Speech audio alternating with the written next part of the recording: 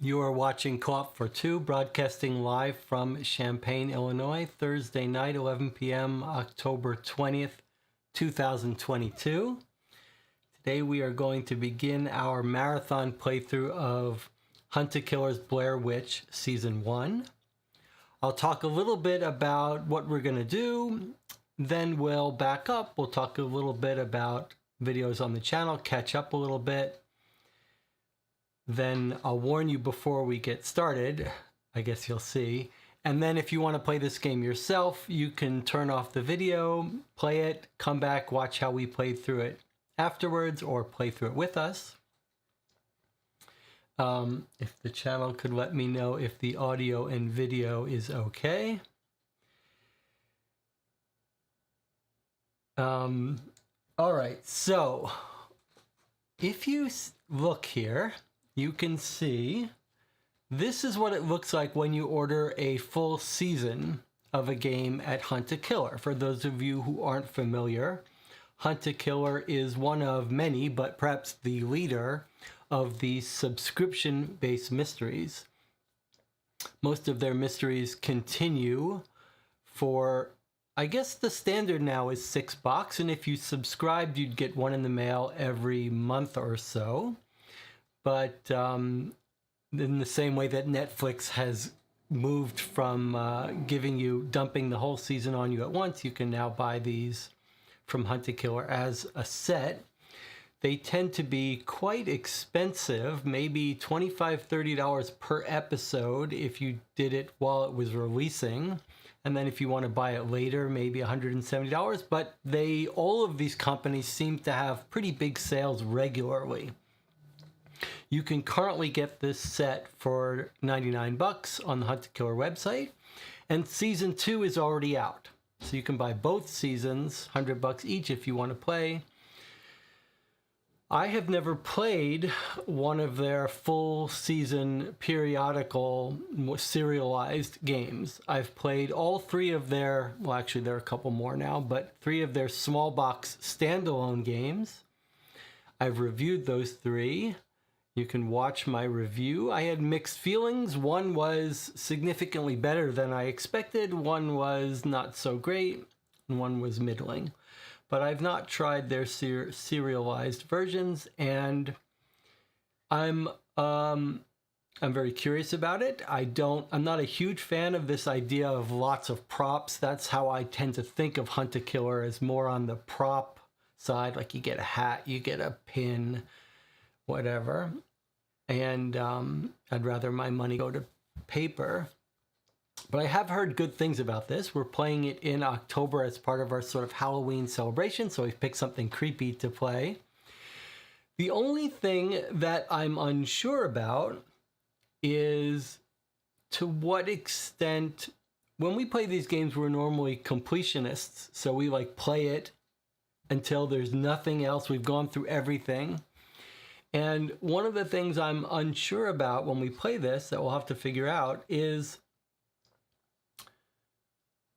to what extent we're going to find things that we can't solve until later chapters. So what if we get a cipher that looks like we don't have enough information to solve it in box 1? Do we just say, okay, we can't handle this now, we'll put it away till box 2 or 3, or how self-contained they are? All right. Now, let's talk about how we're going to play this. We normally do with these kinds of streams, maybe we play for 6 hours a session. Occasionally we'll get a long game, we'll break it up into a couple sessions. We try to do that in a row, days in a row. I think what we're going to aim for here is to play Thursday, Friday, Saturday, the next 3 days. That's 18 hours of gameplay. If we get lucky and things go quickly, we'll play 2 boxes a day, Thursday, Friday, Saturday. That's probably a little ambitious for us. We tend to go slow. So it's quite possible that this could take us 4 days, maybe even 5 days. So I'll have to talk to Jonathan. We'll talk about whether we want to play Thursday, Friday, Saturday, Sunday, and etc., what we want to do. Looks like we've got a bunch of people in the channel today.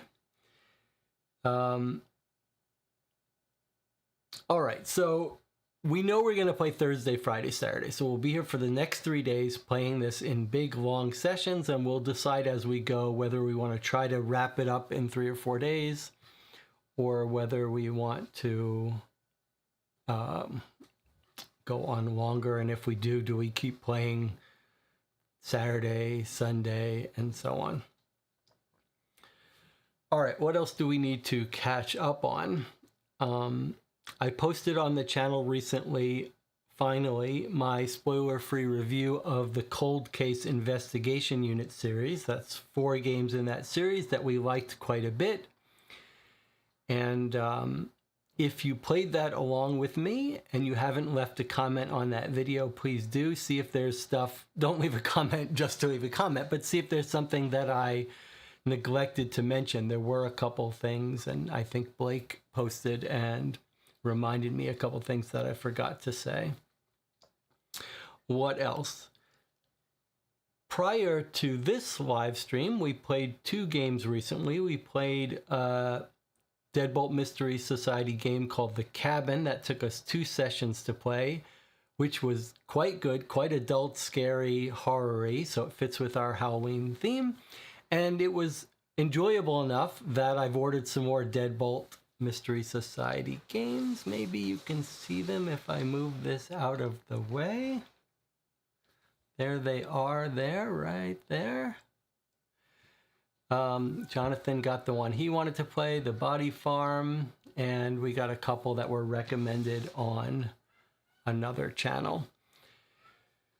In the chat, I see there's a question about what's next to Vienna Connection, the game. Next to Vienna Connection is the second in the Killer at Large set. We played one of those recently, quite liked it, thought we'd play another one. We went on tilt a little bit in that game, so I'm determined to do a little bit better on the next session. I just opened up Vienna Connection. Let's have a sidebar for a second about Detective, Vienna Connection, and Dune House Secrets. So Jonathan, who's been playing these games with me for a year now, Jonathan and I met while playing Dune House Secrets. Jonathan joined me for the live stream playthrough, the 3 or 4 sessions it took. And that was really nice because as a game, I was not too thrilled about it. And it's fascinating to see some of the... First of all, when Ignacy Trzewiczek released Dune House Secrets, very soon after, he said the part 2 was going to come out. And it really felt like Dune House Secrets, the box that came out, was really thin. It felt like they had taken a game and split it up into 3 parts and gave us, the first third unfinished, not very satisfying. And then he quickly announced that part 2 is coming out in March of this year. And then my review came out, said pretty bad things about it. And then basically everyone posted reviews, almost everyone, saying they didn't like it, give or take. And it's been interesting to see the different commentary. First of all, the part 2 has never come out. It's now many months, 7 or 8 months, not just overdue coming out, but they've basically stopped even talking about it. No mention of it. They said like March, they're going to show some box art. There's just been total radio silence on part 2 of Dune. And occasionally I'll go to the Board Game Geek forum on Dune House Secrets to see if there's been an update, to see if anyone's talking about it. As Water points out in the channel, they did come out with Batman Everybody Lies based on that system, which has gotten some very good reviews.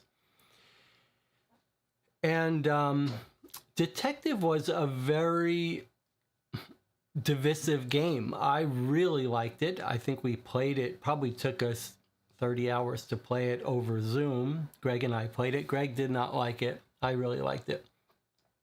But I just recently opened up Vienna Connection, and Vienna Connection is one of those games that's starting to look better in the rearview window. I really liked Vienna Connection a lot. I reviewed it, I said so. There were some great things about it, but more and more it's looking like, of all of the games, maybe the most generous, the most stuff going on. the most interesting to me. So I think Vienna Connection might be, for me, the high point of that series, though lots of people like Detective better. I liked Detective a lot, too.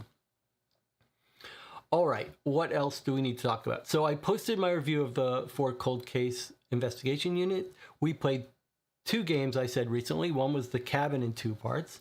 But the other thing we played most recently was a fan-made Sherlock Holmes consulting detective case called The Magenta Book, which I was super impressed with, felt like it could have been a real case.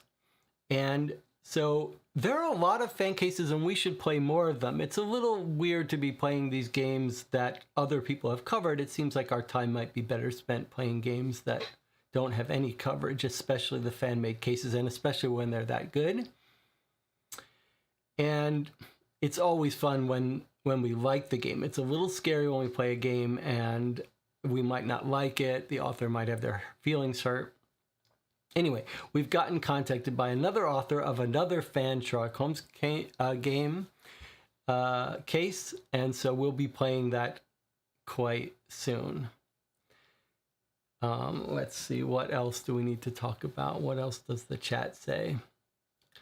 Logan says, I started watching I got Gumshoe, Death in Antarctica, Murder off Miami, played Antarctica and liked it a lot. That's the adventure set. Yes, that's quite a good one.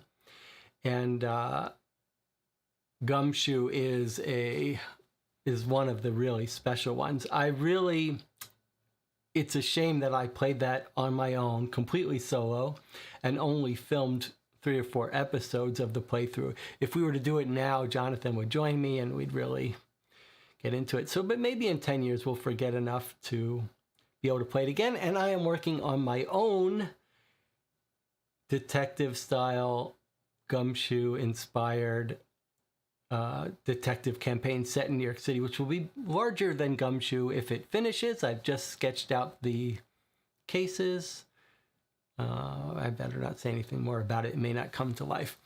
All right, what else to talk about before we start? I have scheduled a live Q&A channel update video for November 2nd. I'll just sit here and talk a little bit about psychology of YouTube, and any questions you might have, I'd be happy to answer. We've also got the new post-mortem case coming to us in the mail, London Gothic. If you'll remember, we played through all 3, the trilogy of Postmortem LA. I did a review of those, some of the best writing ever seen in any game like this, for reasons discussed in the video. So we may get that in a week or so and play it. And we're expecting our play-by-mail replies to come in any day now. If those do come in, we'll play those. Like if one comes tomorrow, we'll play it tomorrow before we do the Blair Witch. So I might schedule that for 10 p.m. or 11 p.m. We'll do that. We're not going to put that off. All right, anything else to talk about? Anyone been watching anything good? Anything scary for Halloween? I watched a show called The Old Man with Jeff Bridges, based on a recommendation from my friend Zach. Quite good. Jeff Bridges. I was saying Jeff Bridges feels to me like if any actor has done a better job of acting young and acting old, like in his career, when he was young, it seems like 2 different actors to me. I mean, you can see stylisms, but really good acting as a young kid and then really good acting as an old man. Anyone else up to anything new before we get started here?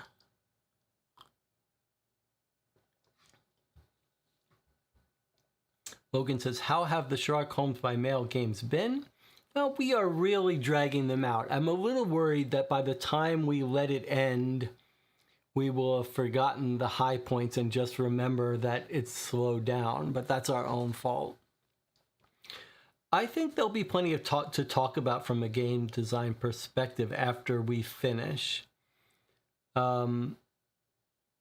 I don't know. It's been an interesting experience. I mean, it's taken months to play, and I'm not sure. It didn't feel like an epic case. It felt like a standard Sherlock Holmes case. Instead of 2 hours, it's 4 months. And so you could imagine there might be some difficulty in terms of sustaining pace for that. But I have enjoyed the idea of it, and I'm intrigued by the idea of doing some play-by-mail. Like if you designed a play-by-mail case, I'm intrigued by thinking about how you could make that a special and different experience. Anyone else?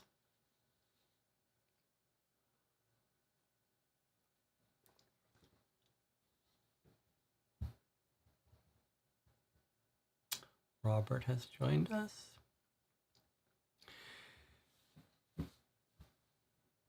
One of the YouTube channels I watch is Robert Oren.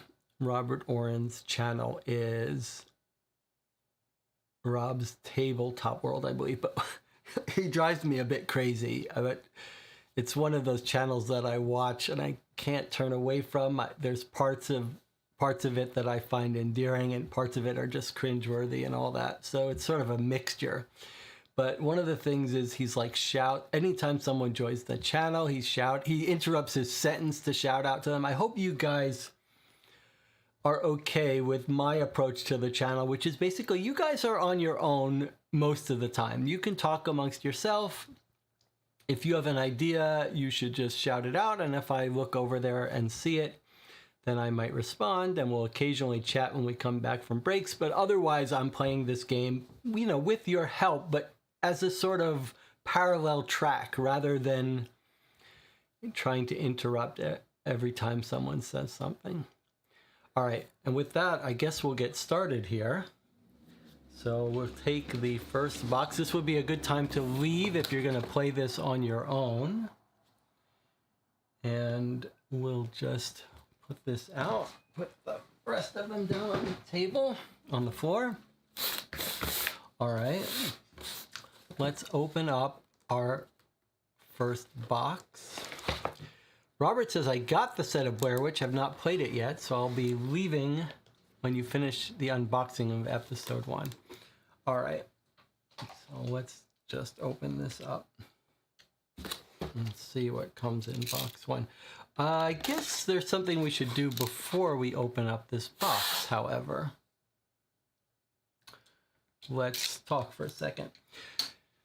Hunt-A-Killer games occasionally make use of the internet, and one of the unusual things that happens with this set when you order it is you get put on a mailing list. Actually, I complained quite a bit about the standalone Hunt-A-Killer boxes really forcing you to sign up at their website so they could send you advertising. But it's clear in this game, one of the things they're doing is they're sending you in-game emails. And so I got one already for this game, and I'm a little curious about whether it's going to also be in the box. But let's take a look at actually what I got, and we'll read it and then see if it's also in the box. So let me just bring my keyboard over here. So I set up a notes file for us to keep notes on the game if we want to as we play.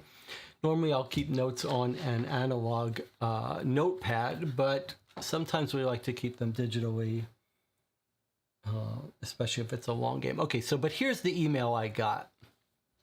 It says, email from Rosemary Kent. Hello, detective. I need your help finding my son, Liam. Can I zoom in on this? Yes. Finding my son, Liam. His case is complicated, so I won't try to explain everything just yet. The package I'm sending you should take care of that. I guess, presumably, that's what's happening here. This is maybe a package from her. Rosemary. It's going to take a while for everything to get to you, though, so I wanted to reach out and explain a few things while you wait. I live in a town with a long history of suspected supernatural phenomena and an equally long history of very real disappearances.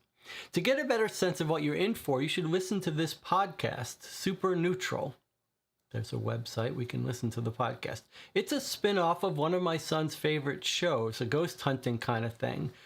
The first time I heard this episode, I got a pit in my stomach that wouldn't leave for days. I can't believe they're roping my own case into these insane stories they're telling. I've also taken the liberty of signing you up for a few services that might help you in your investigation. One is the newsletter Super Neutral sends out. Sounds like they're going to be covering a lot of things related to local legends. Then there's the Burkittsville Good Fences feed, which is sort of a community notice board. You should receive all the urgent high traffic posts from this site. There's also our local museum's Photo of the Month newsletter, which is curated by my close friend Anthony. Each service will give you a better understanding of how our community behaves and reacts to our reputation. And once again, thank you. There's a lot to do, but having reached out to you, I feel like I've taken an important step in the right direction. More soon, Rosemary Kent. So there's a website for us to visit. She's signed us up to a couple stuff. I'm surprised. It's like, I also signed you up to the marketing email of Hunt a Killer. But I don't know if how many of those things she's mentioned we're going to get by email, how many are going to be in the boxes. And reading this made me realize that I didn't talk at all about the Blair Witch Project and what this game is from. You probably already know. But the Blair Witch Project was a famous movie that got released in the 90s, early 90s or so. And it sort of revived the found footage horror film. That is, the movie is presented to us in sort of as found footage. It's footage that a group of kids, young adults, went out to film a documentary, I think it was, on this Blair Witch legend in their town about a witch in the woods or whatever. And then they disappeared, never came back, but their footage was found, supposedly, and we watched the footage. So it's very documentary style. It was a very creepy, indie, low-budget movie that did amazingly well. I saw it at the time, and you can still watch it.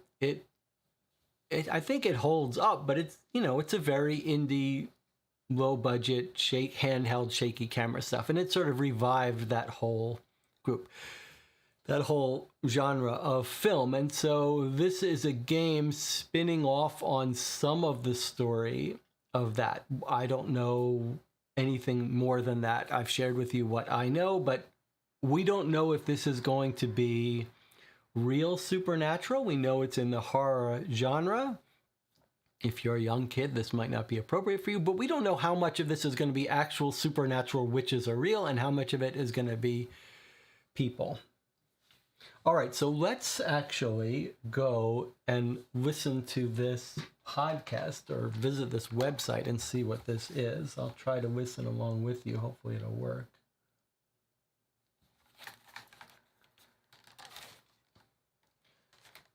Okay, so it says it's only 4 minutes long, and it looks like it's got captions here narrated. Let's listen to it. Let's see if we can both hear it. Welcome to Super Neutral, the bite-sized paranormal podcast that pits a believer, that's me, Ed Barrett, against a skeptic, that's me, James Durant. On this minisode, we're going to talk about the legend of the Blair Witch. Right. Now this is interesting, because I only became aware of the Blair Witch a few years ago when you told me the story. Really? That was the first time you'd heard the story? Uh-huh. But before we get into it, maybe you should quickly explain exactly what the legend is. Yeah, okay, sure. So, for those of you out there who don't know already, in a small town called Burkittsville out in Maryland, there's a story that stretches back over 200 years. They say that some local children accused an old woman of taking their blood. The townsfolk insisted that this woman was guilty of witchcraft. They tried her, found her guilty, and depending on who you believe, they either abandoned her in the woods or executed her by hanging. And don't they say that she came back a year later to exact her revenge or something like that? Yeah. She said to have returned to steal away those children that had accused her in the first place. Since then, basically, people in Burkittsville always blame the witch when someone goes missing, which, to be fair, seems to happen pretty frequently. Yeah, just a few weeks ago, a terrible disappearance struck the town of Burkittsville. Yeah, it was a teenager named Liam Kent. Horrible stuff. There's already a lot of speculation that the Blair Witch was to blame. Okay, so should I just go ahead and assume you believe in the Blair Witch? You can't argue with the stats, James. I showed you the list of disappearances in those woods. Children drowned in an inch of water. College kids going missing on a hike never to be seen again. It goes on and on. I'll book the tickets right now. No thanks. I'm just saying.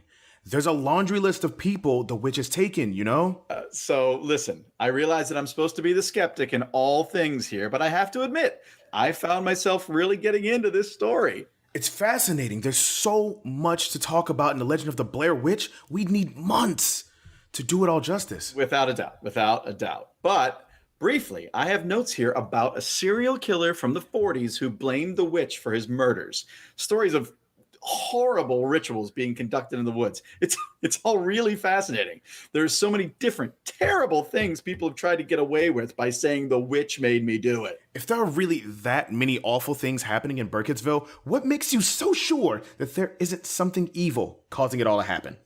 Something, I don't know, as yet unexplained? Well, for one thing, By your own admission, a lot of people have gone missing there, right? well, hey, I'm glad you said that because I looked it up. And according to recent data, you are no more likely to go missing in Burkittsville than really anywhere else in the United States. Is that true? I have it right here. Huh. Well, this could mean a lot of things. Such as? Well, for starters, we know that there are other entities across the country that could explain the other disappearances, right? Bigfoot, the Bugman, things like that. Well, I think that's about as good a place as any to wrap it up. Come on, I'm serious. Thanks for listening to this mini episode of Super Neutral. We hope you enjoyed this quick debate on the believability of the Blair Witch. They say she's out there protecting her woods. If you find yourself traveling to Burkittsville, Maryland to investigate the Blair Witch, the best piece of advice I've heard is this: don't go into the woods after dark. So we'll see you in the next minisode, but until that time comes, it's safe to turn out the lights. Or is it? Okay, so just a little background story stuff, flavor, atmosphere, nothing really, no informational stuff for us, but just telling us about this kid who went missing, the same person that the mother told us about. All right, back to our notes here. All right, so that's all we've got in our letter, and we'll use this to keep notes as we go. All right, let's open our box now. All right, box one, right? Box 1 of 6, okay.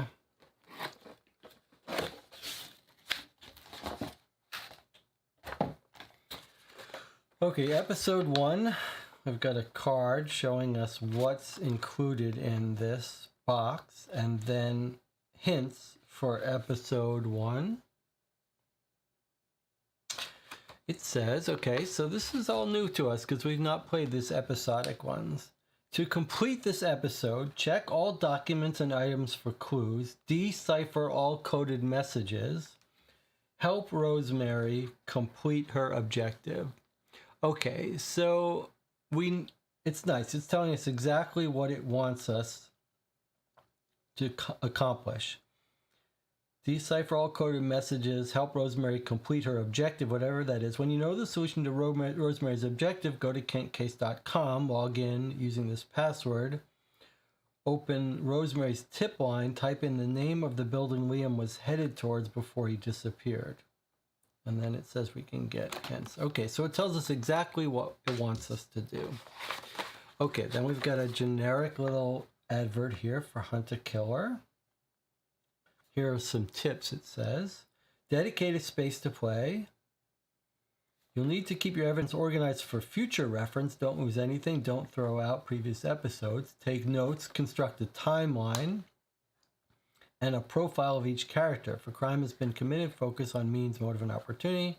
It's not a race. Instead of rushing to complete the objective, examine every item, read every document carefully. Let yourself become a character in this gripping adventure.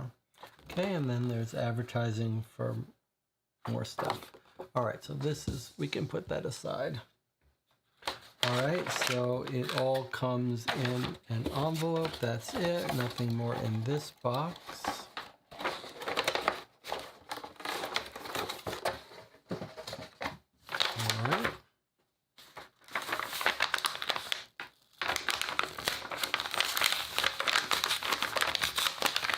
So that little mini podcast seems like it set the stage well for telling us that, you know, we don't know whether this world has really got supernatural elements or not. This almost feels like they've made this so that you couldn't pass it along. They want things to be destroyed. All right, let's see what we've got here. All right. So we've got a little bracelet of sorts with a tooth on it.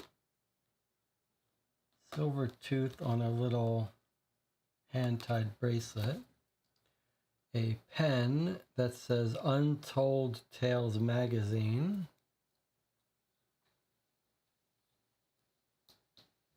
Oh, look at that. It's got a blue light. Maybe used for decrypting something. We've got a very realistic looking notebook here. This is the property of Liam Kent. Here's the kid who got missing. Let's see if there's anything in it. Okay. So most of it is blank. I guess we could keep our own notes in that if we wanted to. A ruler, but first couple of pages has some writing in it. They look like they're all letters to his dad. Pretty high quality little item here. Logan says, crossing my fingers for no cursive. Yes, I agree. All right, and then we've got some letters. Here's a letter from Rosemary Kent. And some nice stock. Let's just quickly go through these and see what we got. Letter from Rosemary Kent, the mother. Sheriff's Office transcript. Untold Tales Magazine, which is where this pen is from. Nice color brochure. A little newspaper article clipping. Incident report from South Woodland Academy. Counselor, a couple pages. Witness interviews. Lots of pages of witness interviews. And then a little town poster, it looks like. Burkittsville. Welcome to Burkittsville. I see, it's a map of Burkittsville. Nice. Nicely done. Very high. Everything feels very high quality. Map of the town, okay. History Museum. All right. Let's start with this letter introduction. I guess Rosemary Kent's going to be our guide through this case. All right.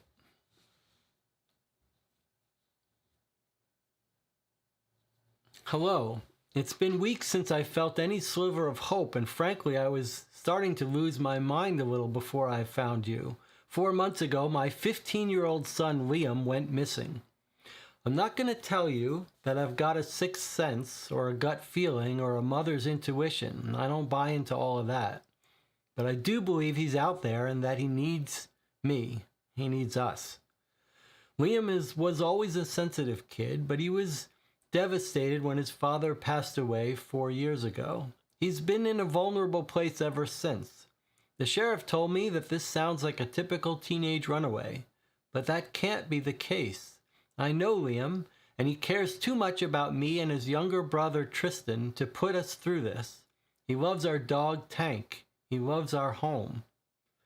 It took the Burkittsville Sheriff's Office less than a month to write Liam off as a lost cause, and it took the rest of the town even less time to blame his disappearance on our ridiculous local superstition.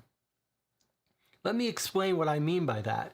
This area is small and isolated, and the only thing that's ever made us worthy of any note is a long history of deaths and disappearances that stretches back to the 18th century town of Blair. So much genuine evil in the world, and people choose to believe in boogeymen. Since the people around here have decided that they're interested in fables over facts, I have to rely on you to get to the truth.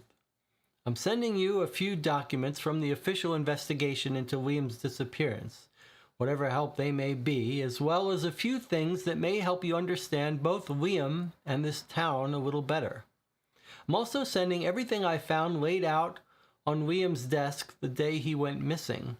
A magazine spread, his journal, and a pen that was placed inside of it. Additionally, I'll be passing on something that has made me fear the worst despite myself. It's a bracelet that was given to Liam by his father. He never takes it off. We've got a vague idea of Liam's movements on the day he went missing, but his trail goes cold in the early afternoon. Even though a few people saw him wandering around town, none of them know exactly where he was going. I need you to find out where my son was going on the day of his disappearance. Finding that place is our best shot at discovering evidence that nobody else has looked over yet.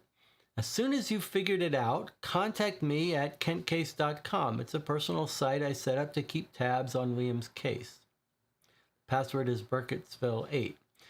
You should see a link to my tip line. Just type the name of the place Liam was headed there. I'll be sure to respond as soon as possible.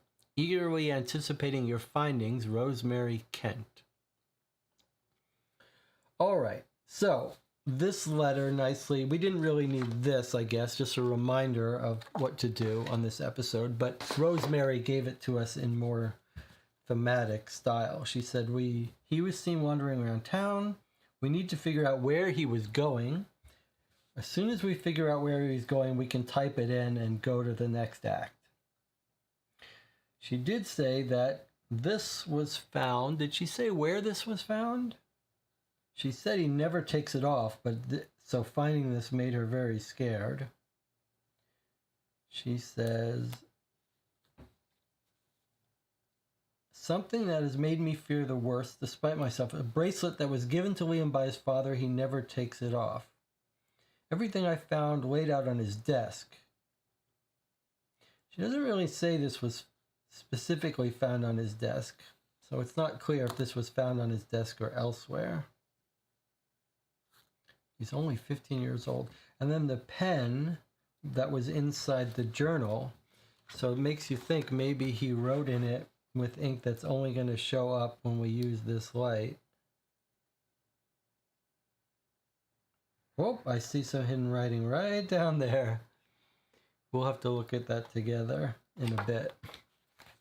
Okay, so we used this pen to do some hidden writing. Maybe it writes in invisible ink.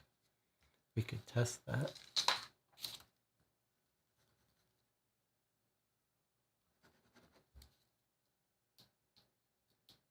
Yes, this writes in invisible ink. That's what this whole pen is for. Okay. And it belongs to this magazine. All right, so we know at some point we'll be checking out some invisible ink, and the game has given us an invisible ink pen.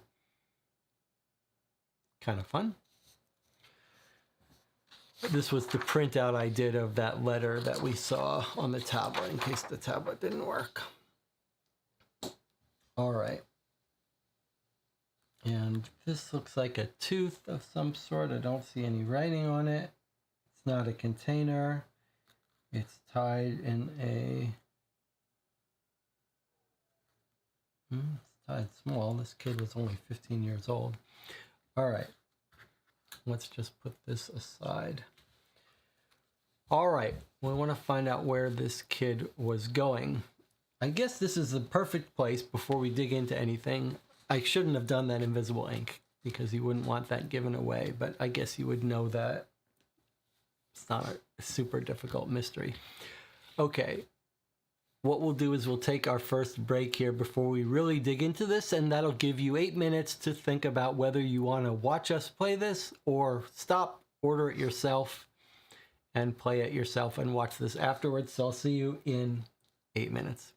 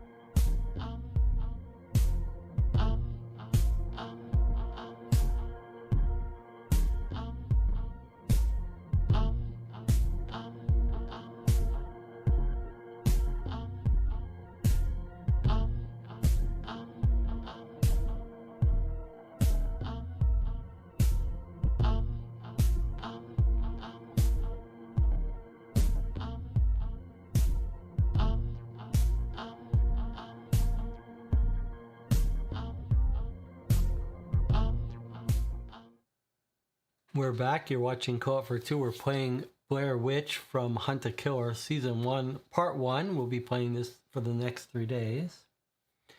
We've just read Rosemary Kent, the mother of Liam's second letter to us. First physical letter, she says, our assignment, we need to find out where Liam was headed towards. He's wandering over town. People noticed him, but they couldn't see where he was going. His trail goes cold in the early afternoon. None of them knew exactly where he was going, and we've got interviews of people who saw him presumably could help us, but I guess we'll just go through these in order.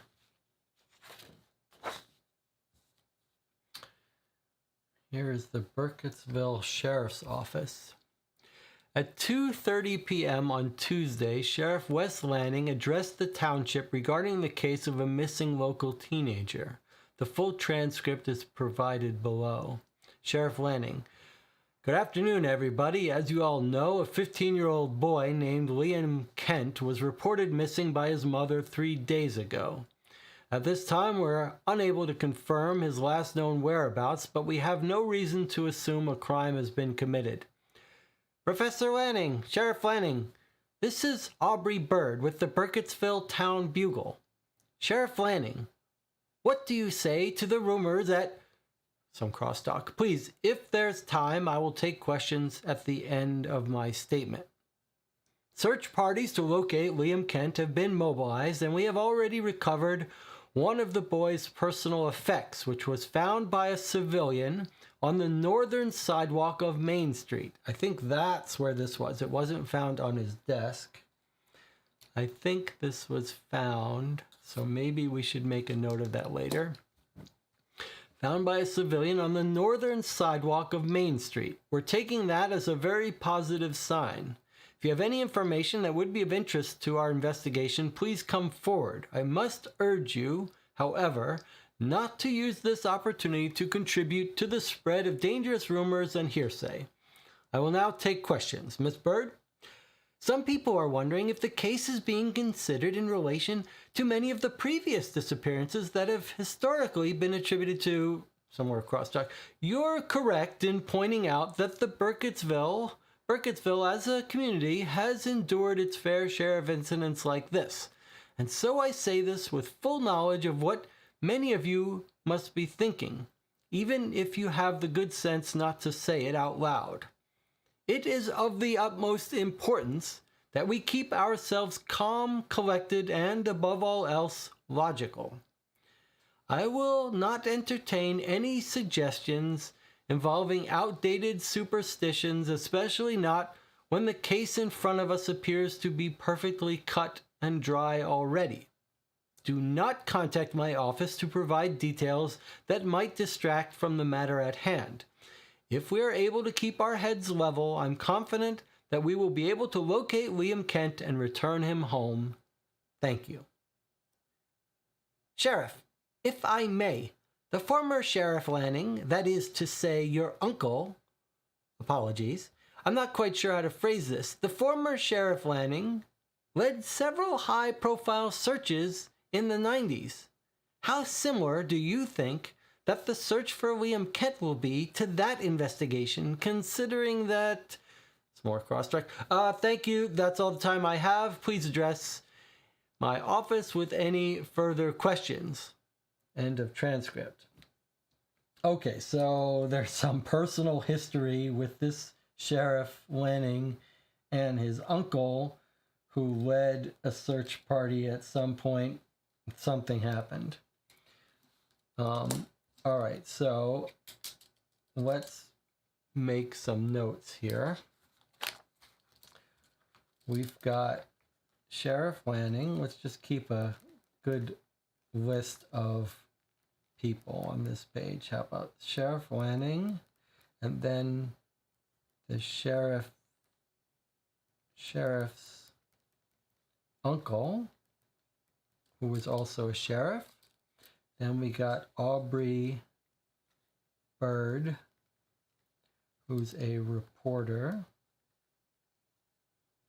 at the town Bugle. I wonder if we should probably get into the habit of keeping these notes on our tablet. Let's do that. All right, so we're just gonna make a little, let's see, what can we do here?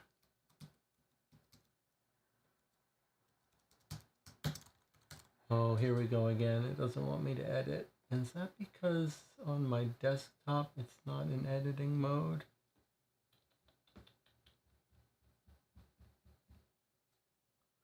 Remember the last time this happened, I just started a new document. Just give me a minute here to try to, I'll leave you with this while I just see if I can't switch this into editing mode on the desktop.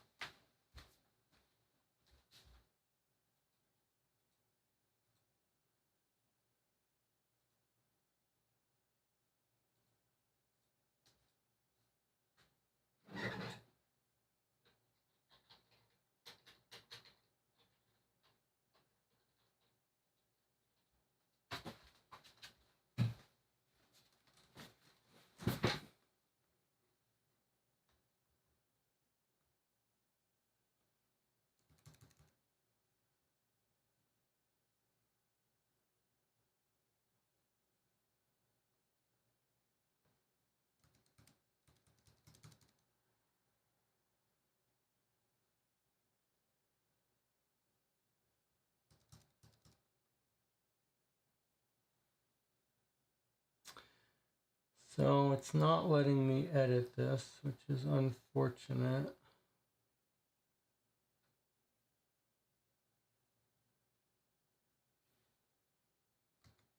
All right, we'll have to start a new document here.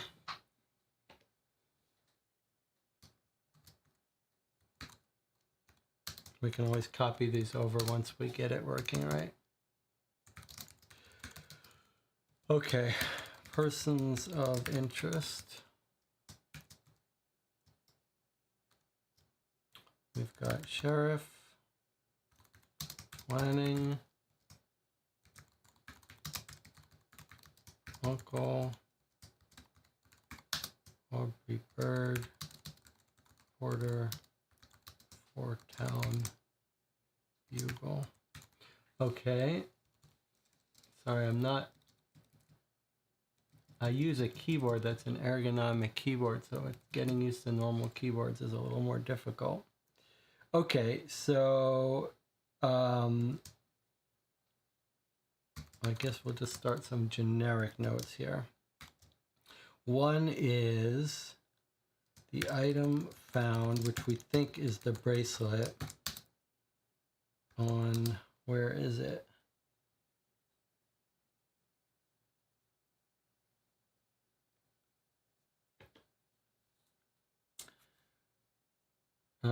Northern civilian found on the northern sidewalk of Main Street. Found by civilian on northern sidewalk of Main Street. We think that's the bracelet.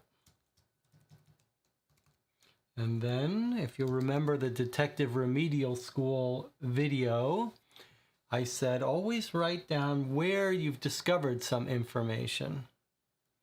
And so this is from Sheriff Press Conference transcript. Okay, and then the channel says a couple more people. We've got, good, Jonathan says we've got the mother, Rosemary Kent. Then we've got the brother, who's Tristan. These are actually important because we might see these people mentioned. Dog is Tank.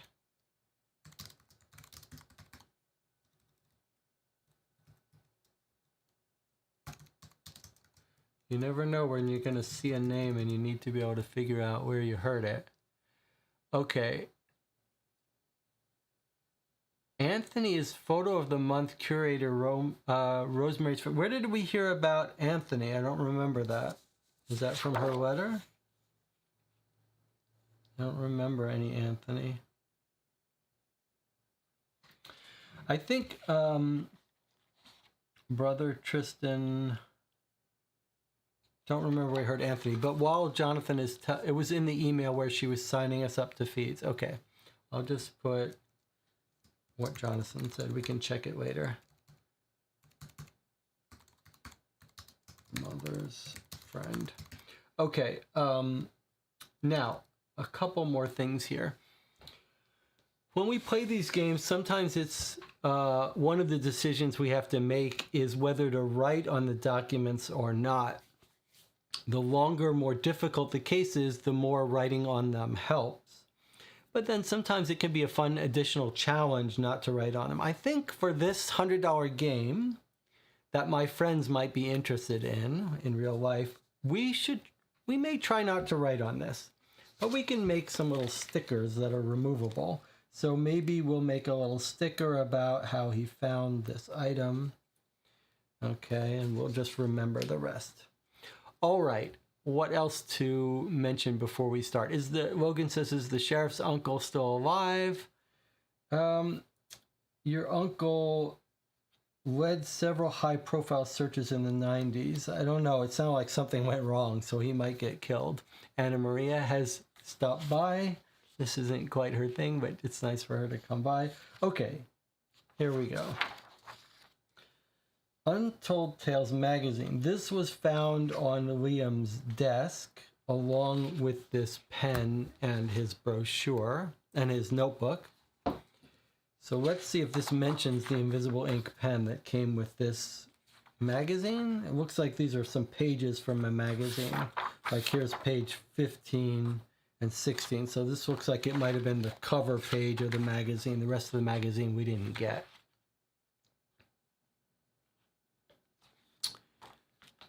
All right, let's read these magazine stories. A dossier of mysterious deaths and disappearances in the Black Hills Forest by Ed Barrett. Are these the people that were that did the podcast? Is this the same Ed? Ed Barrett. It was in the winter of 1785, back when the sleepy Maryland town of Burkittsville was still known as Blair. Okay, so it used to be called Blair, and now Burkittsville is the new name of this town. When a group of local children first told their story, they claimed an old woman who lived at the forest's edge had beckoned them to follow her back to her cottage. Upon luring the children to her home, the woman pricked their fingers with a needle, collecting their blood in bowls made of stone. In the minds of townsfolk of Blair, there was no clearer sign of witchcraft. Some stories claim that the townsfolk merely ran the old woman out of Blair to live out the rest of her lonely days in the nearby Black Hills Forest. Other stories claim that the citizens of Blair went much further than mere banishment. The way my grandfather told me the story, the people of Blair pummeled her with rocks. Once their thirst for revenge was sated, some of the men dragged her out into the forest and left her there, tied to a tree, said Chelsea Traeger Brown, teacher at South Woodland Academy. Primary sources are few and far between, but some secondary literature indicates that the accused may have been hanged from one of the oldest trees in the Black Hills Forest, an old dead tree whose bark was white like ash, says Anthony Rapinoe, local historian. Nearly a year after the execution, during a winter far more bitter and cold than the one previous, the residents of Blair woke up to find half the town's children had vanished in the night.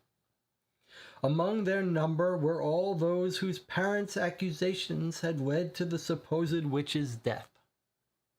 But did she die? Can a legend truly ever die?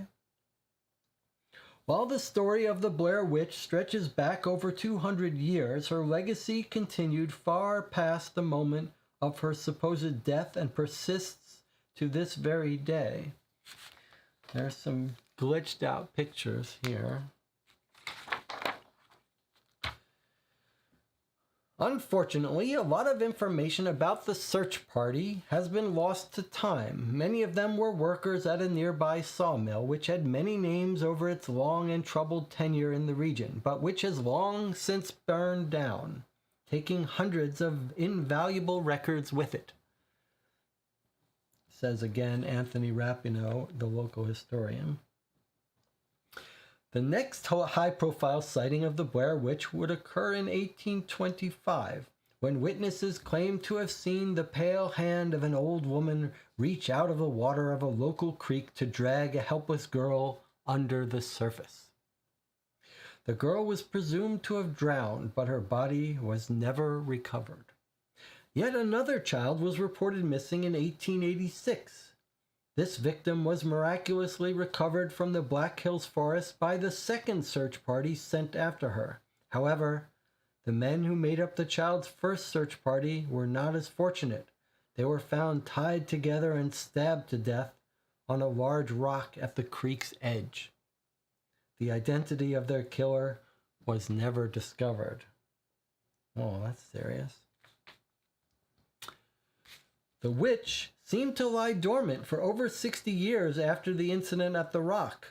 However, tragedy would eventually strike the area once more when an eccentric hermit who made his home in the Black Hills forest confessed to the kidnapping of 8 children and the murder of 7, claiming that the voice of an old woman had urged him to commit these crimes. Was this man a cold-blooded killer, or could he have truly been compelled to kill by the Blair Witch herself? Then, in October 1994, 3 student filmmakers disappeared in the woods near Burkittsville while shooting a documentary. While their footage was recovered, the students themselves remain missing to this day. That sounds like that's our Blair Witch Project movie. Maybe made in 1994. Merely 2 years after the student's disappearance, a young boy is believed to have been abducted and taken into the Black Hills forest. His search party would not emerge unscathed or without grim and mysterious stories of their own to tell. While many locals still insist on the existence of the witch, some believe that a dangerous drifter is responsible for the most recent of these cases. That particular case hits closer to home for me than most of the gruesome incidents that haunt this town's history, since I was in high school when it happened. An interesting fact: hikers often found strange carvings on many of the forest's older trees for months after the case was closed. However, sightings of these carvings eventually died down. Isn't that strange? Shouldn't carvings on tree trunks have been more permanent than that? Okay, so here's our 1994 case from the movie, and I wonder if that was the old Sheriff Lanning's that they're talking about here in the 90s. The uncle led several high-profile searches in the 90s, so maybe he was searching for the kids from the movies. 2 years after their disappearance, so 1996, a young boy is believed to be abducted. That's not our kid, right? That's someone else. So maybe if we're doing a timeline, we've got old stuff, but then the most recent one is 1994 is the movie kids. I guess we should start a timeline in our document here.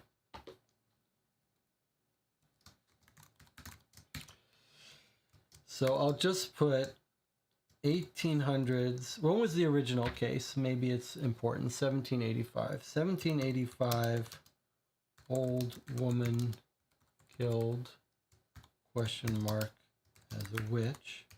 And then some other older cases. And then the 1994 is the movie kids go missing. Possible uncle sheriff leading search party. And then 1996, young boy believed abducted. Do we have a date on our current case?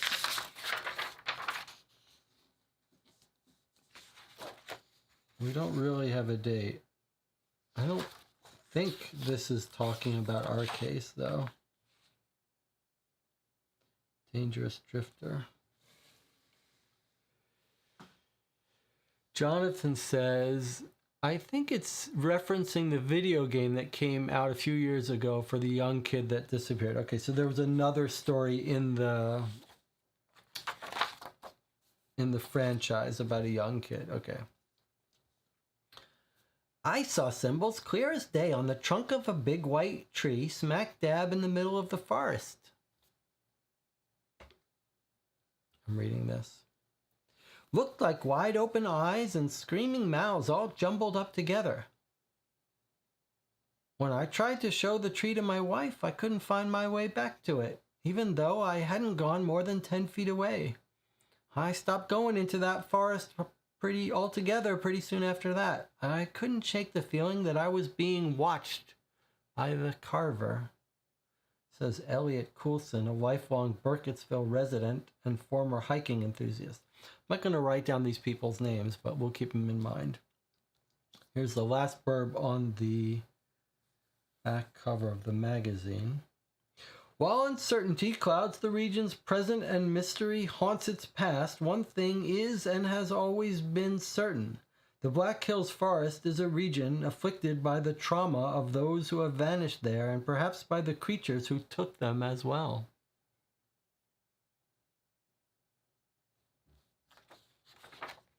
Okay. So, little background story for us. All right, then we've got a newspaper clipping. On the back of it is the Silver Moon Diner. Be sure to ask about our damn fine coffee, serving every delight morning and night. If you're looking to eat well and without eating up your budget, come on over to the Silver Moon. Okay, and here's the newspaper clipping. Burkittsville Town Bugle, that's Aubrey, the questioner at the press conference. Burkittsville loses a friend. Local killed in forest accident.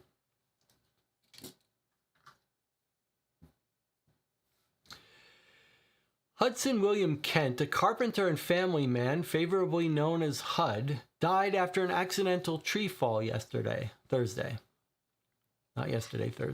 Kent was cutting timber in the Black Hills Forest with his 11-year-old son Liam when a tree began to fall at an unexpected angle, according to Rosemary Kent, his wife. This is how the father died. Kent fell into the path of the collapsing tree as he pushed his son out of harm's way, according to Sheriff Lanning, who took Liam Kent's statement on the scene.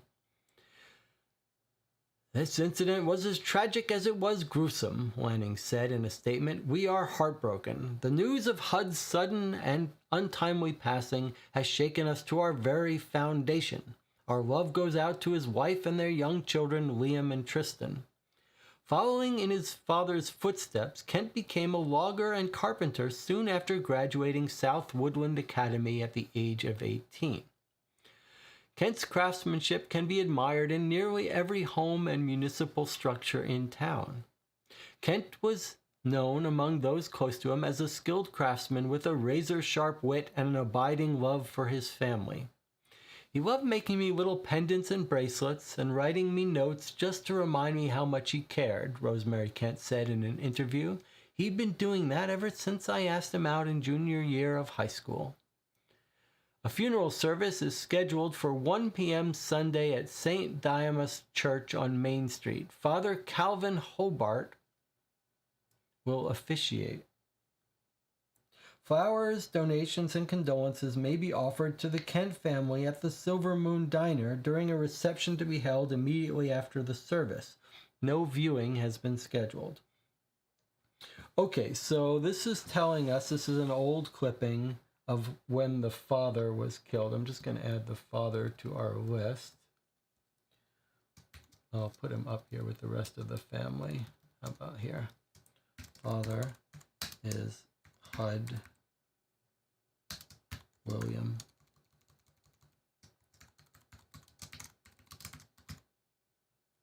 And we'd not told a year for this, but he was killed saving his son as a logger. Son was 11. So if the kid who's missing now is 15, that means this would be 4 years ago.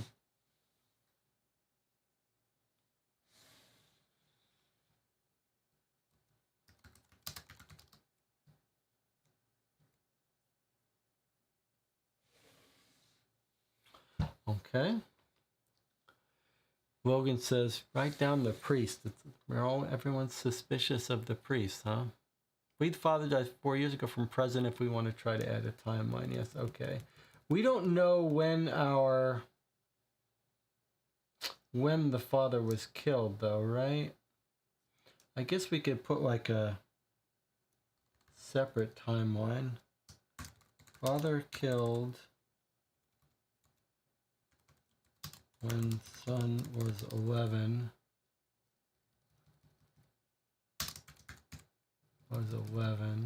And then Liam missing at age 15. All right, so we know that the father was killed when Liam was 11. So he's now 15, so 4 years ago from today. I guess we could put that, so we'll call that today. So we'll call this 4 years ago. And if we can get our hands on what the current date is, we can put years on these. Okay, and then Logan said, let's write down the priest somewhere here. So the priest was in the newspaper, Father Calvin.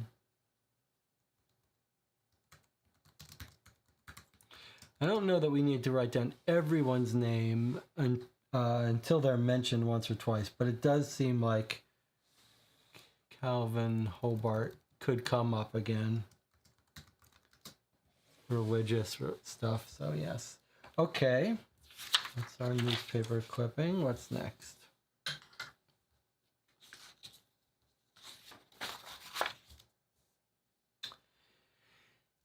Incident report, South Woodland Academy.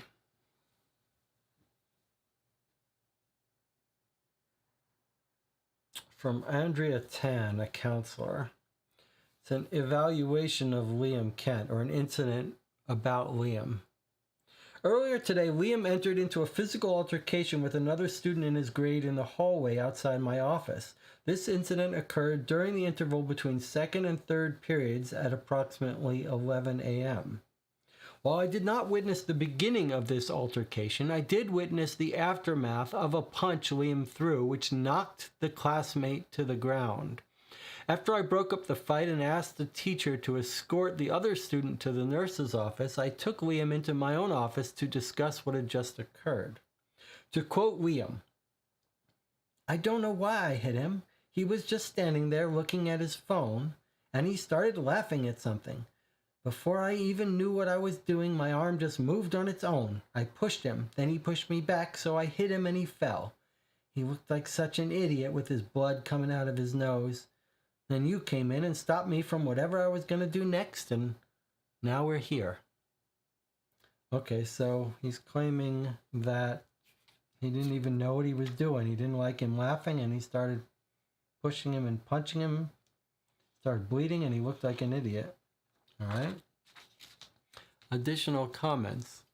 Per Liam's behavioral records, he has been actively alienating himself from children his age whom he used to consider friends since his father died, and he has not made much of an effort to foster new friendships.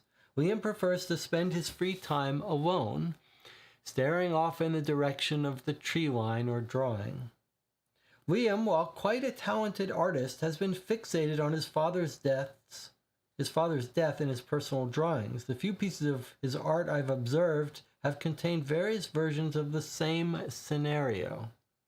An unidentified person, who I can only assume to be Hudson, underneath a large tree.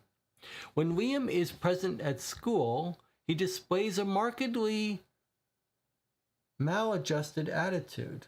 On the occasions he does turn his work in, it is sloppy and half-completed, often devolving into doodles and drawings.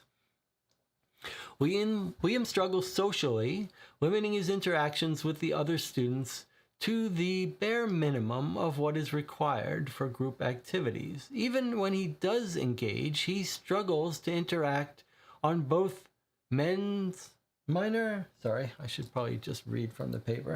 on both micro and macro levels, whether it be the completion of a large-scale task or simply listening to instructions. On the rare occasions I have been able to get Liam to open up, he has confessed a bit more about his personal coping strategies, namely that being around Hudson's work makes him feel close to his father. He tells me he often spends his time outside of school in a building originally built in the 1920s, which his father renovated shortly before his death, although he will not disclose the specific location of this place. However, I feel as though his closeness has done little to improve Liam's mental state. All of his problematic behaviors have significantly increased in frequency and severity in recent weeks. Liam's actions have become increasingly worrisome both inside and outside of social contexts. While this is the first time that Liam has acted violently towards another student, his lack of apparent guilt makes me worry that it will not be the last. Plan of action. I will be increasing the frequency of my and Liam's one-on-one meetings from bi-monthly to weekly. I will also be in more frequent communication with Liam's mother regarding her son's progress. Additionally, I've provided Liam with a journal and asked him to try to write out his feelings in a concrete way, rather than revisiting the moment of his father's last death. I suggested that he try to frame these entries as letters to Hudson himself, although Liam reacted to the statement with extreme negativity. I will be filing copies of this and all future reports with the principal's office in order to best monitor the situation. Okay, so obviously his father died. The kid is traumatized. He was right there when it happened. Father pushed him out of the way. Tree killed him in a brutal, gruesome way. And she tells him to write in this journal as if he was writing to his dad. So that explains that. But more importantly here, she tells us about a building that he likes that we should write down here. Because if we're trying to find where he went, this is a candidate. So let's see. Counselor report is where this is from. And Liam goes to building his father renovated. And what are we told about it?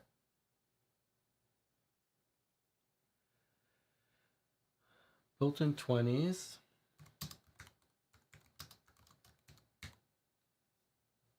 Built in the 1920s, father renovated shortly before his death.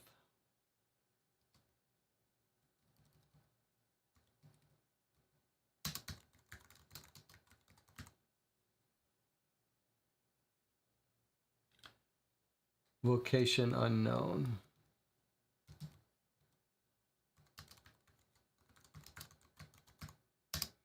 Okay, so that sounds like a building we should probably care about if that's where he went. I'll just make a little note on here in case we want to refer to this later.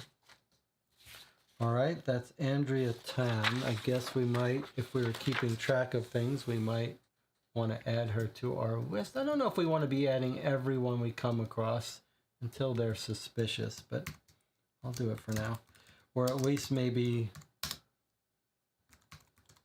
she's a school counselor. Maybe we'll just do these. We'll fill these in later. All right. Now we've got we've only got 2 more pieces of evidence here to go through today. One is the map, Burkittsville. Do we see anything interesting on this front cover? Not really. But here's our map. Let's find these locations that we're already told about. Where is the school? Let's see. Let's go through this and find things we know about. The sheriff's office is 8. So here's the sheriff's office. Established 1824, originally the site of a makeshift prison and still home to numerous legal documents from throughout the centuries. The Burkittsville Sheriff's Office has long been a beacon of law and order. Okay. Next place we recognize is the Silver Moon Diner. That's where the reception was held. That's right here. Silver Moon Diner. Established 1939, though times have changed, the Silver Moon's aesthetic hasn't. A glistening time capsule of a place that still retains its vintage glow.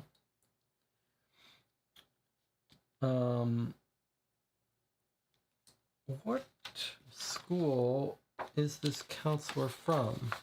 South Woodland Academy on Main Street. Okay, where is South Woodland Academy? Okay, South Woodland Academy is 21 on Main Street here. Okay, so here's a small town academy, South Woodland Academy. Established 1789, torn down and renovated multiple times throughout the town's history, the school sits on the foundation of the original Blair schoolhouse. So schoolhouse built on top of schoolhouse. All right, now there's the schoolhouse. Where would the boy be visiting? We could read through all these and try to find it. Let's do that after we go through all of our documents, though, in case one of them tells us. There's no point in us. Well, we may want to read this anyway, but let's do our documents first. And there's north. Anything else jump out at us here? Cemetery, church.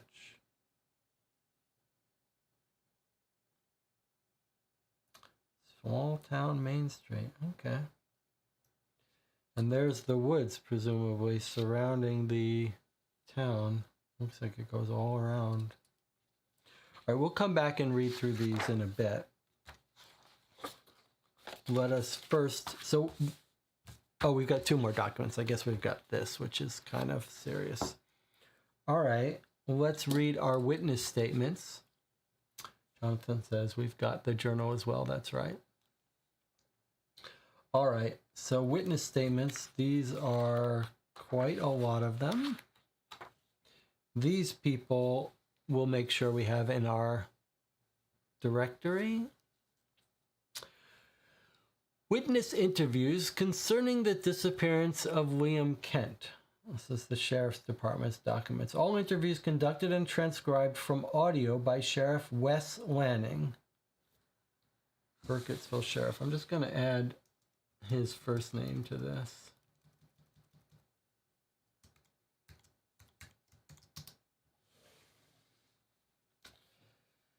Sunday, 8 a.m. This is the interview with the mother. Interviewed at her house. Rosemary Kent. I can't believe this is happening. I'm sorry. I know that I said I was ready, but how could anyone ever be ready to do something like this? Here's Wes Lanning, the sheriff. Well, we can try this again later if you'd like, Miss Kent. No, it's fine. I'm fine. Let's just get this over with. I went to work before Liam or Tristan woke up. Shelley called me real early. She said she was sick and asked if I could cover her morning shift. That's Shelley Frost. Thank you.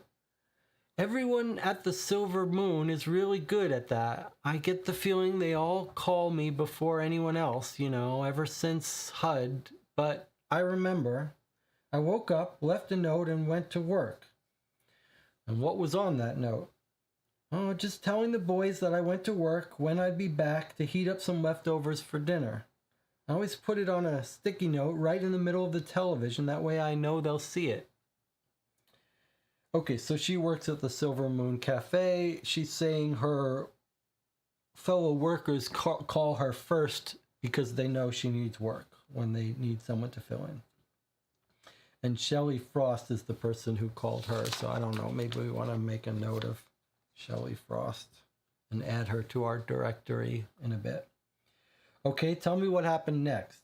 I saw Liam in the afternoon. I don't remember exactly when. It was during the lunch rush, which is usually between 12:30 and 2. I asked him where Tristan was, and he said at home. Hank, our line cook, told me I was being paranoid, that Tristan was getting old enough to be on his own. Hank's a kind of old-fashioned, rub some dirt in it kind of guy. Either way, he made up 2 sandwiches, peanut butter and jelly for Tristan and tuna for Liam. Liam took them home for Tristan for lunch, or I guess I thought he did. When I got home, a little after 9, he wasn't there. All Tristan had eaten all day was a bowl of cereal and an orange. I looked everywhere for Liam, but I couldn't find him anywhere. I looked everywhere in the house, all over town, and then I had to call you. I couldn't think of what else to do. Do you happen to remember what Liam was wearing when you saw him at the Silver Moon? Let me think.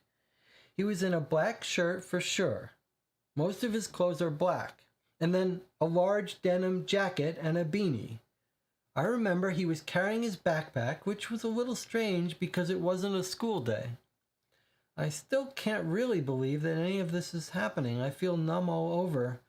You'll find him, won't you, Wes?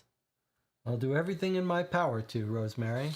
Okay, so Sunday, 8 a.m. So I'm guessing the disappearance happened on Saturday, sounds like. It wasn't a school day. She was called into work, and he shows up at the diner in the afternoon, somewhere between 12:30 and 2. She says, "Where's Tristan?" He said, "I left him at home." That concerns her a little bit because Liam has left his, I guess, younger brother or brother at home. So they make him sandwiches and assume he's going home on Saturday with the sandwiches for lunch. She gets home at 9. He's not there. Never made it home with the sandwiches. So let's go to our timeline, actually, and make our little timeline for the day of disappearance. We'll call this timeline for disappearance. Okay, so we think Saturday. Mother called into work. She says yesterday, right? I went to work before they woke up. Shelley called me real early. I'm assuming this is Saturday because she's being interviewed Sunday morning. Okay, so I think this is Saturday. All this is the disappearance. Mother's called into work. Liam shows up somewhere between 12:30 and 2 p.m. Takes 2 sandwiches. Never shows up home by 9 p.m.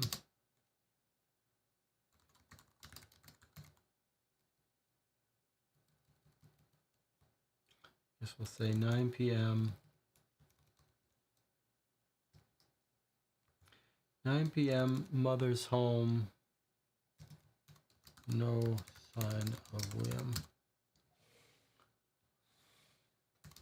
Never made it back home. Okay.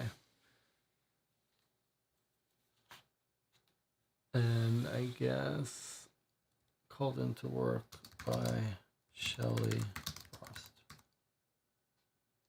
who's sick.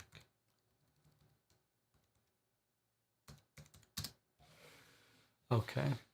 Tristan is the brother. Yes, Tristan is the brother. And then I guess we should say called into work. We should make note where she works. She works at the Silver Moon Cafe or diner. Okay. She assumes that he's going home, but he doesn't say anything. All right. Next interview with the brother, Tristan Kent. Also present is the interviewee's mother, Rosemary, as he is a minor. I'd like to know his age. Clothing description worth noting. Yes, clothing description is absolutely worth noting. You're right. I should have put that in our documents. All right, let's make a different... okay, I'll add it here. Liam clothing. Okay, black shirt, denim jacket, beanie, and then Liam carrying backpack, which is odd since not school day. Okay, so it sounds like Liam was planning a trip already. He was planning a trip into the forest, came by to get some sandwiches for his trip. Good, okay.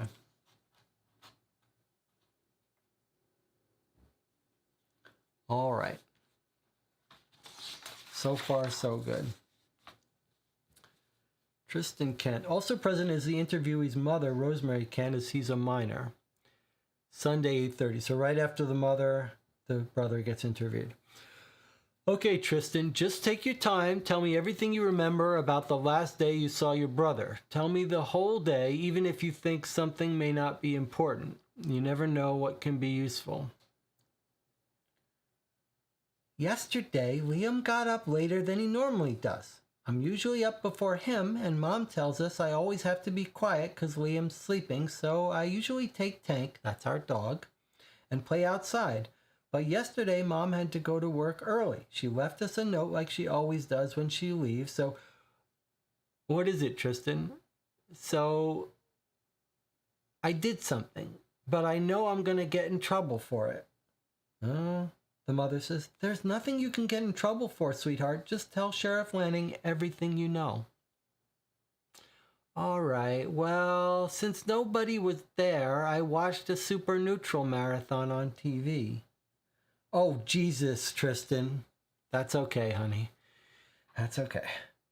My mom says it's a scary show because it's about ghosts and monsters. I'm not supposed to watch it, but I think the guys that host it are funny. I watched it really quiet so I wouldn't wake Liam up. After an episode was over, I asked Liam if he wanted to do something, and he was like, no way, skunk. That's what he calls me, sometimes as skunk. He thinks I don't like it, which is why he does it, but I do like it. Well, what happened next, Tristan? So he said, no way, skunk, and said he was gonna go do some stuff. He likes to be alone a lot. But I knew he was going to bring back lunch, which is what he usually does when he goes on long walks like that. So I watched some more Supernatural and waited for him to come back. But he didn't come home after that. I had an orange for lunch. Where do you think he went? That's the end of that. Okay, so what have we learned here? He goes on these walks frequently, but he always goes and gets lunch and comes back. The kid is watching Supernatural. He likes to call him Skunk, the brother.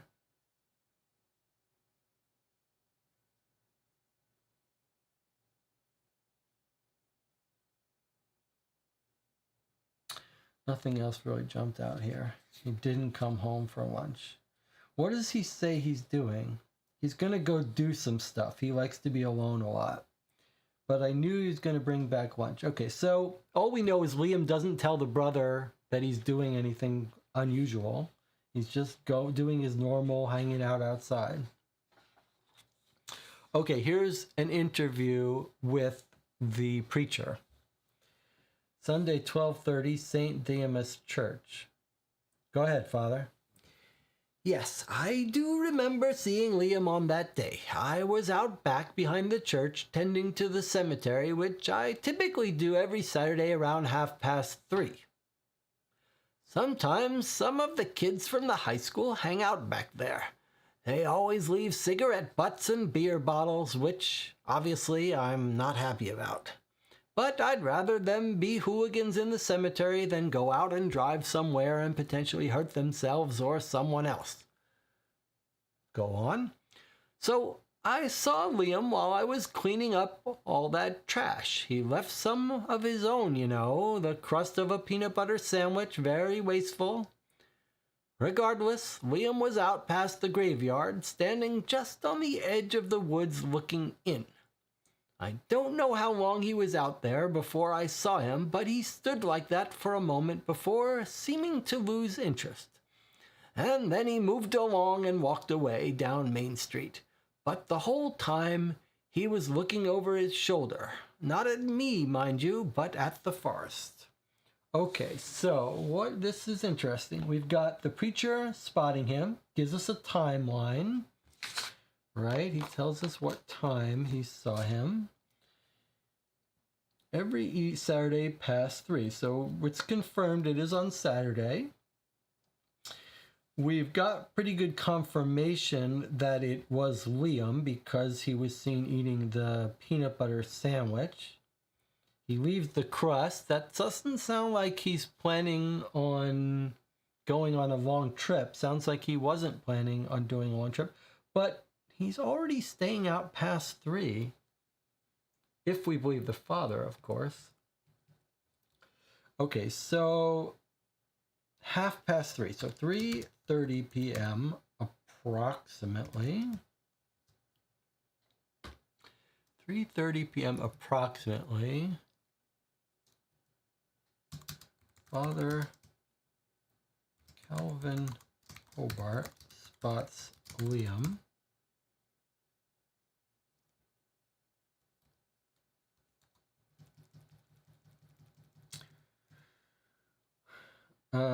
Okay.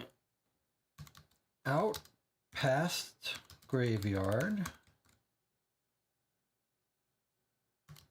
at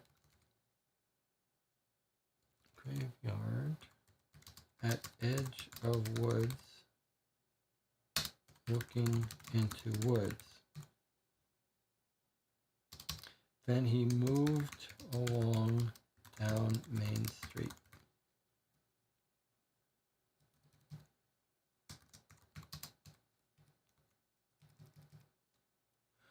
Okay, so timeline's filling in a little bit, assuming we believe him.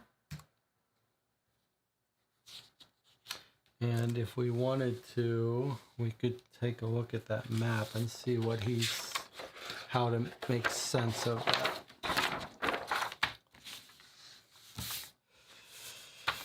I'll try to put these notes back in the official tablet documents in case Jonathan wants to edit them at some point. If we find one of these days, so we find someone who plays along with us that likes taking notes, then I can offload that job to them. But for now, I'll do it. Okay, so let's look at this for a second. So the preacher works at the church, which is either 17 right here. St. Dimas Church, established 1624, first structure erected when Blair Township was initially founded. So this is the start of the entire town. On the edge of the town gets built. 4 is the cemetery, Burkittsville Cemetery, 1622, oldest location in Burkittsville, even predating the church. What began as an impromptu burial site for victims of various maladies and violences that befell townsfolk slowly became the official cemetery. Okay.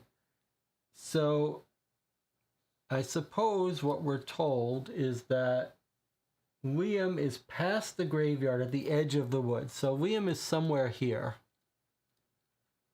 looking into the woods.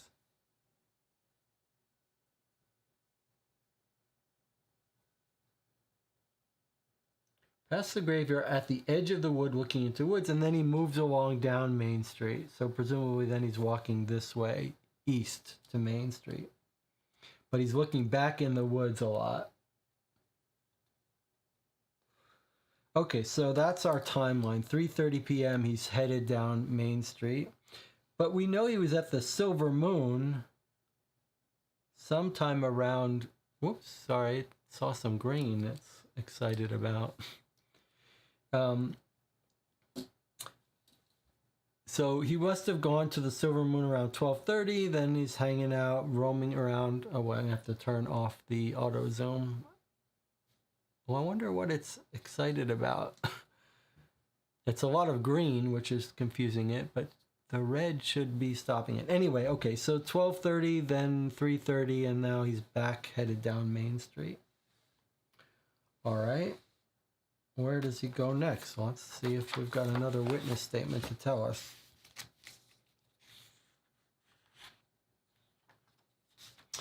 Okay, here's an interview with Harriet Gillard at 4 p.m. Tell me exactly what you saw, Miss Gillard, in chronological order, please. Chronological order, please. Thank you for seeing me, Sheriff. Yes, I first saw Liam when I came into the Silver Moon. The Silver Moon is allowing you back in now? I'm not going to have to come back down there for another complaint, am I? That thing with the mustard was just a misunderstanding. Anyway, I saw Liam. He came inside, looked perturbed. Hank made him a couple sandwiches after he talked to his mother, and the kid left.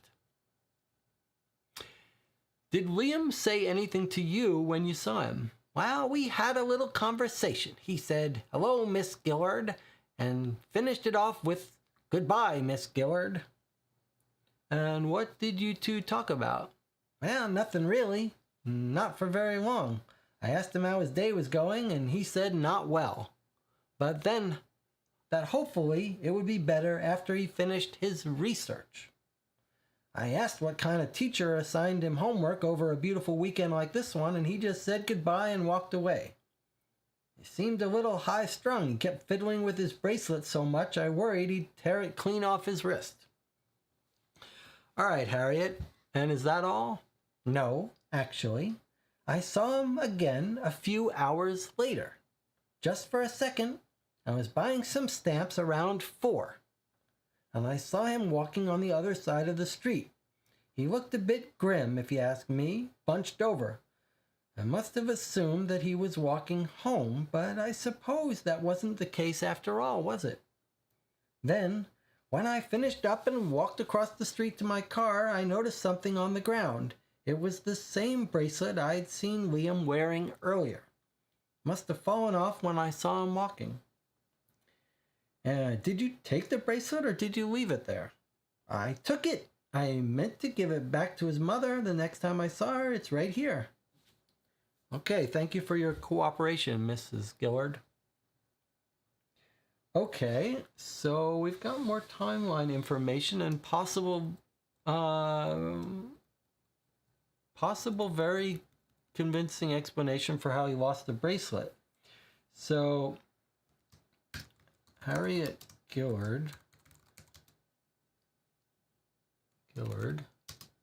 talks to him at lunch, and he says he's doing research. She thinks it's for school, but we suspect it's something else.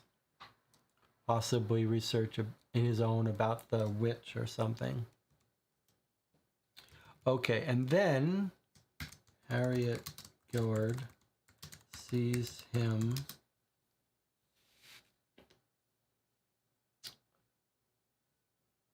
around 4 p.m. She says, walking on other side of street, she is buying stamps. So we can probably track from the map where he would be at 4 p.m. And then she finds bracelet on ground. And he's walking, he looked grim, hunched over.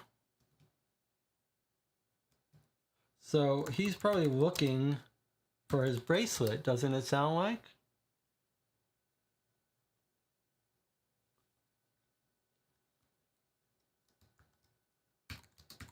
Lost.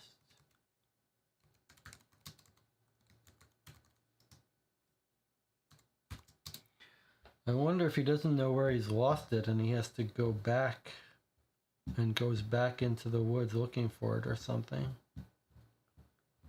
We know he loves that bracelet from his father. All right, let's see on our map where that would put him.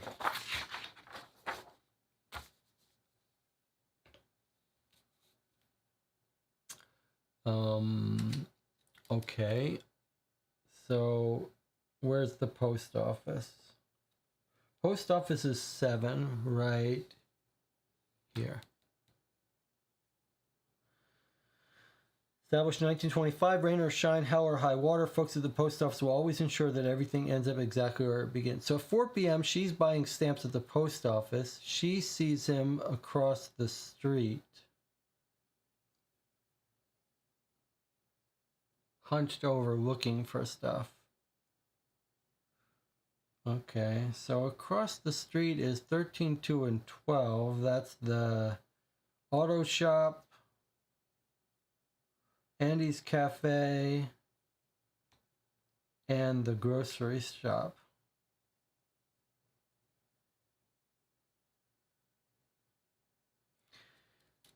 And where does she find the bracelet? Walked across the street to my car.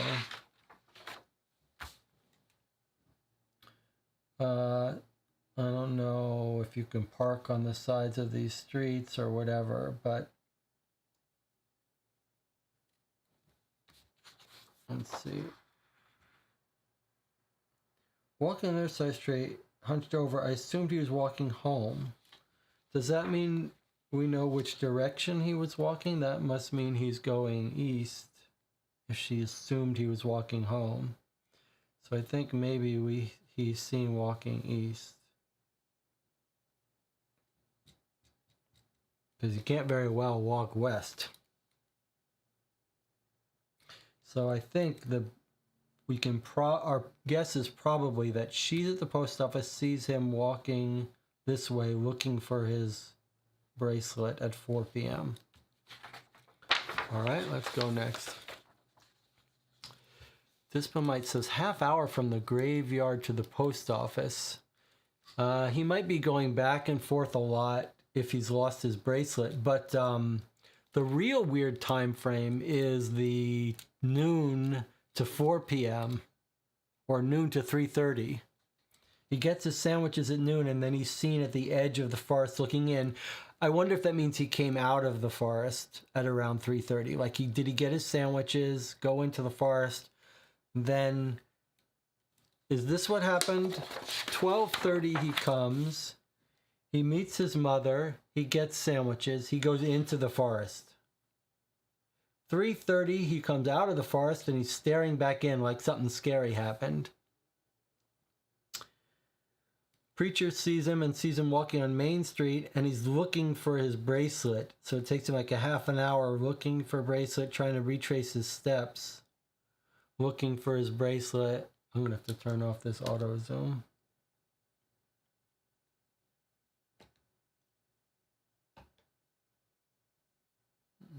This is the one I want. All right, let's try this. Okay. And maybe that's where she sees him walking this way looking for a bracelet. But maybe at some point, if he can't find it, he's going to go back into the woods. Although she found it. Why couldn't he find it? All right, let's read our next interview.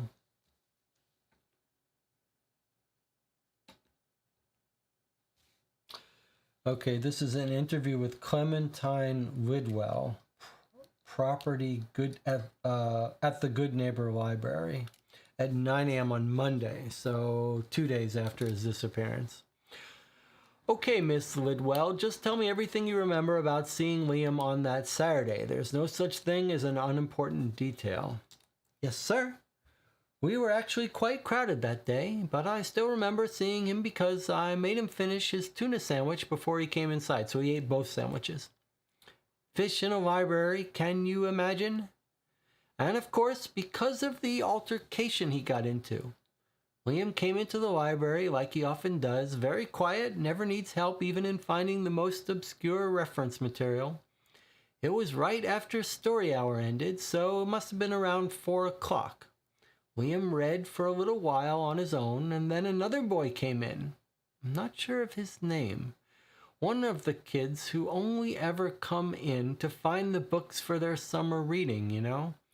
But always a month too late. No, I don't have any more copies of The Scarlet Letter. Every other kid in town already has a copy out on hold. It's been a while since I've done a book report, Miss Lidwell. Of course. Anyway, Liam and this boy, they had an altercation, and Liam left. Okay, tell me about this altercation.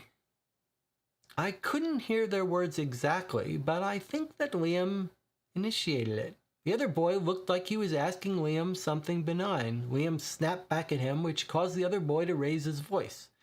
I think he called Liam a freak or something like that. Within seconds, their fight escalated to shouting, and Liam threw his book at the other boy.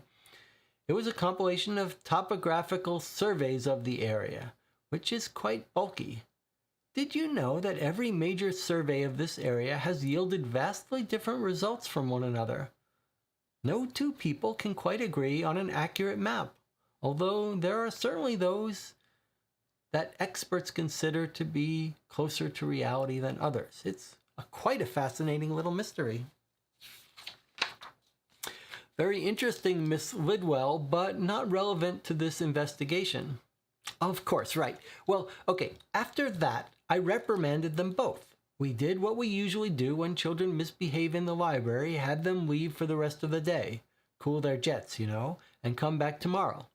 The other boy refused at first, probably out of stubbornness. You know how kids are. Liam, though, left peacefully. He was so angry seconds earlier, but he was suddenly so calm.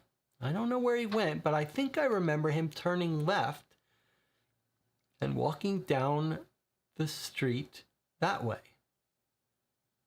All right, you've been very helpful. Thank you for your time. Sheriff, I know that it's a little uncouth, but I simply have to ask. Everyone in my book club will be furious with me if I don't. Have you been looking in the forest? With everything that's happened in the past, don't you think that something unnatural may have happened to the boy? To answer the first part of your question, we're mounting search parties of the immediate area, as is typical for an investigation of this sort. I won't entertain the second part. With all due respect, almost everyone who lives around here has had something happen to them in the forest that there's no earthly explanation for. Once, when I was walking around the very edge of the forest, I could swear I saw a tall figure watching me. I got so scared I tripped and fell down a hill, nearly broke my neck and killed me. Okay, have a good day now, Miss Lidwell. All right, so we got more timeline information here. Right after story hour,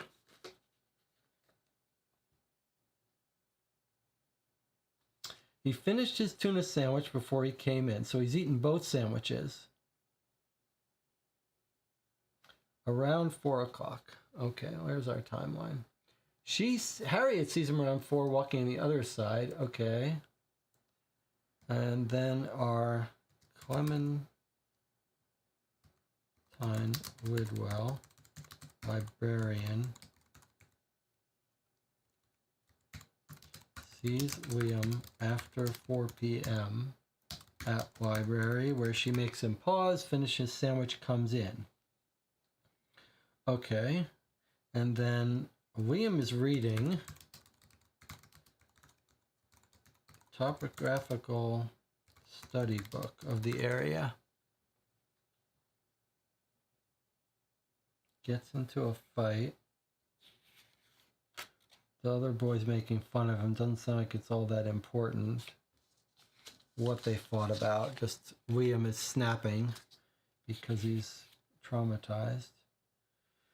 Okay, compilation of topographical surveys. They have a fight. She sends him out. He leaves peacefully. Okay, and she says, Liam left library, turned left.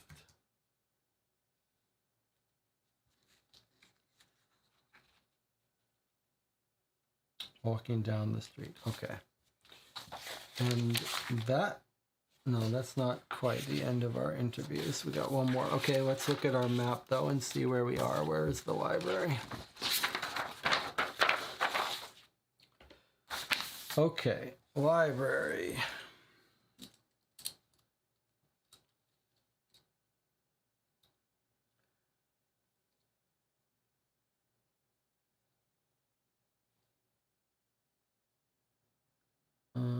Barbershop Cafe. I see the college. I see the History Museum, post office, pharmacy, grocery, library. 16. Here. So if he turned left, he would be going down this way.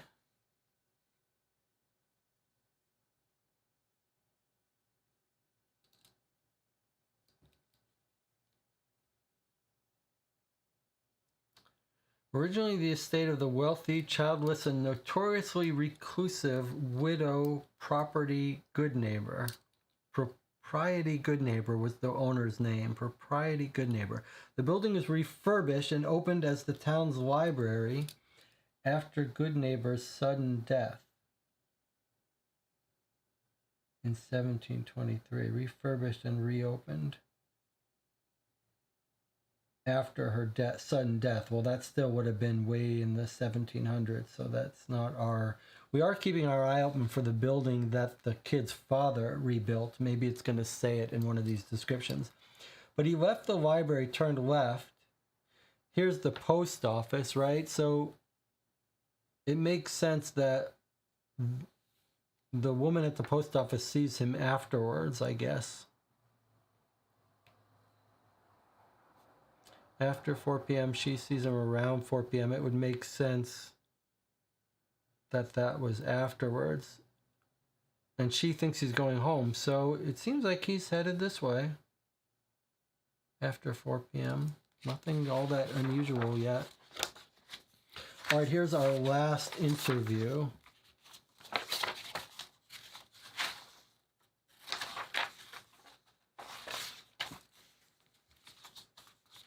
We'll read this interview and then we'll take a break and then maybe read the rest of the map and his journal. Okay. This is an interview with Anthony Rapinoe, who runs the History Museum, who's quoted in the magazine quite a bit as well. Mr. Rapinoe, I know you're a family friend of the Kents. Yes, I've known Liam and Tristan their whole lives. And their parents as well. I grew up with Rosemary and Hud. I was the best man at their wedding. Did you happen to see Liam at all that day? Well, yes, very briefly. He passed by the front door right before I ate lunch, meaning that it would be a bit before 1. He waved to me, but didn't stop to talk. I assumed he was heading towards the Silver Moon. Okay, so he's seeing him at 1 p.m. going the other way towards the Silver Moon. And you didn't see him anywhere else around town? I'm scheduled at the History Museum through pretty much the entire weekend, since those are our peak attendance days, although, of course, peak is relative. And he didn't enter your building on the day in question at all? He didn't. How can you be certain? Sheriff, it's the Burkittsville History Museum. It's not exactly the most popping place. Most of the time I'm in there alone all day, surrounded by yellowing books and clothing that belong to someone's long-dead relative. Although I haven't felt quite so alone in these past few weeks. Even when nobody comes in all day, I sometimes feel like, well, I don't know, it's hard to explain. I feel like there's a presence somewhere lurking right around the corner or underneath the floorboards. Sometimes I hear things like murmuring I can't really make out. Yeah, well, did you hear any of these things on the day of Liam's disappearance? Well, no. Mr. Rapinoe, The first 72 hours are critical in a situation like this. I'm not about to spend any of them checking the history museum's creaky floorboards for you. Thank you for your time. Okay, so we've got a little bit more timeline. I guess when we're reconstructing the timeline, we could,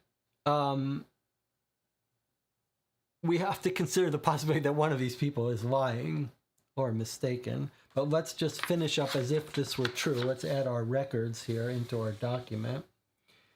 Okay, so Anthony Rapinoe at the History Museum sees William. Let's see, what's his time? Right before lunch. So he says a bit before 1 p.m. Passed by front door, heading to diner. And then not again. Doesn't see him again. And it sounds like he might have, certainly didn't come in, but he might have even seen him if he walked by. So let's see, where is the History Museum?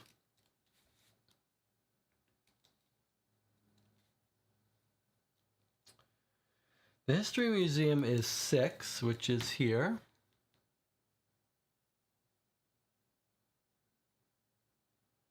So he sees our kid come by here around 1 p.m. He says at 1.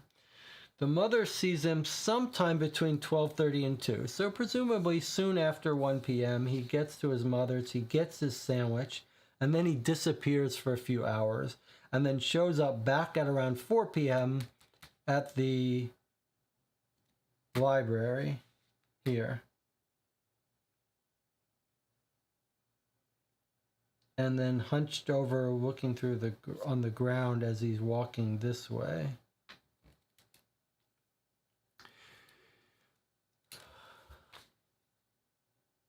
Let's see what the chat says. I think she crossed the street to where he was when she found it. Yes. A fitness witness across the street, which means she might have seen him just before eating his sandwich.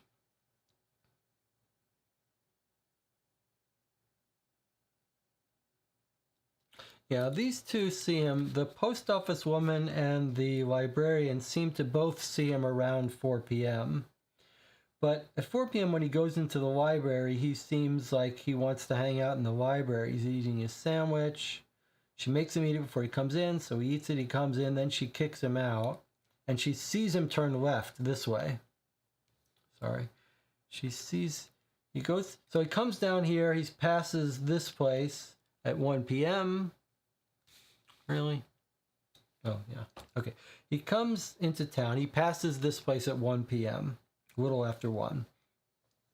He walks down. He gets his sandwiches from the mother. She says sometime between 12:30 and 2, so it makes sense around 1:30, let's say. Then we lose sight of him. Then at 3:30, he's seen here at the woods line of the cemetery. And then walks back, and then at 4 p.m. or so goes into the library, reads his book, gets into a fight, comes out, is heading this way looking for his bracelet. Then this woman sees him at around 4. These timelines are a little weird because it seems like at 4 p.m. he's in the fight and in the library, and this woman sees him at around 4. But maybe she's wrong. Maybe she's a little half hour late or whatever. But that's our basic timeline. Comes through, gets lunch. Between lunch and 3:30, we don't know where he is, but he's seen at the woods. Then walks back home, and we lose sight of him heading east after 4 p.m.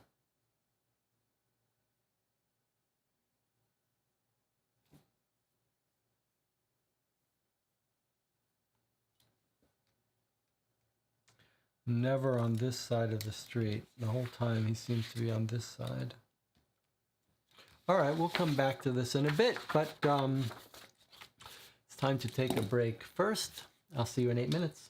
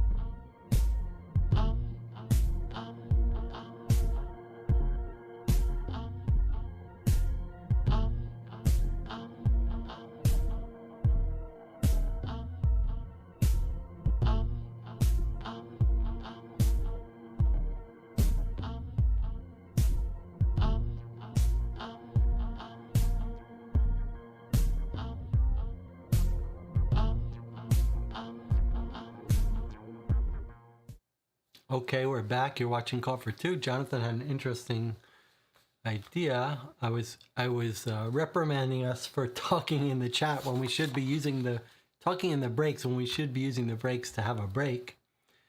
Jonathan says maybe we need some kind of break countdown where we talk a little bit after the break, something like that. Jonathan says Halloween Ends has a very strange romance plot. Most seem not to buy in. I really didn't either. Had to be one of the weirdest first dates. All right, so what we're gonna do now, we've read everything except the kid's journal, which we know has some hidden ink on it. Although we haven't read all of the places on the map yet. And we'll remember our task is to find where Liam was going. He's last spotted here at around 4 p.m. or after 4 p.m., maybe heading this way. We haven't read all the places. We're looking for a place maybe that his father rebuilt because he likes hanging out where his father worked. We are going to read through these eventually before this session ends, but first we're going to start by going through the last piece of evidence, the kid's notebook. We know he's got some hidden ink. What we'll do is, I think, we will read through the stuff we can read.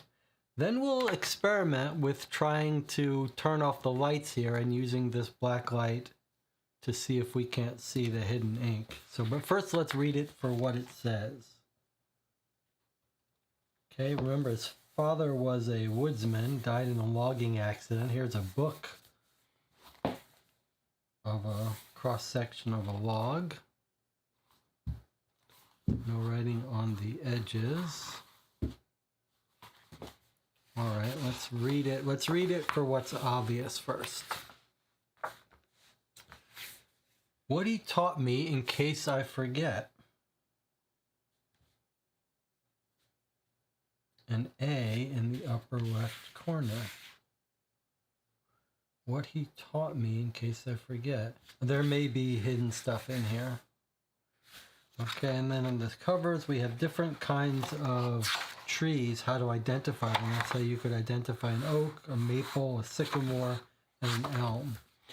Okay, here we go.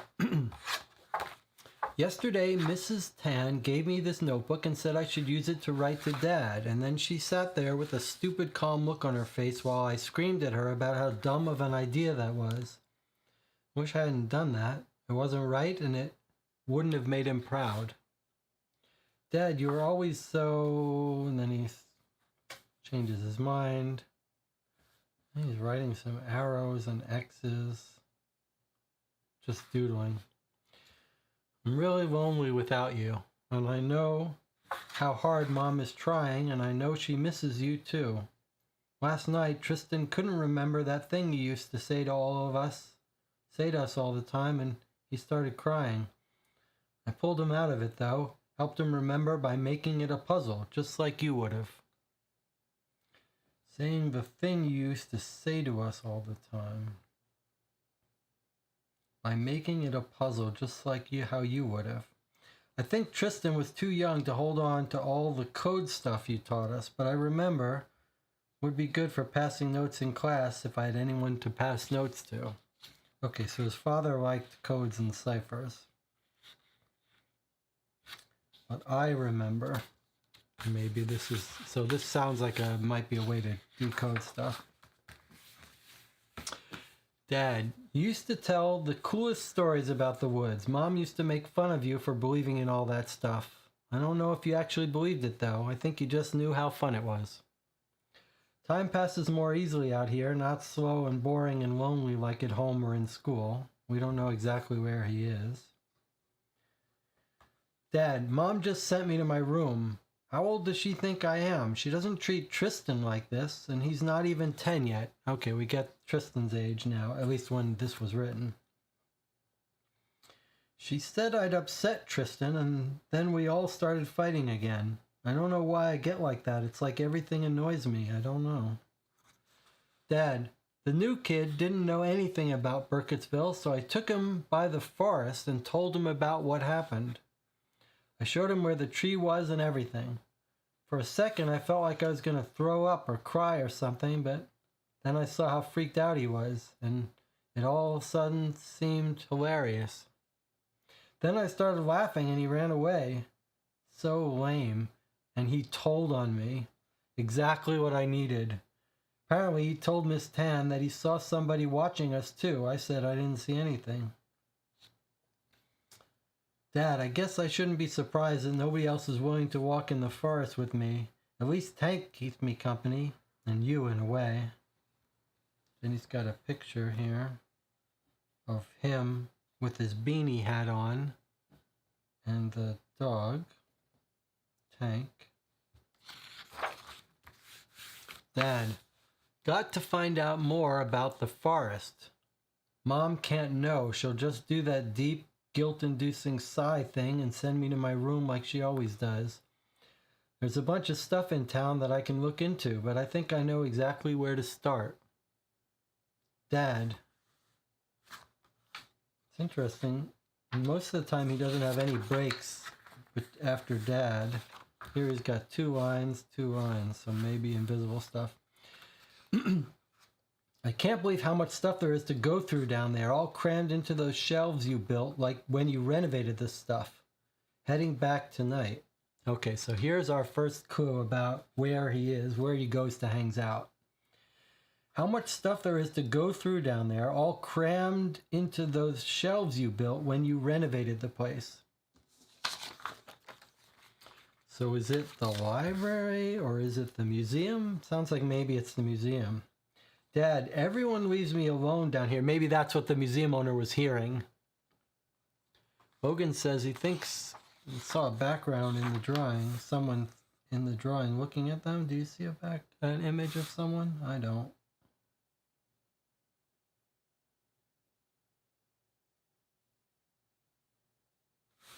Anyway, I think maybe the thing that museum guy was hearing was Liam in the basement or something. Heading back tonight. Dad, everyone leaves me alone down here. I can do whatever I want, even if I don't want to do anything at all. Not a bad place to spend the weekend, especially if I stop 2 doors down to grab something to eat first, or if I can get Hank to make me a sandwich. Okay, so here we got clues about where this building is. 2 doors down to grab something to eat, or if I can get Hank to make me a sandwich. So if we look at our map now, we know there's a cafe. So here's the museum. And there's a cafe 2 doors down. There's the cafe. And there's where Hank works with his mother and could make him a sandwich. So I think he's saying I can get something to eat 2 doors down at the cafe, or if I can get Hank to make me a sandwich. I think he's at the museum and he's making the sounds that the museum guy hears. Okay, next up. Dad, nobody else knows I come here. It's always just business as usual upstairs. Yeah, that's upstairs at the museum. He's downstairs and he's making the noise. Not that they're ever busy. I take my time walking here through the woods and walking back. I take my time walking here through the woods and walking back. So he gets here by walking through the woods. Maybe that's because this is close to the woods. So somehow maybe this is how he gets here. Dad, I finally figured out how to talk to him. He's an interesting person, if he's even a person at all. He knows things about you he shouldn't have any way of knowing. Sounds like there's someone in the woods that this guy talks to. So maybe Logan is right that there is another person in this picture.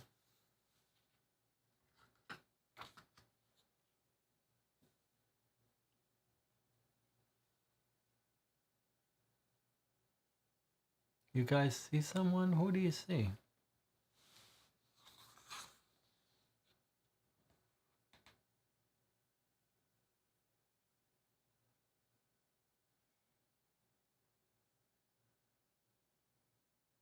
I don't see anyone else in that picture. But who knows? This filmite says, Devil's Advocate, the library is also 2 doors down from the cafe. That's a very good point, not to jump to any conclusions. We'll compare the two. The Burkittsville Museum says complicated history, but established in 1921. So pretty recently. But if you go to the library, you see the cafe is 2 doors down from the library too. So, okay, we got to keep in mind it could be the library as well.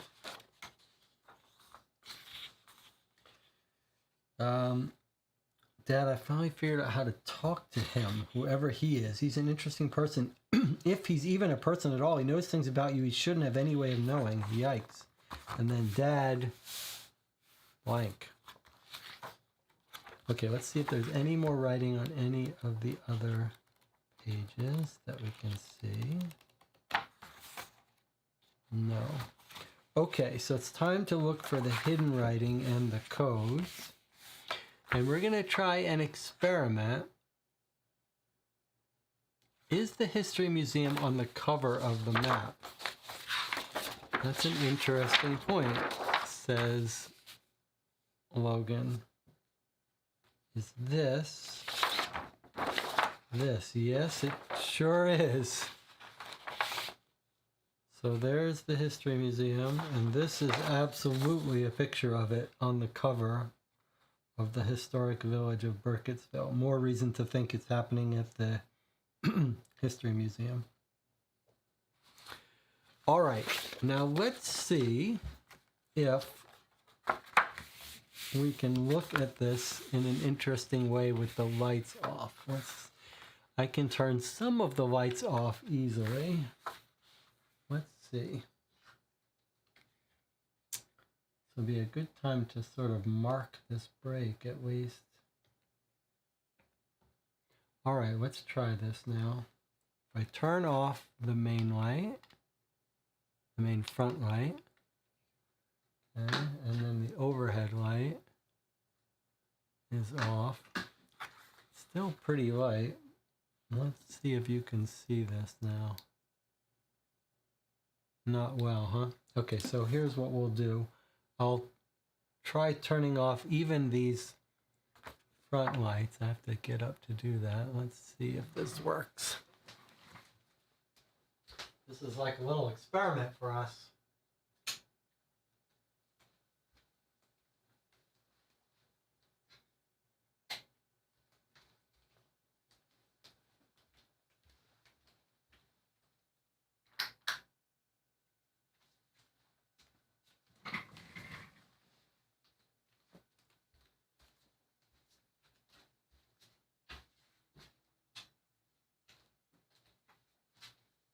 All right, it's pretty dark now. Can you see anything? Let's see. I'm afraid that there's just not going to be any way to show you this, even with the lights off. You're not going to be able to read it. I mean, I can try using my markers, but my markers are not going to work because it won't see the markers. So I'm afraid there's no way. Can you guys see this if you blow up your... Can I zoom in? I can't really... I've got my... Let's see. Can you see me? Here I am in the dark. I do have my... I can try to do an advanced thing on my auto zoom. I'm not sure if it's going to work here. Let's turn a little bit of light on. All right, so I can't get the... What I would have to do to make it zoom work is... Let's see, do I have a super close-up? More views. Super close-up is this one. Okay. So there's our super close-up.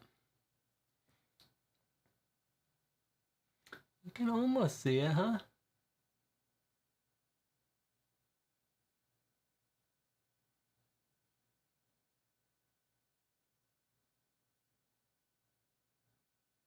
I'm just gonna look if there's any. Oh, there's a whole bunch of secret codes here. It's an actual. Okay, let's see. Can you guys see that?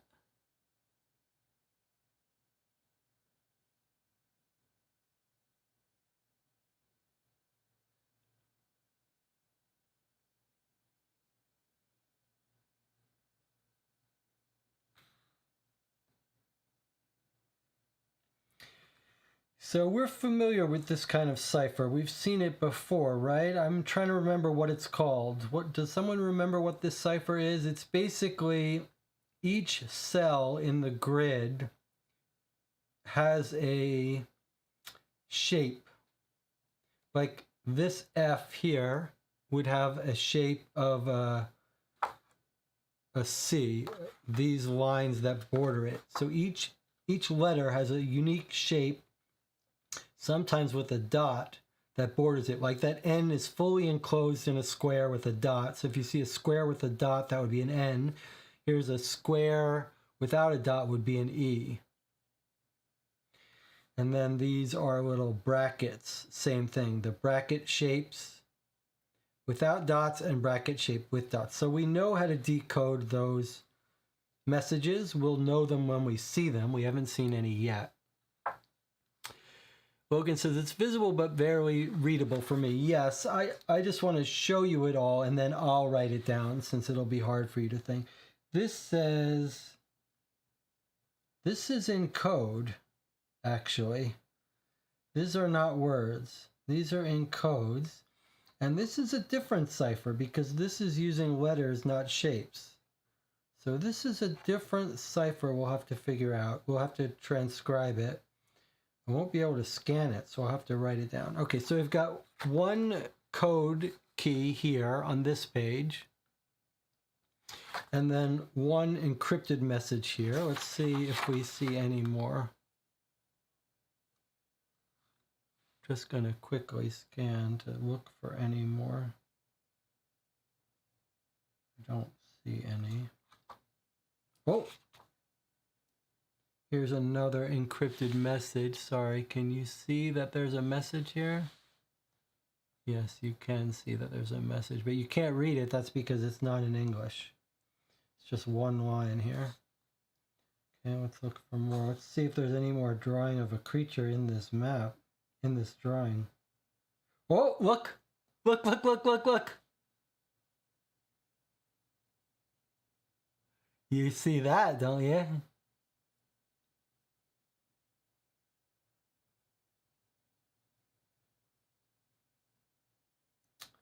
Okay. Dog doesn't seem too bothered by it. Let's see what else we got. Oh, yeah. Okay, so remember we noted how weird it was that he's writing dad here and then he skipped 2 lines? So there is a line here. It's again encrypted. Boy, that's going to take some work to transcribe that using a black light. Then another line here, because it's not English, it's letters I'm going to have to write and try to remember that don't make sense. That sounds a little painful. And we don't yet know how to decrypt it. Okay, and then he's got a whole, oh my God, he's got a whole long paragraph here.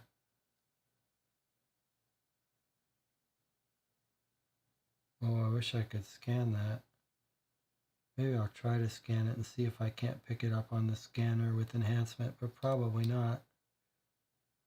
I hope this battery doesn't run out. Okay, another encrypted message here.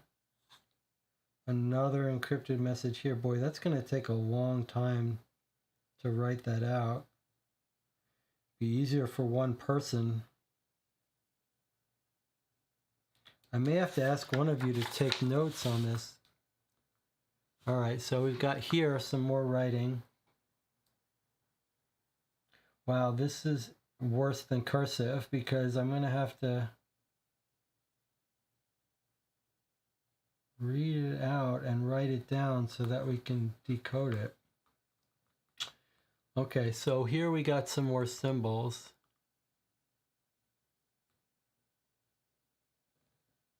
These are like the Blair Witchy symbols. I guess this is probably going to talk about where he saw them in the forest or something. Okay, let's see if there's anything more.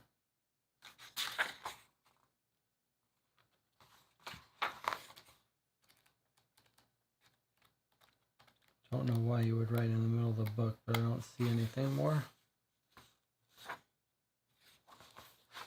How about back page? No.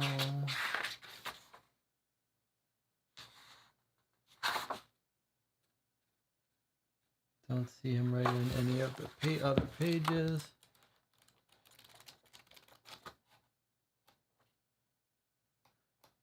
Okay. Nothing on the front. And this map, I forget if we're told, if we're given this map from the woman or was it on his desk. Just checking if it was on his desk, if he wrote anything in it. Doesn't appear so. All right. Well, that's interesting dilemma we've got. Okay, let me switch and turn on the lights, and then we'll figure out how we're gonna deal with this.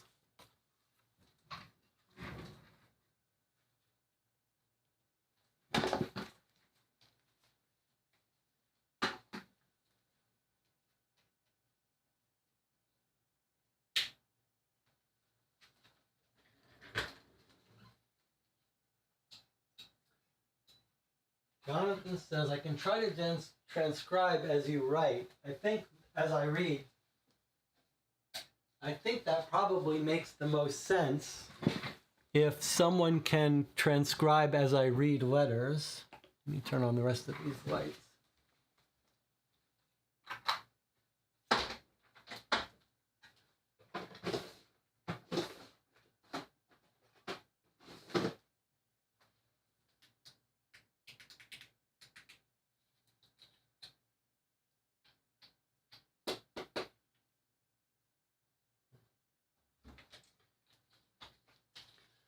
I happen to have another black light. I thought this might be better, but it looks like the battery's dead on this.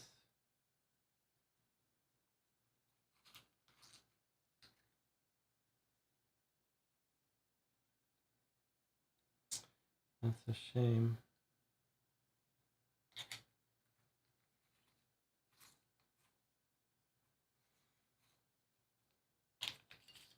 All right, so that black light is not going to work. We're going to have to use the pen that came with it.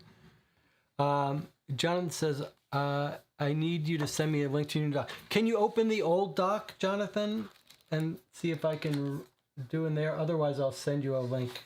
I'll send you a link to this one. Okay, hold on. I'm going to send... We're going to take a little 5-minute break again. I know we've only been in the air for a little bit. Take a 5-minute break. Jonathan, I'll send you the link to this. I'll see if I can read this with the lights on. Otherwise, I'll turn the lights off again. And we'll try to transcribe this. It's got to be a simple... We don't even know how to transcribe it yet. I mean, we don't even know how to decode it yet. So I'll tell you what. Let me... let's actually... before we take another break... Before I send you the link, Jonathan, I'll send you the link on the next break. Let's read through the map legend first to see if we can figure that out. And then let's take a look at this again. It says, check all documents, decipher all coded messages, and then help her complete her objective. But she says... To complete this episode, we're supposed to do those things. Transcribe all the messages...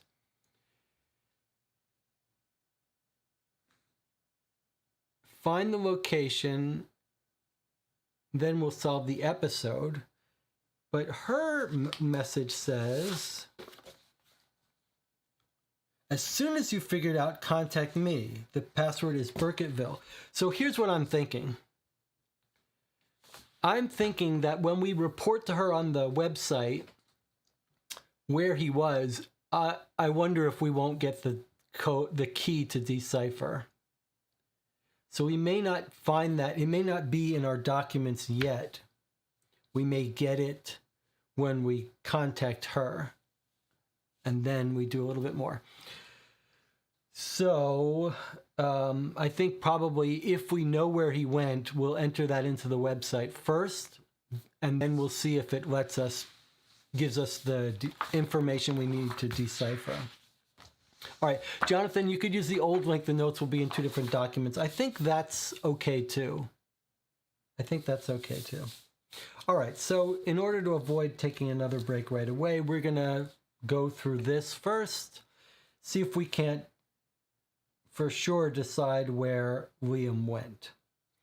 He's 2 spots away from some place to eat. Let's just look at this. There are 2 places to eat. There's Andy's Cafe, which is at location 2. There's the Silver Moon. So 2 steps away from the Andy's Cafe would be the museum or the library. Let's see if there's any place else to eat.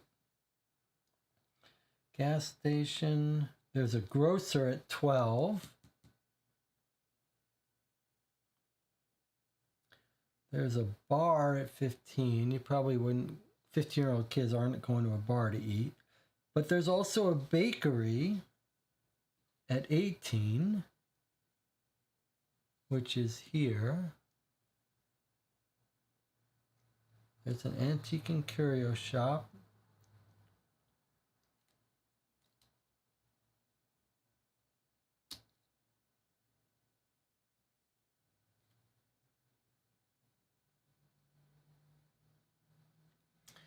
All right, let's go through the ones we haven't read, and we're looking for a place that his father renovated.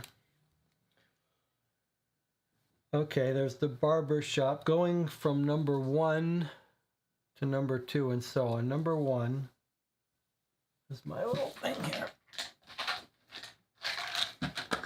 Okay, so the barber shop, we're going to walk through this map. Established 1845, even though it's changed names in recent years, the establishment is still run by its original founders, the Barker family. Come in any time for a trim or a shave. They're the very last word in barbering. Okay, Andy's Cafe, which is here. What started as one of the town's only restaurants remains one of its most enduring and eccentric establishments. 3, here, is Bob and Mike's convenience store. Even though Mike and Bob are retired, they still live right around the corner from the store, daring anyone to change its name. Say hi if you see them around. Okay, well, 2 steps away from that would only be the post office. Okay, if that was a place where you might eat. Okay, 4 up next. Burkittsville Cemetery, 1622, oldest location in Burkittsville, predating the church. What began as an impromptu burial site for victims of various maladies and violences that befell the townsfolk shortly became the official Burkittsville Cemetery. Okay, 5, which is here. Burkittsville Community College. Established in 1969 with a 98% graduation rate, a renowned arts program, and one of the area's best collections of 19th century regional maps and folklore, Burkittsville Community College is the place to go for mental enrichment. Go Jackalopes. Okay.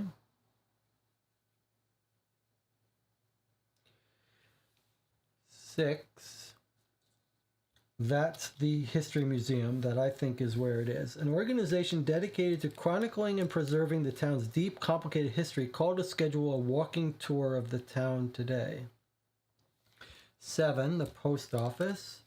Established in 1925, rain or shine, however high water, the folks at the post office will always ensure that everything ends up exactly where it belongs. Sheriff's office is at 8. Established 1824, originally the site of a makeshift prison, still home to numerous legal documents from throughout the centuries. Burkittsville Sheriff's Office has been a beacon of law and order for the town. Okay. 9.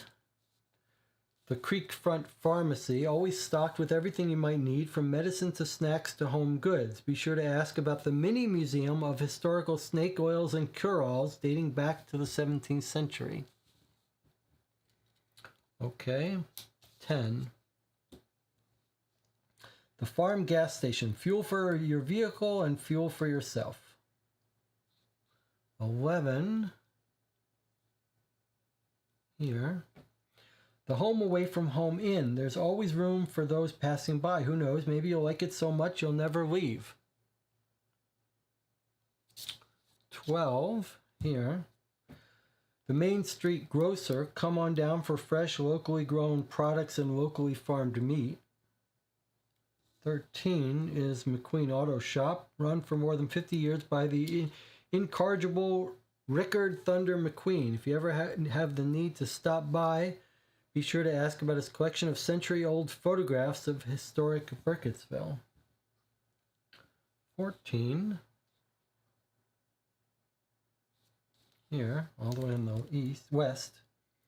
Melvin's Camping Supplies. You can never be too prepared to face Mother Nature. Be sure to ask about our wilderness survival courses. 15. Patrick's Bar. Burkittsville youngest business, although it's still old enough to drink. 1991. 16. That's Propriety Good Neighbors Library. Established 1723, originally the estate of the wealthy, childless, and notoriously reclusive widow Propriety Goodneighbor. This building was refurbished and reopened as the town's library after Goodneighbor's sudden death. 17 is St. Didymus Church, first structure erected when Blair Township was initially founded. 18 is the bakery, Siciliano's Bakery. Want to make a cake you saw on that TV show? We can handle that for you. 19 is the Silver Moon Diner. Although times have changed, the Silver Moon's aesthetic hasn't. Glistening time capsule place that still retains its vintage glow. 20. Something Borrowed. This antique and curio store features a bevy of items created decades and in some cases centuries before its doors even opened. A perfect place to visit if you want to take home a bit of historical Blair for yourself. Then 21 is the school. South Woodland Academy, established 1789. Torn down and renovated multiple times throughout the town's history, this school sits on the foundation of the original Blair schoolhouse. 22 is the Art Gallery. Variety Art Gallery, established in 1967, exhibitor of art both historical and cutting age. Variety is not only the first gallery to exhibit work by renowned contemporary painter Dolores Dahl Davenport, but was also the first to exhibit some of the highly controversial outsider art and wooden sculptures found in the Black Hill Forest. And then 23, the last one on our map, the Violet Apothecary. Originally the site of the area's first general store, Violet Apothecary now sells a lovely array of scented soaps and candles alongside its traditional store of tinctures, salves, and other folk remedies, which are made according to recipes that the family of store proprietor Violet Koresh has preserved for generations. Okay, so let me make the case that it's surely the museum where this kid is. First of all, note the museum is built from wood timbers. The father was a carpenter and a logger, whereas the other place that's a good candidate for us, shelves filled with historical documents, might be the schoolhouse. But look, the schoolhouse is built of stone. Then there's also the fact that the proprietor of the museum says most of the time they're all alone, surrounded by yellowing books and clothing. I haven't felt quite so alone in these past few weeks. Even when nobody comes in all day, I don't know, it's hard to explain. I feel like there's a presence somewhere lurking right around the corner or underneath the floorboards. Sometimes I hear things like murmuring I can't really make out. We're told in the kid's diary that he's hiding in the basement of this place. So to me, it screams out that it's the museum. Now, it was pointed out in the comments that 16 is the library, is also 2 away from a place to go eat. And it does look like it could be built of wood. Refurbished and reopened as the town's library. Let's go look at the librarian's statement and see if she gives us any reason to believe that it's not him there. Okay, the library. We're quite crowded that day. Fish in a library. He says I think he says like it's always pretty empty where he is, doesn't he? There's stuff to go in. It's crammed. Headed back tonight. Everyone leave me alone in here. Nobody knows I come up here. It's always just business as usual. Not that they're ever busy. Business as usual upstairs. Not that they're ever busy. I think this rules out the library, right? Because here she is talking about how busy the library is. Story hour. She says it was quite crowded that day. So, and Jonathan points out, he also says he comes in through the woods. So I think everything points there. The library is a good second guess, but I think hearing her statement say it was quite crowded and him saying there's never anyone in here, I think really confirms that it's the museum. Logan says Liam talked about being in the museum and mentioned his dad worked on it, right? Did he? Because we're looking for the building that his dad worked on. Am I forgetting that he actually explicitly said that his father worked on there?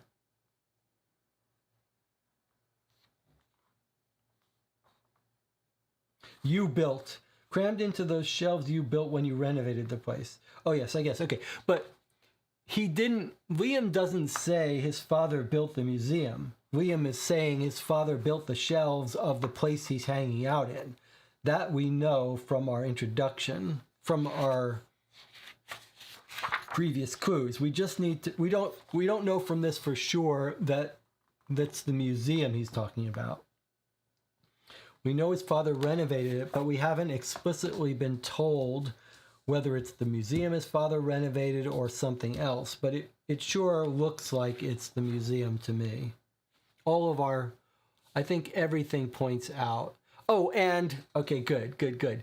Jonathan says it also makes sense because we're told that the museum owner is a longtime family friend. Okay, good catch, Jonathan. I had completely forgotten that connection. We're told that Anthony Rapinoe is a family friend their whole lives. So, of course, he renovated it. It makes complete sense. I wonder if there's something else here that would give us a clue that he's renovated it recently.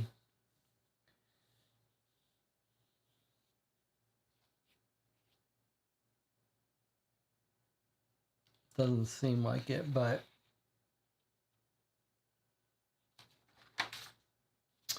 yeah, okay, so I think a natural thing for us to do would be to go tell the mother,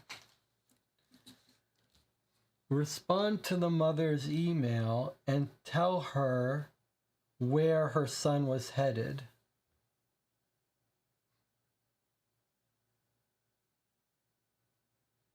So he's last seen walking down the street, So I guess we think he was headed into there, where he likes to hang out.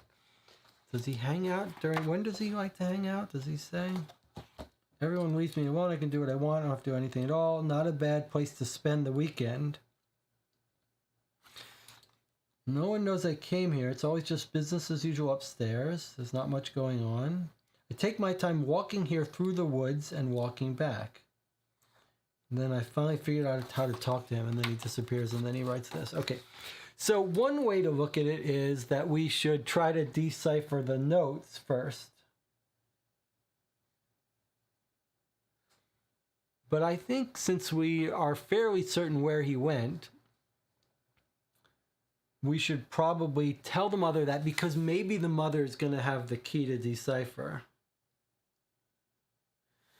Because this key is a different, I forget what's this called. It's either a Masonic cipher or something.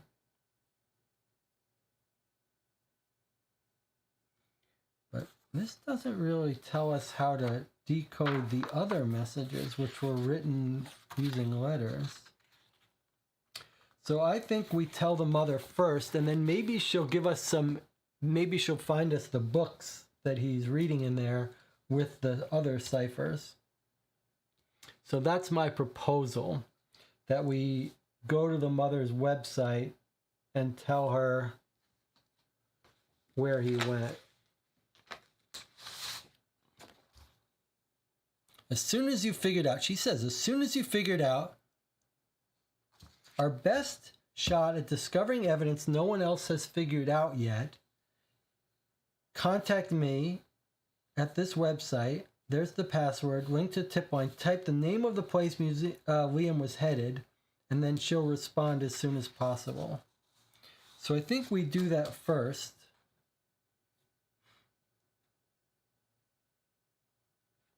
And see what happens. Pigpen cipher. Logan Hill says it's a pigpen cipher. That's right. That's a pigpen cipher. You can see the pig is in the pen. So that's a cipher where these shapes correspond to the letters. But you need to decipher it, we need a message written in shapes with dots. That's not what's hidden in ink. So we have yet to see any shapes and dots yet. We might get that later. You might imagine that future messages will be in that. All right, so I think we should go to this website and see if we can type it in and see if she's going to email me or tell us. If she's going to email me, we'll have to take a break and get the email. So let's try it. Let's go to the website.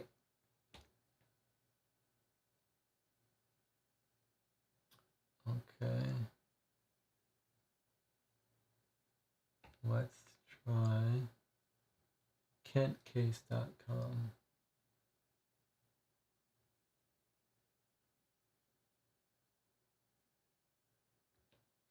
Okay. So here we are.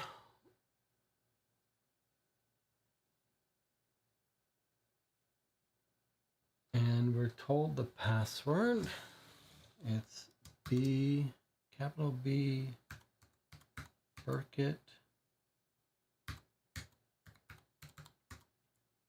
Burkittsville 8.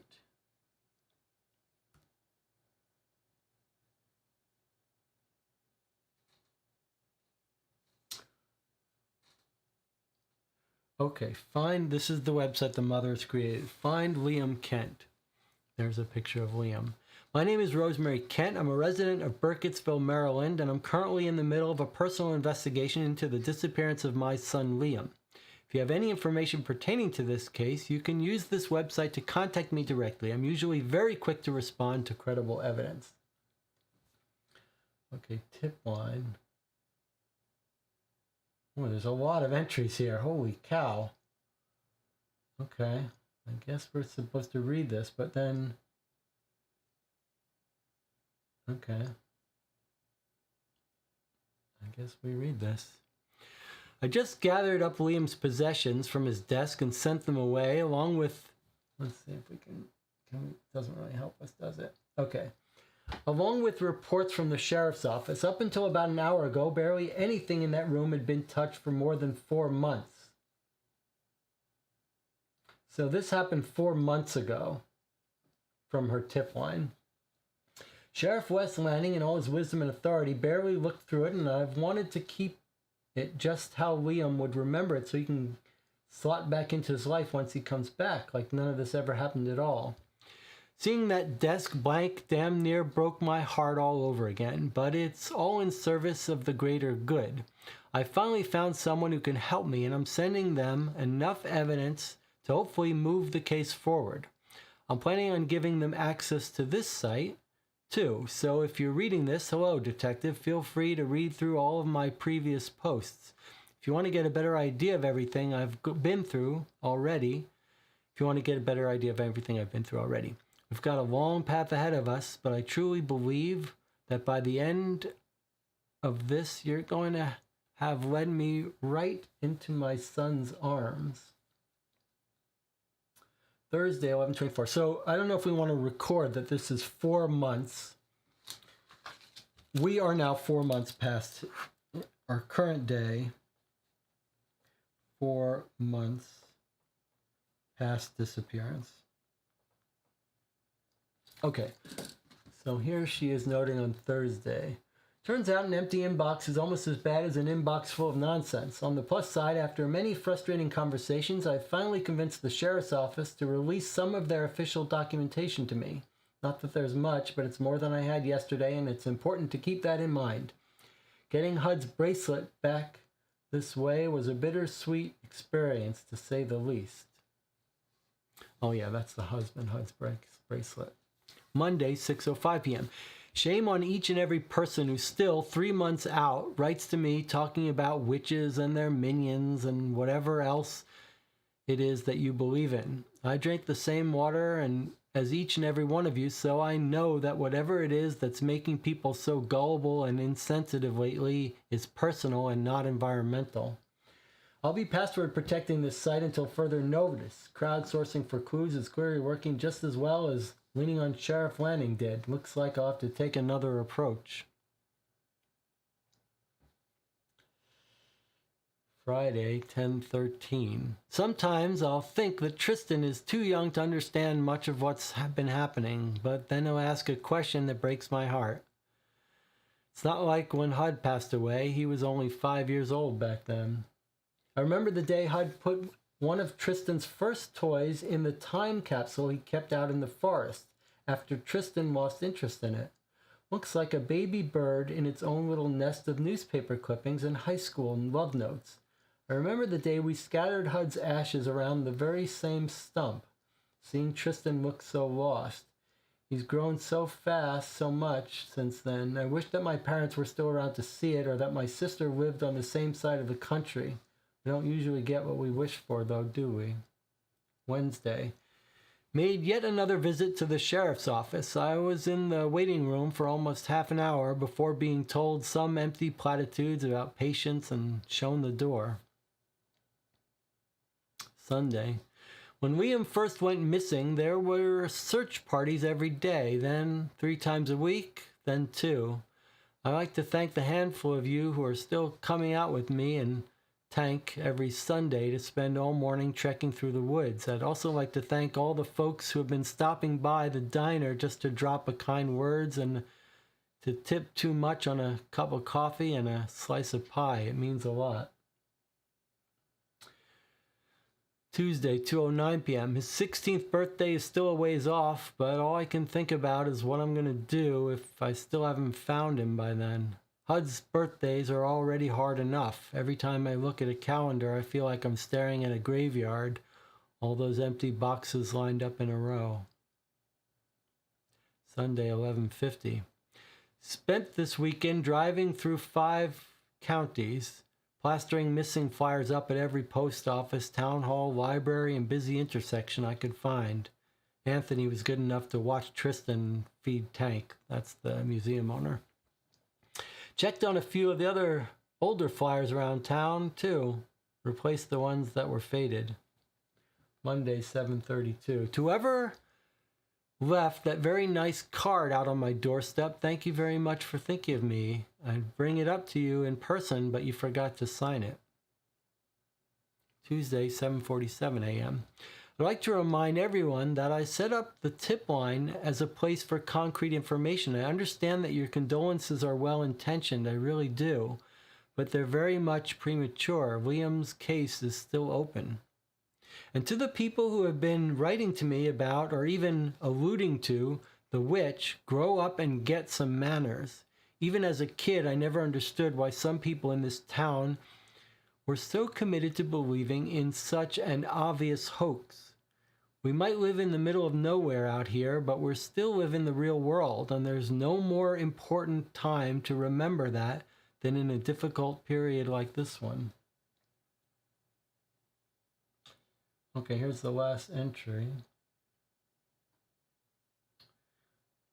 I heard a lot of things when my son Liam went missing 2 months ago, so I guess this was the oldest message. At first I was told I was overreacting, typical teenage behavior. He stayed out late, he'll be back in no time. Then I was told to trust the Burkittsville Sheriff's Office to bring my boy home.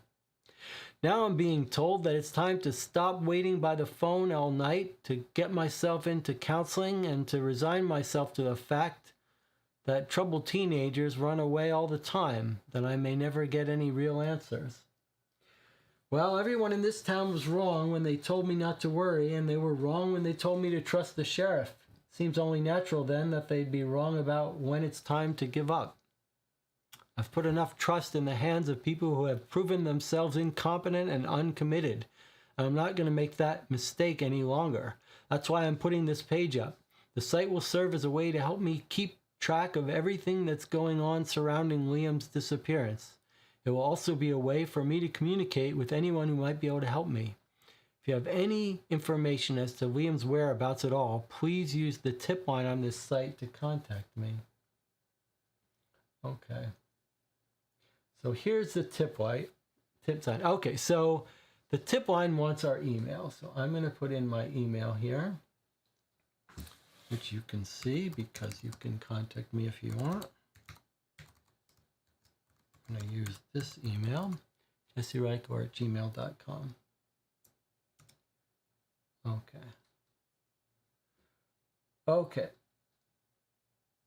So it looks like it's a fake email site.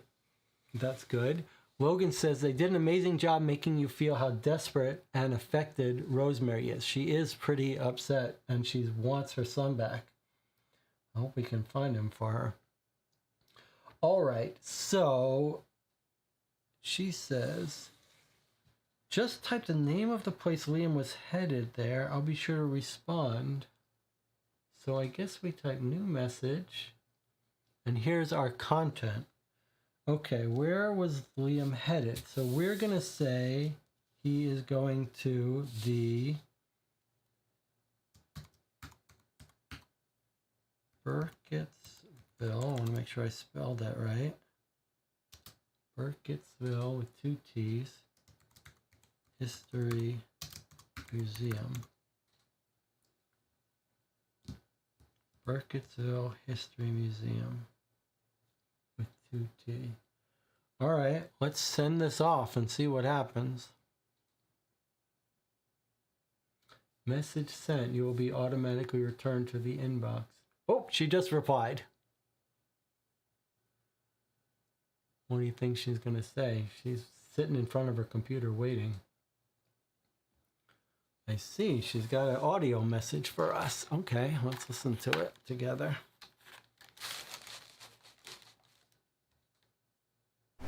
Liam was hanging out in the basement of the History Museum. I mean, why? What could have been down there? I'm heading over to take a look right now. It's right down the street from the diner. Could Sheriff Lanning really have missed something so close to his office?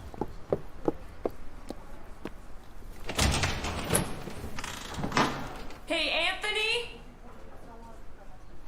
Anthony? That's weird. The building's unlocked, but he's not here. Maybe he's in the basement.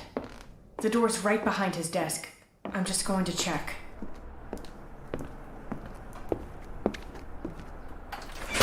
It's not locked or anything.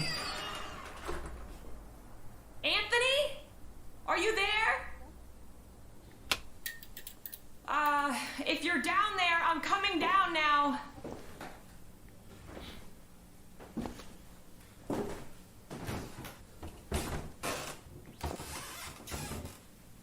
Jesus, why is it so cold down here? Okay, there is no way the sheriff searched this. There's way too much stuff crammed in here.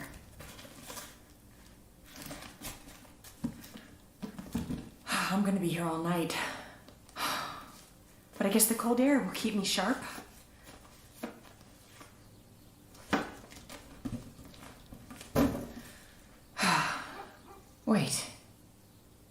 There's a window open back there. That must be where the draft is coming from.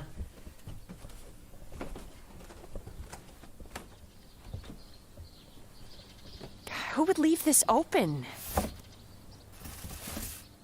So he could sneak in through that window. Wait. This is Liam's handwriting. Liam's been here. Oh my God. This is his pencil case, and there are all kinds of notes. Hold on. What are these? I'm not sure how to describe what I'm seeing to you, but Liam's notes are covered in all kinds of strange markings. And this one is... Oh my God. This handwriting is... This is Hud's. Hud wrote one of these notes. Years ago, it looks like. Before the accident. You need to see this. I'm going to try to find some more evidence, and then I'll send everything over to you. Thank you. Thank you so much. You've just gotten me closer to my son than I have been in months. All right, well, that's pretty good. I like the framing of this. So the different boxes are her sending us more documents. So we directed her down in real time to the basement of the History Museum. She's just found documents that she's now sending to us that's in our next box. That's pretty nice. It's like a little bit of, this is a cold case and actually happening live with the boxes arriving to stagger the events. That's pretty amazing. But now we're in a weird situation in that we've answered what she wants and she's sending us a new box, and yet the game tells us we should decipher all coded messages. When you know the solution to Rosemary's objective, go and enter that password. Type in the name. Okay, so it's a little bit contradictory in that we did follow its instructions. When we know the solution, we've done that. But we haven't deciphered all the coded messages, although you could imagine someone could play this game and not figure out that they're supposed to use this pen to decipher. Let's do this. John says, I think the coded messages in the journal might just be a Caesar cipher. Yeah, I would agree with you. There's so much of it that you wouldn't want it to be more complicated anyway, but still, with the Caesar cipher, something should tell us how to shift it. Sometimes we can figure it out. So the real question is whether we should try to figure it out. The Pigpen cipher, we have no codes for that, so we shouldn't do it. I wonder, do you see anything here that tells us where to shift? Here's my suggestion. Let's write down the first. Let's write down the first message.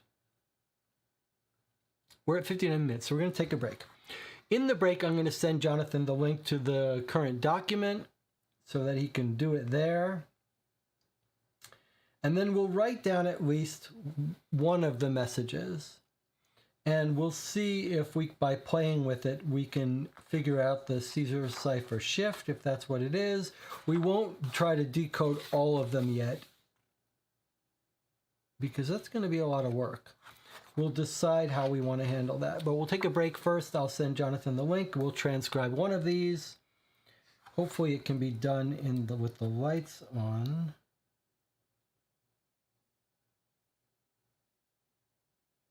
Boy, that's going to be hard.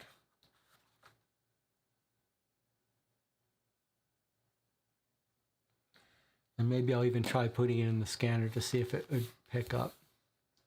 All right, but I'll see you in 8 minutes.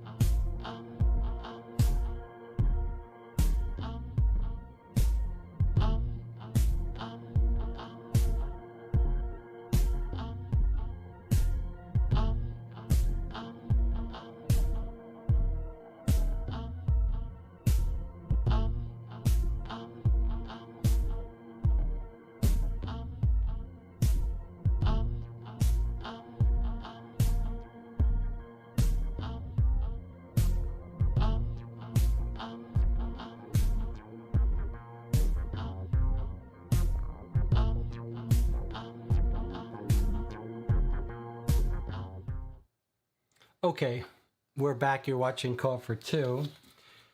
In the chat, which we'll catch up on now here, we're talking about, Logan said he went to the hint page for this episode. There's quite a substantial amount of hints and solutions, etc.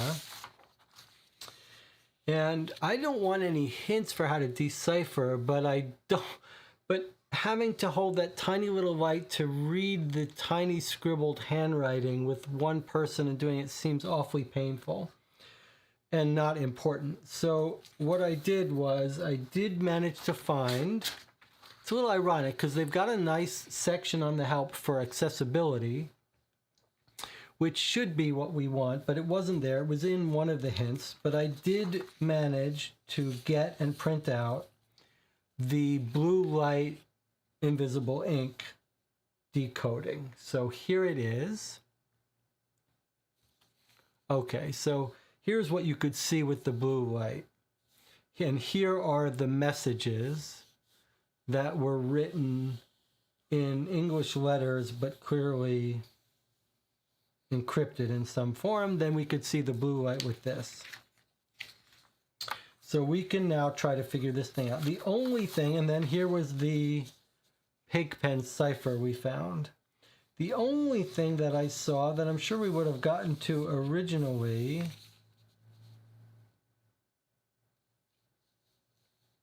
is this, which I don't remember us seeing.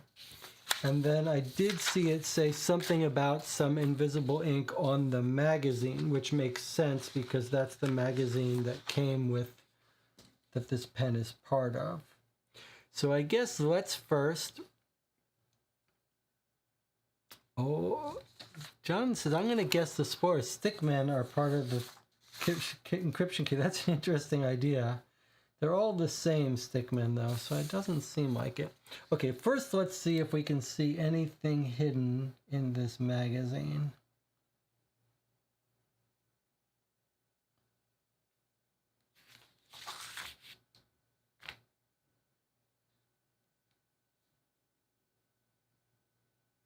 Oh yes, there's a hidden message right there. Probably very hard for you to see it. Let's see if there's any more. Here it says, this is Anthony Rapinoe's quote, and here it says, "Crazy stuff. Why'd ought never tell me about any of this? Why'd ought never tell me?" A-U-T. Okay, so let's just make our little black light area. Magazine says, "Why ought A-U-T never tell me?" Is ought the name of the creature in the woods? Can't see more. And who's writing this note? Is it Anthony or is it our kid? I guess these were found in the kid's desk, so probably the kid. Okay, I see another blue light entry. He's underlined "to death" here. I don't know if you probably can't see this. They were found tied together and stabbed to death. He's underlined. Oh, he's written some more text here. It's in code SLDWLRH. Let's see if that's in my list here. Okay, that doesn't seem to be in my screenshotted thing. All right, so Jonathan, can you take this down? I guess. So he's written here on the side, "Have to research more about this." Sorry you can't see this. If I turn off this light, can you see it? It'd be nice if you could at least see that there was something there. You can see that there's something there, though, at least, even if you can't read it, because I can barely read it, too. Okay, this is in English. It says, "Have to research more about this," about the people who were stabbed to death. All right. Ant, Logan Hill. Okay, Jonathan says, oh, why Ant for Anthony is what you think this says. Okay. Yes, Ant, you're right. Why Ant never tell me about this? Okay, it makes sense. You guys are good. It makes sense if the kid is saying, why did the Anthony never tell me? Because Anthony's the historian. Okay, here we go. An encrypted message that we're going to take down. Jonathan's ready. SLD space WLRH space HAV space WVXRWV space or new line DSL space GL space XLMGILOR space DSL space GL new line looks like HKZIV question mark.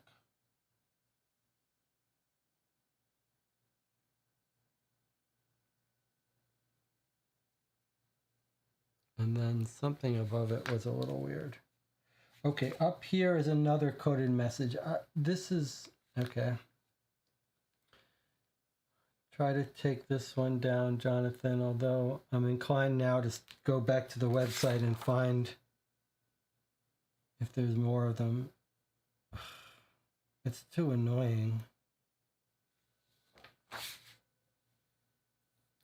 All right, well. You ready, Jonathan? What was the XML one? It said XLMGILO question mark.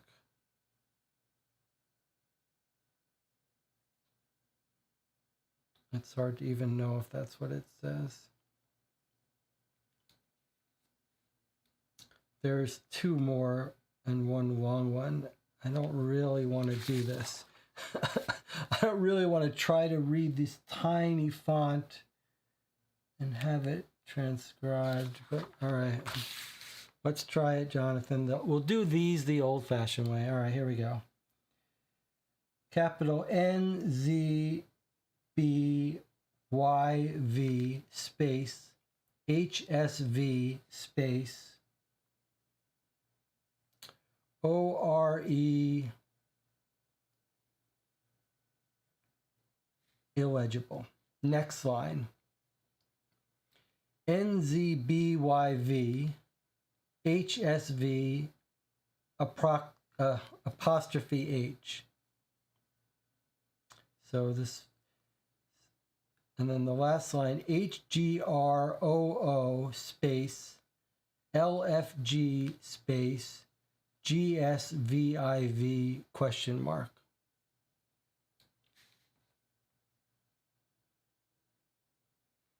Hopefully we just have to translate enough of it to make sense of it. All right, here's the last one. Ready for the last one? John says, sorry, this is not working well. Maybe I need to talk slower. This one is really hard to read. If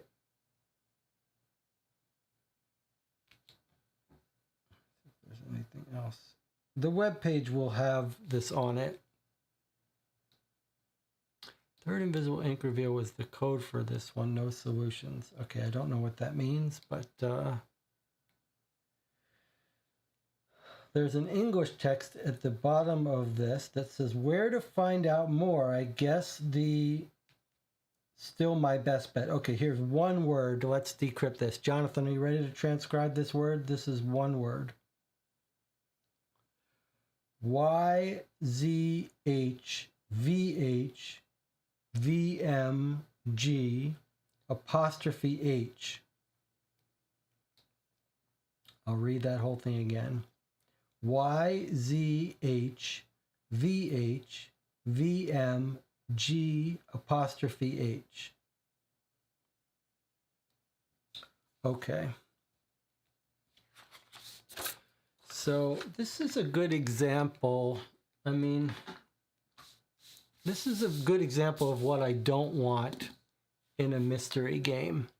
Hold on, let me just get my scan from get my journal from the tablet.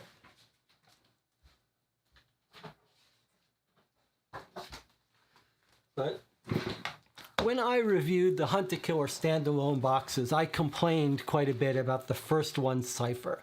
This first one had a very long message cipher that was just a lot of annoying brute force to decipher it.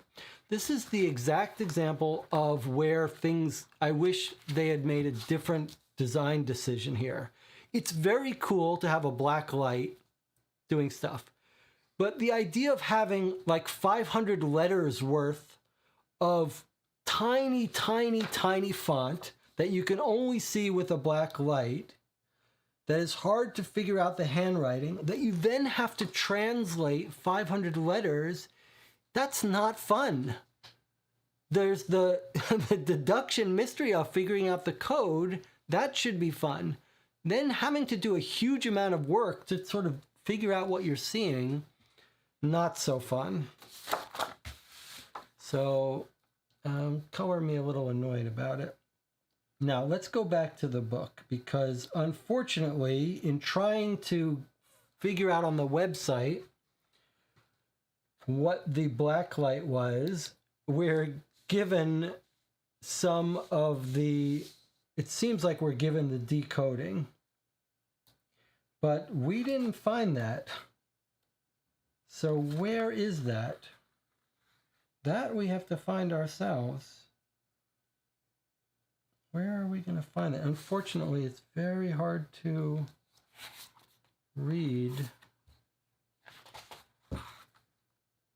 with the lights on.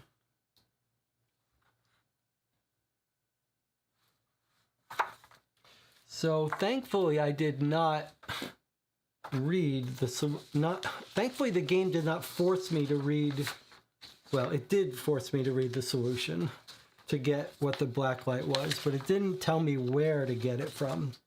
So I have not paid attention to it, and I don't know where to get it. So a question is, what was the code used to transform these sequences?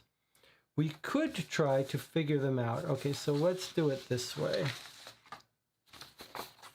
Here are, okay, let's calm down. Let's not get all upset. Somewhere in here is the translation code. It's probably a Caesar cipher. It's certainly a substitution cipher.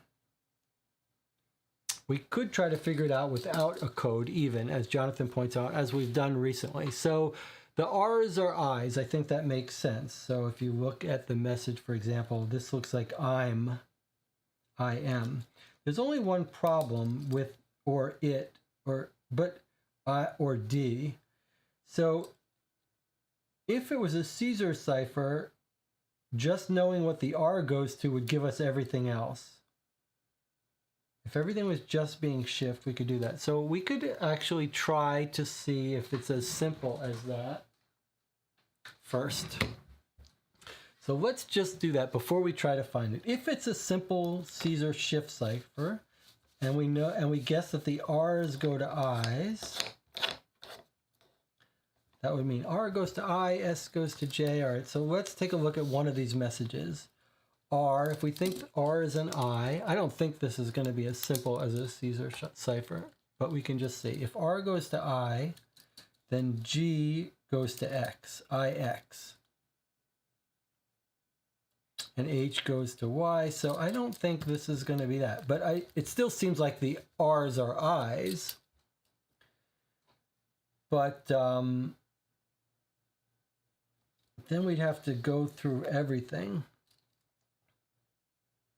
and try to figure out all the letters that way. It's certainly possible. You'd expect certain capital things. We could expect Blair. We could expect some names, like the brother's name. So we could decode this piece by piece. We could probably figure this out. Or it could be A. What would be A apostrophe something, though? I think I is a very good guess, especially if it's alone. So R is going to be I for sure. But we could figure this out if we can't find the code. Let's try to find the code, though. It should be here somewhere. And I've turned off... No, I haven't turned off the light anymore. We haven't seen it in plain sight, but was it in ink? Was it in this black ink somewhere? Let's look again. We're looking for somewhere that the code might have been.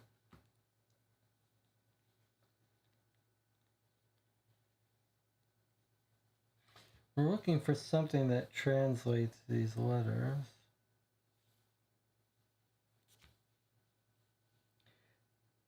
We accidentally know that it's here somewhere, I believe. Based, why didn't Aunt tell me? Based on the website. It's encrypted message.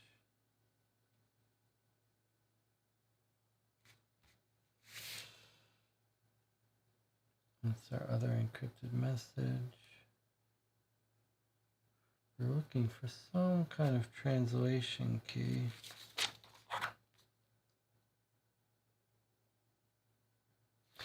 I mean, here's a partial English. Where to find out more? I guess the blank will be my best bet. Still my best bet.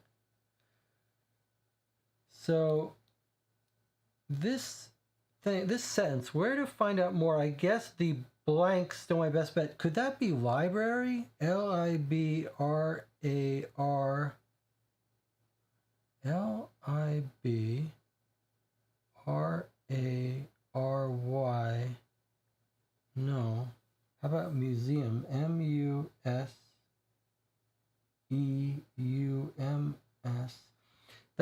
I mean, that seems like that's going to be a good way to get a bunch of this decoded.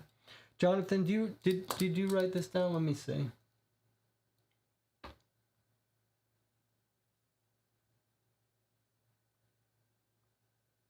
Okay, so Jonathan is writing here. I just want to make sure this word has got the right number of letters. YZHV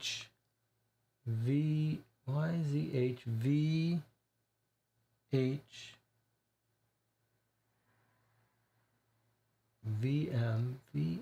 VM G apostrophe H. Okay, good. So let's work on that bolded one that you've got there, Jonathan.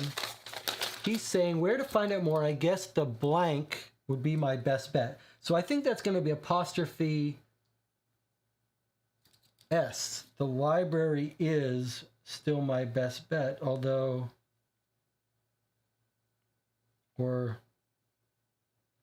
you shouldn't have an apostrophe, but maybe he spelled it wrong. YZH, unless the apostrophe is a code. YZH VH apostrophe H. Okay. So he says, where to find out more? I guess the blank's still my best bet.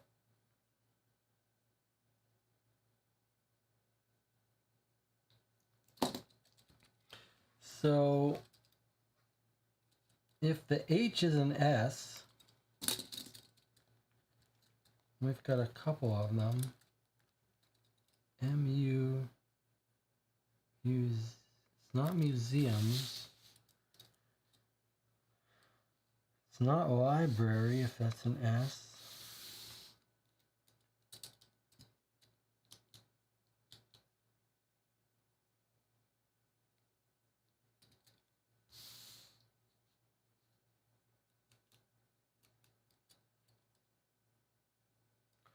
What would be his best bet? Am I translating that right? Could it be under Burkittsville or Untold Tales?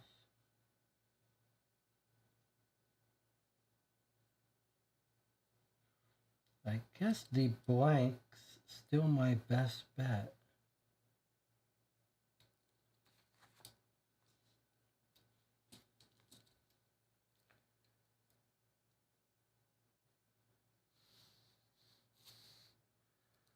One, two, three, four, five, six, seven.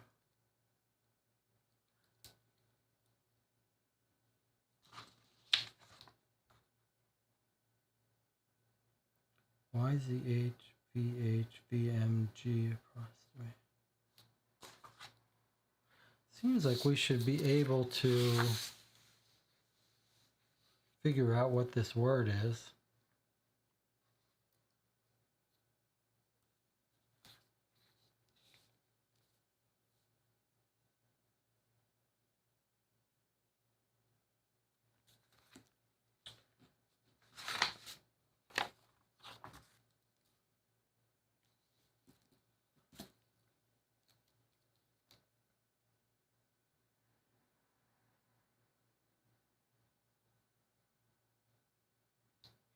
Where else might he have written? Did I not search this as well as I should have?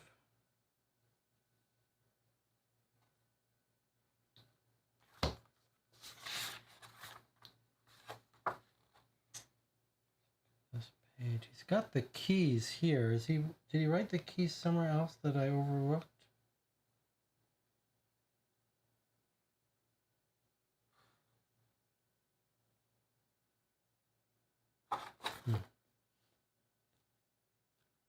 I may have to turn off the lights to find it. Is there stuff he wrote that wasn't encrypted? I'm trying to remember now.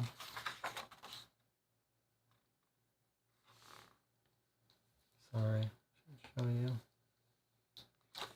Front of journal, back page of journal.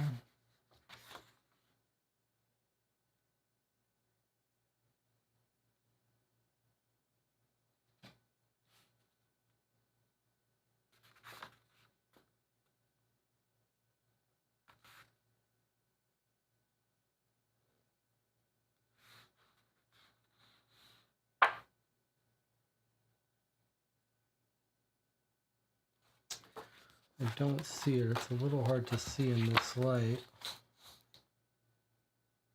Maybe in the midst of one of these complicated encryptions that I didn't transcribe.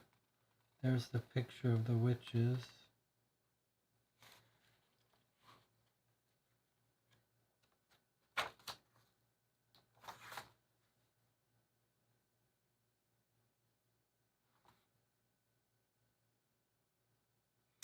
I mean, no one would be happier than me if there isn't a key here somewhere.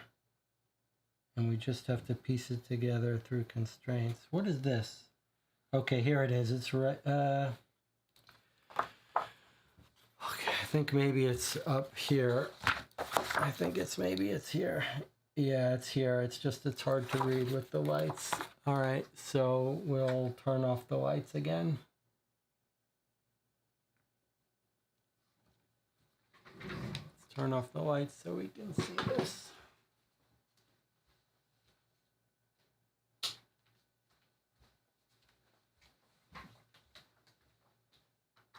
Jonathan, get ready to do transcribing. Or maybe this is what I printed out. Okay, so it's in very light font here. You probably can't see it. Where's my other views? Where's my super close-up? All right. So let's see. Can you guys see that up here there's some letters? You can see that, right? A, B, C, D, E, F, G. It says A, B, C, D, E, F, G, ... Okay, A, B, C, D, E, F, G, ... Underneath it is Z, Y, X, W, so it's reverse. It's just reversed. So A goes to Z, B goes to Y, C goes to X, D goes to W, E goes to V, F goes to U, G goes to T. Okay.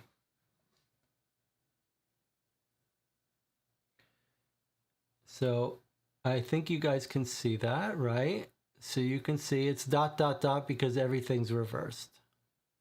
All right. So now we can turn on the lights again.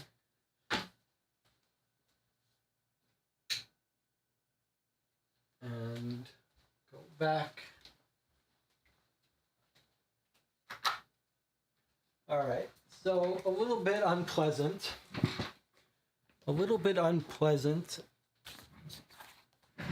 And now we've got a ton of text here.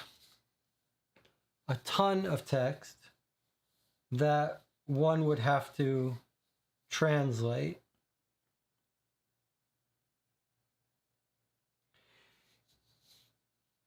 Even if, and here it is, here's the website giving us this answer that I didn't know where. Okay, so here it is, which is just reversed. So now we've got a ton of this text that we would like to translate.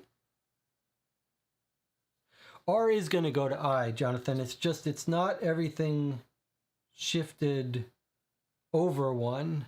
It's reversed. So R will probably still go to I. But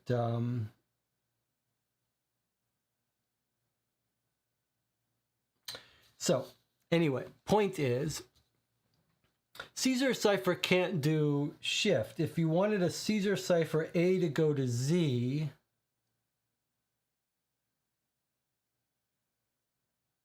then B would go to A, etc. So that A is right. Okay. So anyway, point is,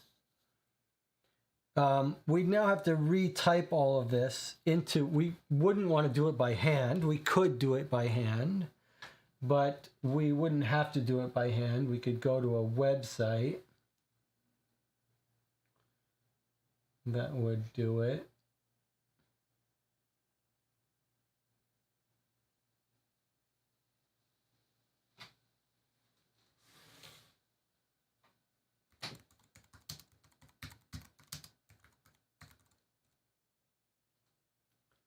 Reverse alphabet code cipher. Okay. So it's called the @bash cipher.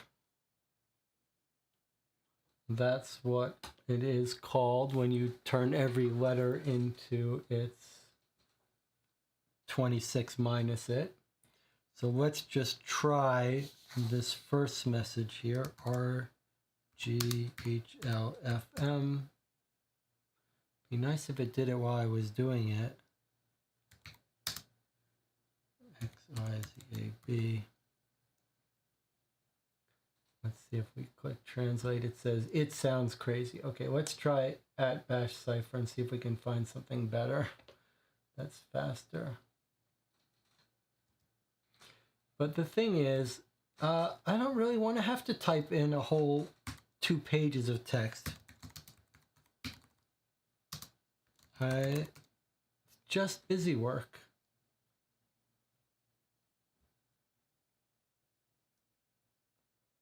It'd be nice to find one that did it as I was typing, because there's no reason it shouldn't. How about now? Will this one do it as I type? No, none of them will. Okay, and they're all full of ads. Lovely.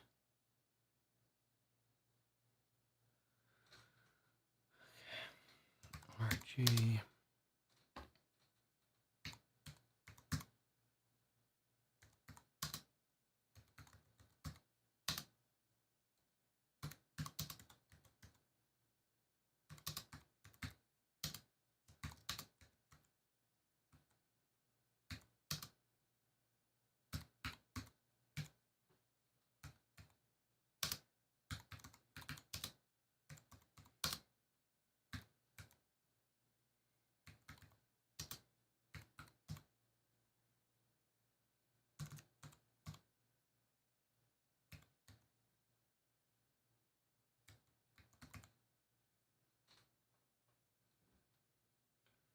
Guys, come on, it's not. It's annoying.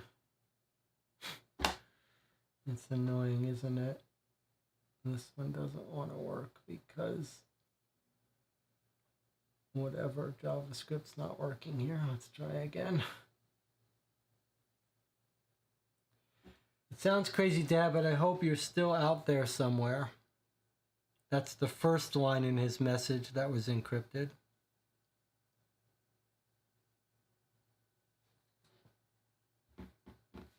Okay, and then we just have to do the same thing for the next half hour as I type in all of this and get it decrypted.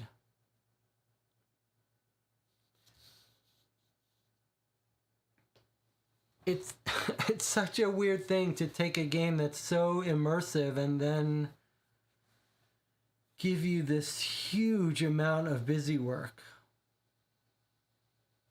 This is what happened with the first standalone Hunter Killer box that I played that I went off on. And boy, this really just jolts you out of the enjoyment process. Okay, so what we'll do is we'll just go to the website and we'll try to find this decrypted without finding out other hints that we don't want, which the website does not make all that easy. Or I could just type it all in each time. RG. Thank God, at least, that we didn't have to. Next line says, it's not just me. Okay. But what was the first thing? This may sound crazy, but it's not just me. And now it's going to keep losing the previous message, so we're not going to remember any of it. Okay, so we're not going to play this stupid game.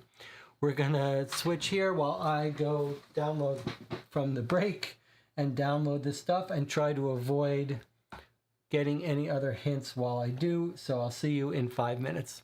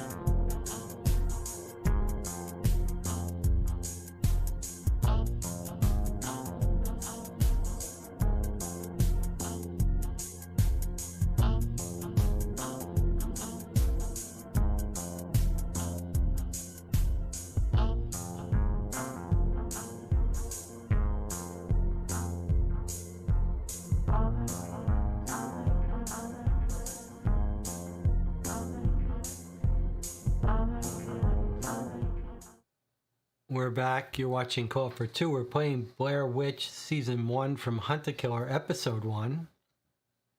And I have to take a deep breath. I have a very low tolerance for sort of brute force busy work. And this case was so enjoyable till it ground to a screeching halt with a combination of trying to read tiny, tiny scribbled font. Maybe I should have put on my glasses. That might have helped a little, to be honest. Tiny scribbled handwritten font with a blue light in a bright light, and then transcribe all this and then decipher. The actual figuring out the code involved no skill. We probably should have focused on trying to solve it ourselves. That would have been enjoyable. Instead, the trick was shining that tiny blue light until we found the legend in his book. But now we found it, so we've taken a little short circuit. We've gone to the website to get the transcribed thing. I really wish they had done a better job. Kudos to them for having this stuff available. But they should have anticipated that people were going to have a hard time seeing it, and that the first kind of hint people would want to get, or one separate hint, would be transcribing what you see with the blue light. Okay, that gives us this. And now, rather than type this all into a reverse cipher, which we now know is called, there's a name for it. It's called the @bash cipher, where each letter goes to its opposite. So A goes to Z, and when you get to the middle, they're going to go right next to each other. So it's not a Caesar shift. Each letter doesn't go a certain number forward, but they go to their opposite in the list. So A goes to Z, B goes to Y, and so on till you get to the middle. Okay. The only thing we want to make sure is, as we decipher this, that we don't lose all the suspense you would get of doing each one by hand. Jonathan says, you need a fancier code wheel. Yes, you're right. You could get a wheel that had an @bash cipher, or you could just get a printout of an @bash cipher. It's always A goes to Z. But still doing this by hand would not be fun. Okay, but what we are going to do is reveal these slowly so we get the suspense. So the first secret message was where? Down here. HLFMWH. Actually, we're going to need to pause it and go get the translations for the newspaper ones too, but let's do this first. Okay, so on the first page he says, Tristan was too young. I remember would be good for passing notes in class if I had anyone to pass notes to. And then it says,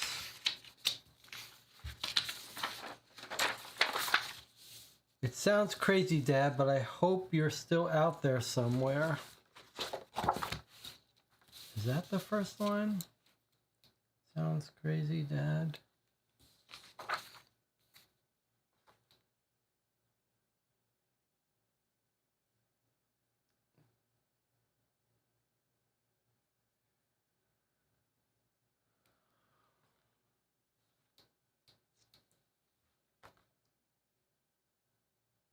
Wow, it's really just hard to read all this.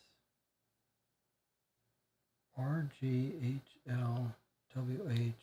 So it sounds like this line here is, sounds crazy, Dad, but I hope you're out there somewhere. It's not just me.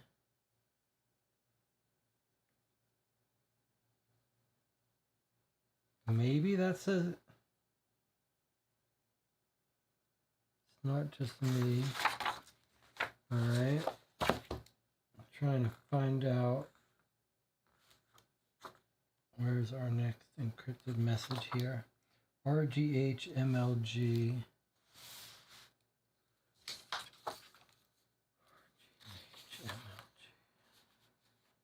Okay. Apparently he told Miss Tan that he saw somebody watching us too. I said I didn't see anything. Then the next line is,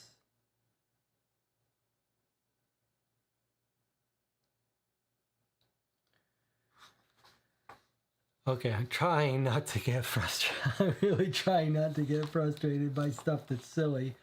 But I'm just trying to line up. Here's the encrypted messages. And I'm trying to see what this blue light message is. RG apostrophe H MLG QFHG. So this is the next line. So I guess the next line says, it's not just me. It's not just me. Okay, I said I didn't see anything. It's not just me. The next line of text is up here. It starts,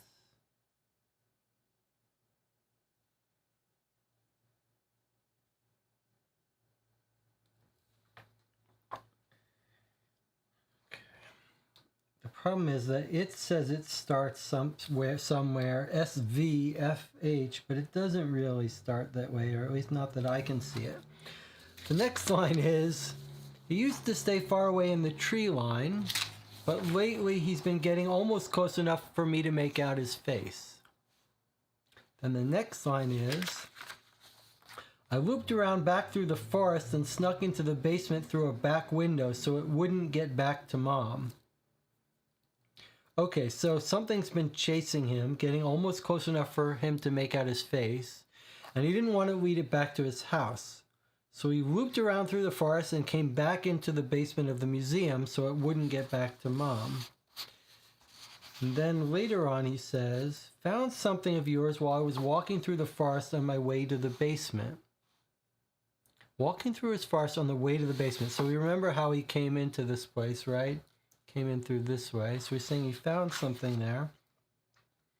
I almost stepped on it. It was right on the path. After I read it, I looked up and he was right there. Before I could say or do anything, he just smiled and walked away. I have no idea how he found your note or how he knew to give it to me, but I'm glad he did. Remember the mother, when we sent her the email, said she found the note from her father, and so this is what they're talking about here.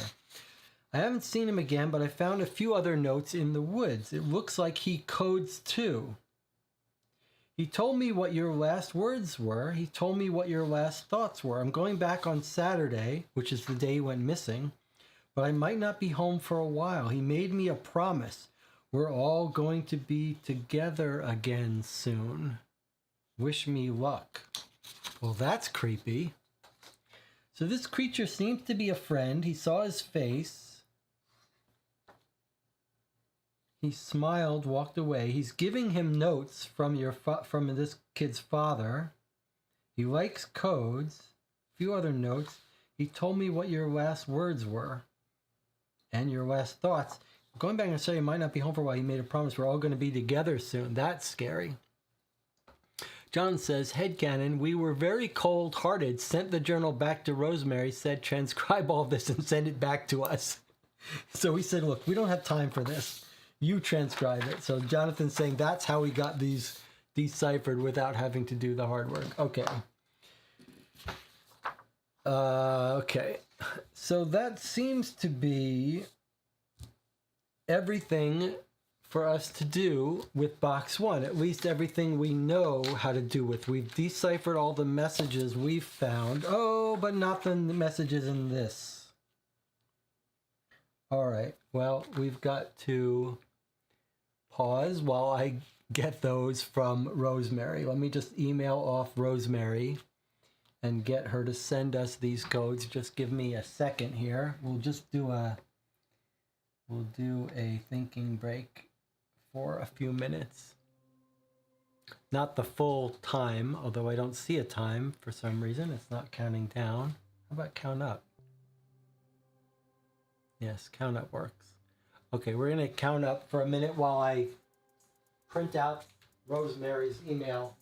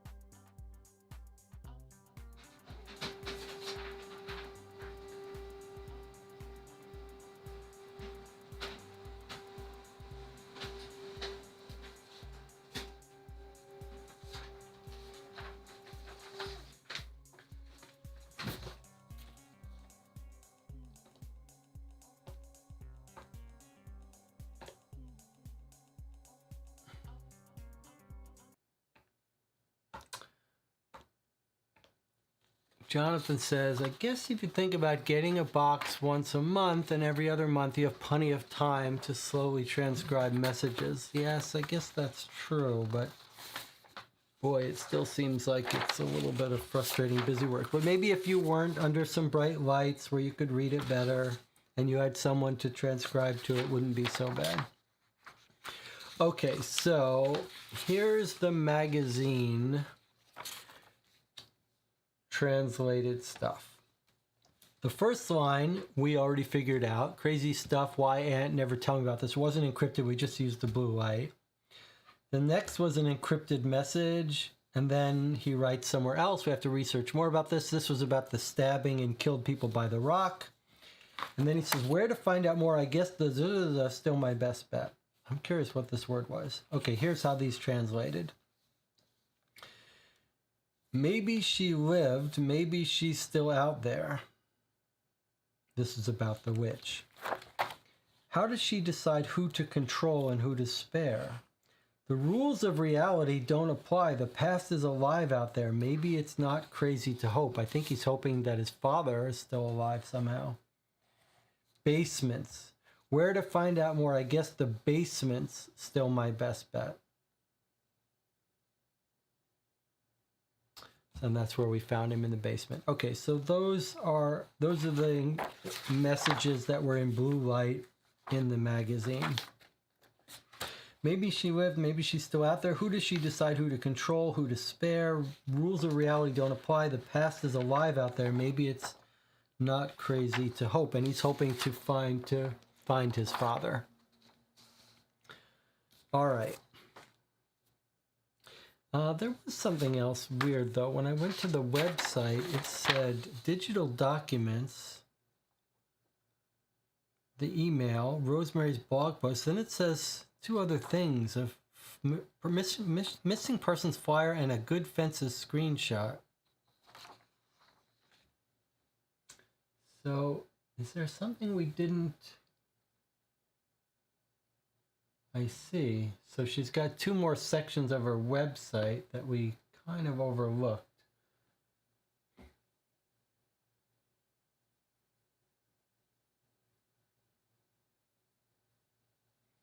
If you go up to this menu here, Good Fences, what's this? Screenshot. Okay, so we almost overlooked this. Screenshot from Good Fences. This is Good Fences is going to be like next door. This is neighborhood people talking. Let's see what we've got here.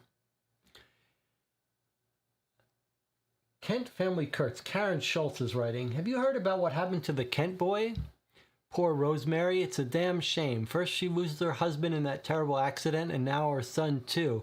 And didn't something just like this happen to her sister, Jess, right before she moved out west? Makes me wonder who will be next. Ooh, it sounds like the sister got into some bad stuff. Elliot Coulson says, you notice how it's been awfully foggy lately? You notice how it gets darker sooner than usual? You notice those weird marks and symbols about town? If you ask me, it's the witch. Certainly got me and my children in a fright. I'm keeping each of them close from now on. Diane says, that's just an old wives' tale. If you ask me, it was that creepy historian, probably trying to reenact a killing from one of those dusty old books. It's always the quiet ones, mark my words. Donald Cohen says, I agree with Diane. Witches? Ha! Have you asked the priest about the boy? He always gave me a bad feeling. Rosemary Kent has now chimed in. You stop that. Father Hobart has been nothing but good to this community, and Anthony has always supported me and my family when we needed it most, which is more than I can say for some people. I don't know what this download is. I see. So it's in PDF format that we could see it. What is it? Are these live links? No, it's just a screenshot. All right, and then that was Good Fences. Come on, guys, really? You're making me do this again?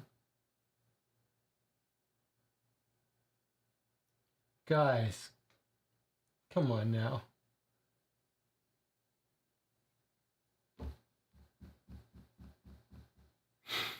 It's caused the whole tablet to reboot, it sounds like. Oh, I hope it hasn't run out of power. Okay. I see we're being tested by the spirits today. For some reason, the tablet isn't charging well. We had one more thing we wanted to look at. The missing persons flyer.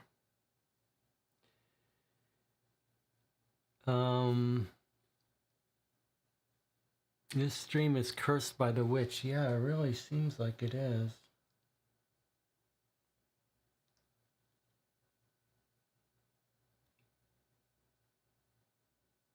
Well, we'll take our 8-minute break here. We'll take our 8-minute break. We'll come back. We'll have 8 minutes of charge on the tablet. We'll open box. We'll get ready to open box 2. So I'll see you in 8 minutes.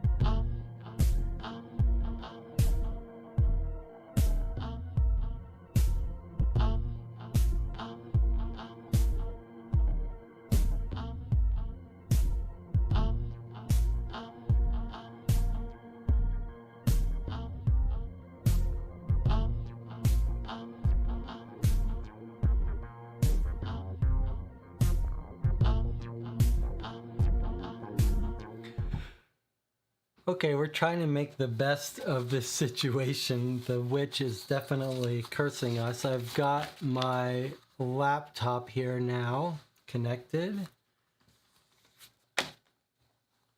Hopefully we can use that to access the website. I've got my buttons configured for the tablet in portrait mode, so we're gonna find out how well this all works. But let's see if we can get that last piece of information that we didn't have before. So, okay.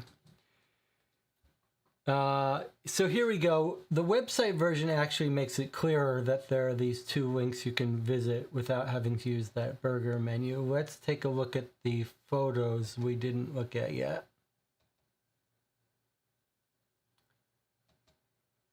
So it looks like a missing folder, missing flyer for Liam. Liam Howard, Kent, last seen Burkittsville, Maryland, 15, male, 5'8", 160 pounds, brown with blue eyes. Last seen wearing a black t-shirt, denim jacket, beanie, carrying a backpack. Search there found no sign of Liam as of yet. We are seeking additional volunteers in our efforts to search the Black Hills Forest and surrounding area. Sheriff's Office requests that only those with experience in wilderness navigation and competence in basic survival skills volunteer to participate. If you have any information regarding the disappearance of Liam, contact the sheriff. Okay, now it's going to let us zoom in. Why would that be? Is there anything you think in this picture is relevant for us? Let me zoom in.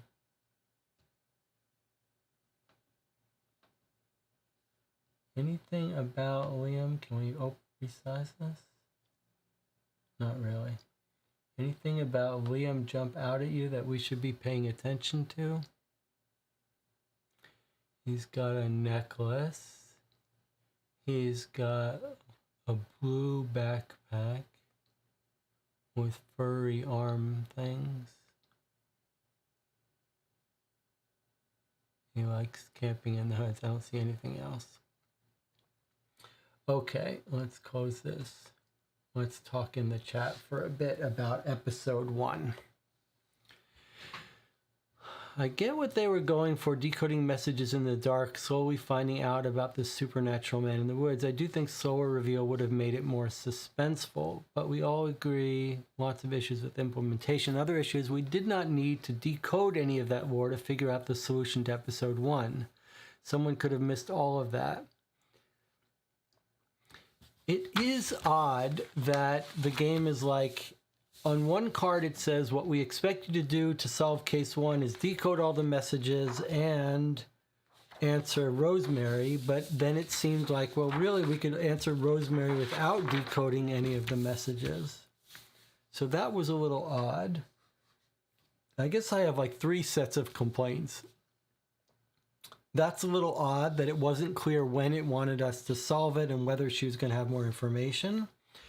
The second one was the fact that they have this very cute little blue light creepiness. I think you didn't need those messages to be encrypted. You could use the blue light to reveal the messages written in English and it would be very suspenseful and creepy. The fact that they were all encrypted as well meant you had to shine that tiny blue light that was hard to see with tiny scribbled lettering, and then transcribe those and then figure out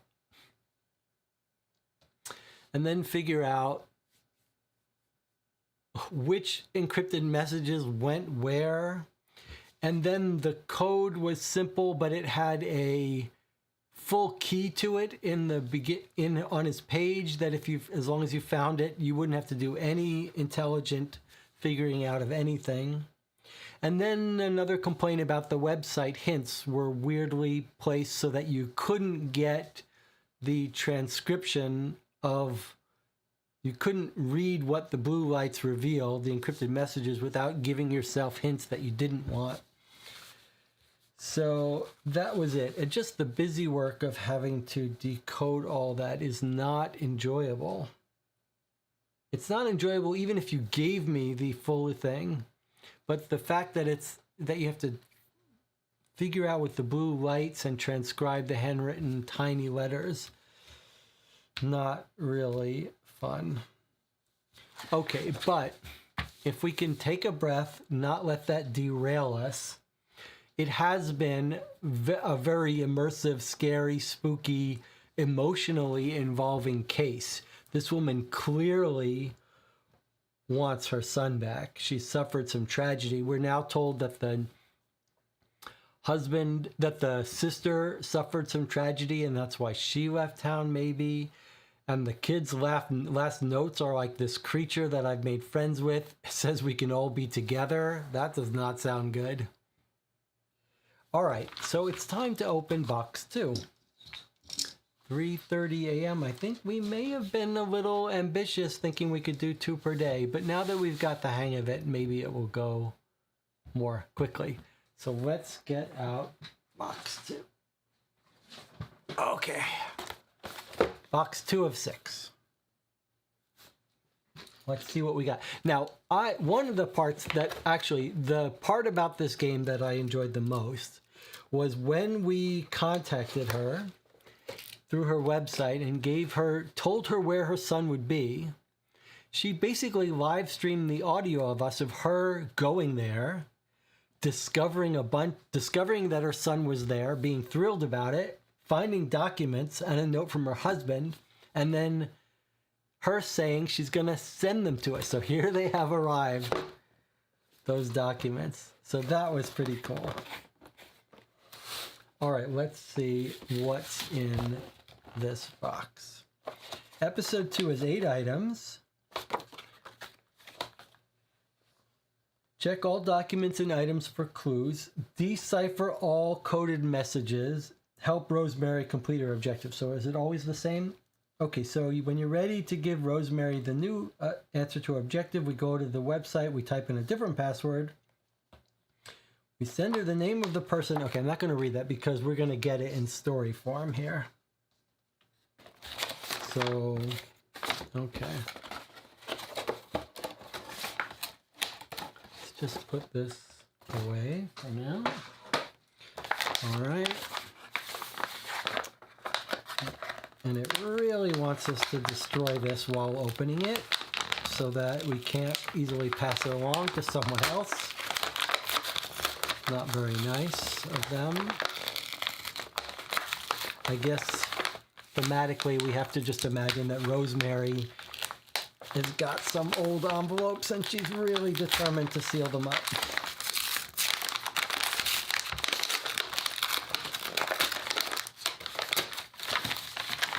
All right.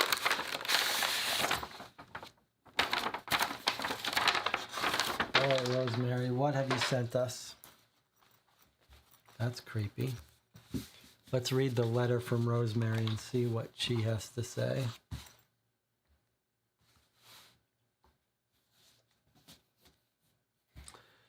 Detective, after going so long without any leads, finding Liam's things in the basement of the History Museum has filled me with so much hope and so much fear in equal measure.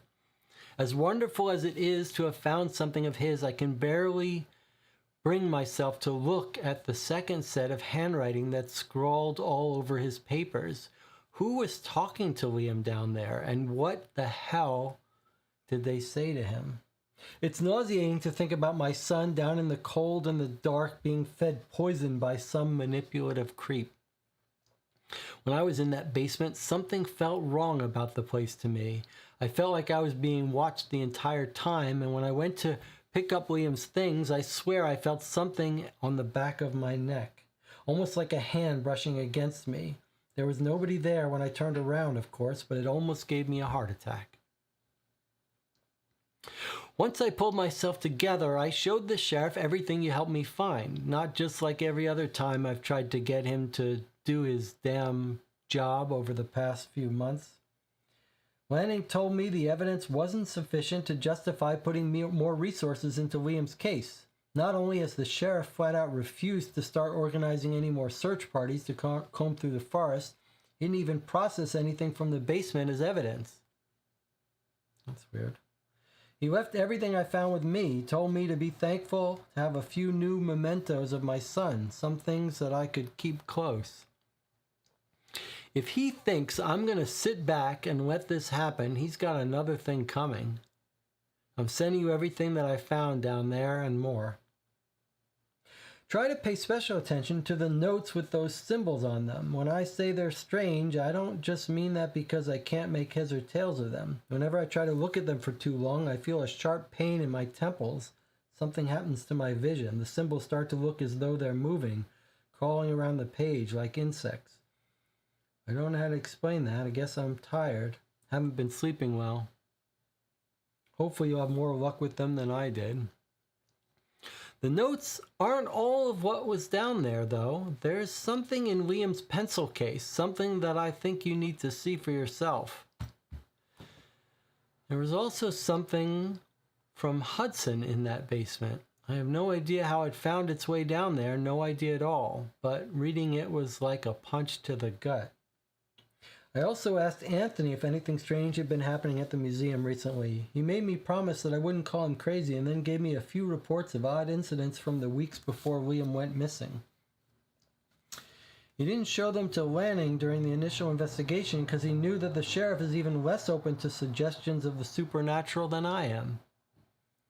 To be clear, I'm still very leery, still extremely leery of the notion, but I can't ignore any possible explanation at this point.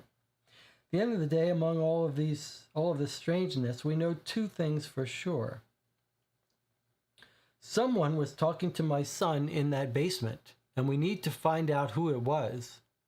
I need you to find out the name of the person Liam was talking to, and send it to me through the tip line at kentcase.com. I've updated the password to ensure that all of this new information stays secure. The new password is quietly5. We finally got a concrete lead. Let's make the most of it. I just want to read this part about Anthony. She asked Anthony if anything strange had been happening.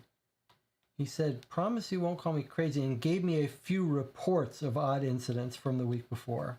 He didn't show them to Lanning. I guess the reports are going to be printed documents here. Okay, and I guess this is the pencil case. She says, what does she say? There's something else. Liam's pencil case. There's something in Liam's pencil case, something that I think you need to see for yourself.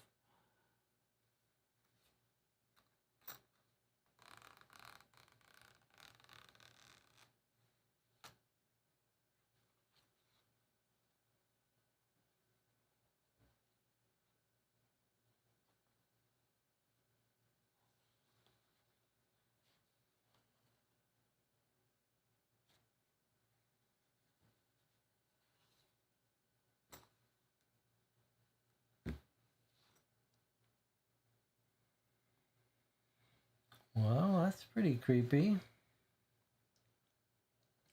It looks like that figure in his drawing. And it looks like it has, well, some of the symbols that look like they could be from Pigpen cipher, but others not.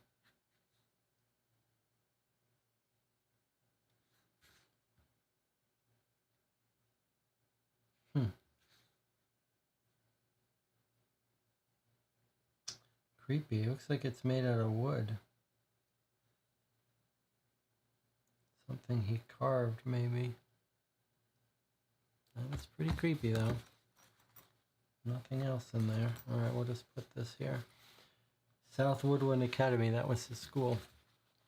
All right, so we'll just put this aside. Where's my drink? Oh, I put everything over there.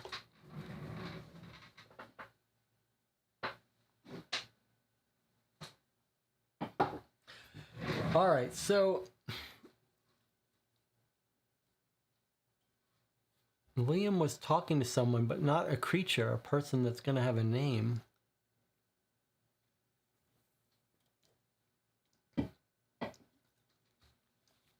That's pretty creepy.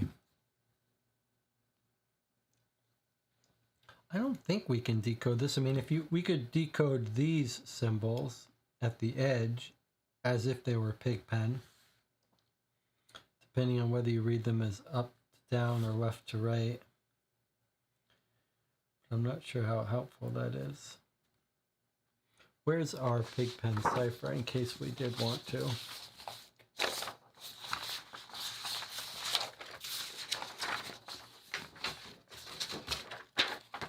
So if this is our Pigpen cipher, just to give you some idea if you haven't encountered this before, if on his body, if we read it this way, horizontally, then one symbol is this, another symbol is this, right? And then down later, looks like whatever, GB, and then we've got this symbol and this symbol. Okay, so if you wanted to decrypt these left to right with Pigpen, you would see what letter is like this. Well, that's the I. The I has this bracket here. So that would be an I. This one would be an A. And GB. And then this one here would be a C. And this one here would be a G. Okay, so that doesn't make much sense. If we were to read it vertically, like this, from top to bottom, the first symbol would be 3 circles, which we don't know how to make sense of. Then there's this, then there's this, then there's the GB, then there's this, then there's this. If you were to read it that way, you'd have an I here, an A. Oh, it's the same. That's interesting.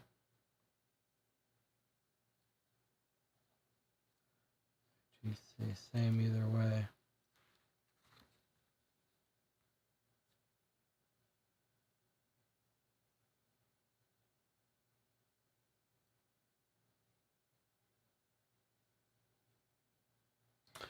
Okay. So they don't make much sense as Pigpen cipher scrawlings. That's okay. All right, let's continue. Okay, here we have a brochure from the Burkittsville History Museum, newly renovated, open for business. It's got its hours. Feels like a pretty substantial little brochure here. On nice heavy cardstock.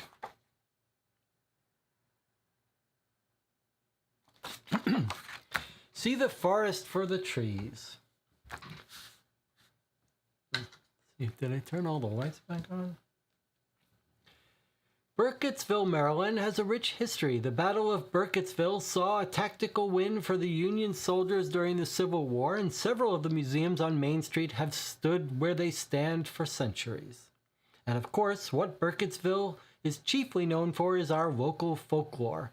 Legend has it that an old witch resides in our Black Hills forest, cursing those who set foot into her woods. Is she real? Question. Many believers and skeptics alike have taken the pilgrimage to fair Burkittsville to ask this very question. While you'll find a wide range of answers, among those who live and work in Burkittsville, history tells us that the earliest residents of this area certainly believed in her. Where Burkittsville now sits was once a town known as Blair, although the town's residents fled the area in the late 1700s. It wasn't until 1824 that Burkittsville was officially chartered, and the rest, they say, is history. If you're trying to find the truth behind the stories, you need to visit the Burkittsville History Museum, says user Chili Chrissy on 5 Square. Okay, a picture of a woods figure. Then a picture of a coffin being built in the workshop. And some books. Local flavor. Do you fear the Blair Witch? Well, rather than go hiking through her woods, come enjoy our collected writings on some of her most infamous haunts. The Burkittsville History Museum boasts the largest collection of material relating to life in historical Blair, as well as the art and craftsmanship of its residents. Take some pictures of the artifacts we've discovered in the woods to remember your trip.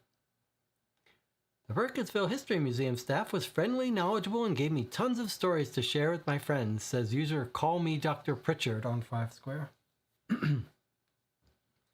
Okay, I don't see anything all that interesting that I can make out in the books. Let's see, do we see any important books here that we care about? Can you read any titles? Century, I don't see anything we can read. But it did talk about stuff they found in the woods, which makes me concerned. Local events. Burkittsville History Museum is the proud sponsor of many local events. Our fair town is bursting with fun activities and public events, many free of charge. Whether you want to learn more about the rich history of Burkittsville or you have a story to share, there's an event for you.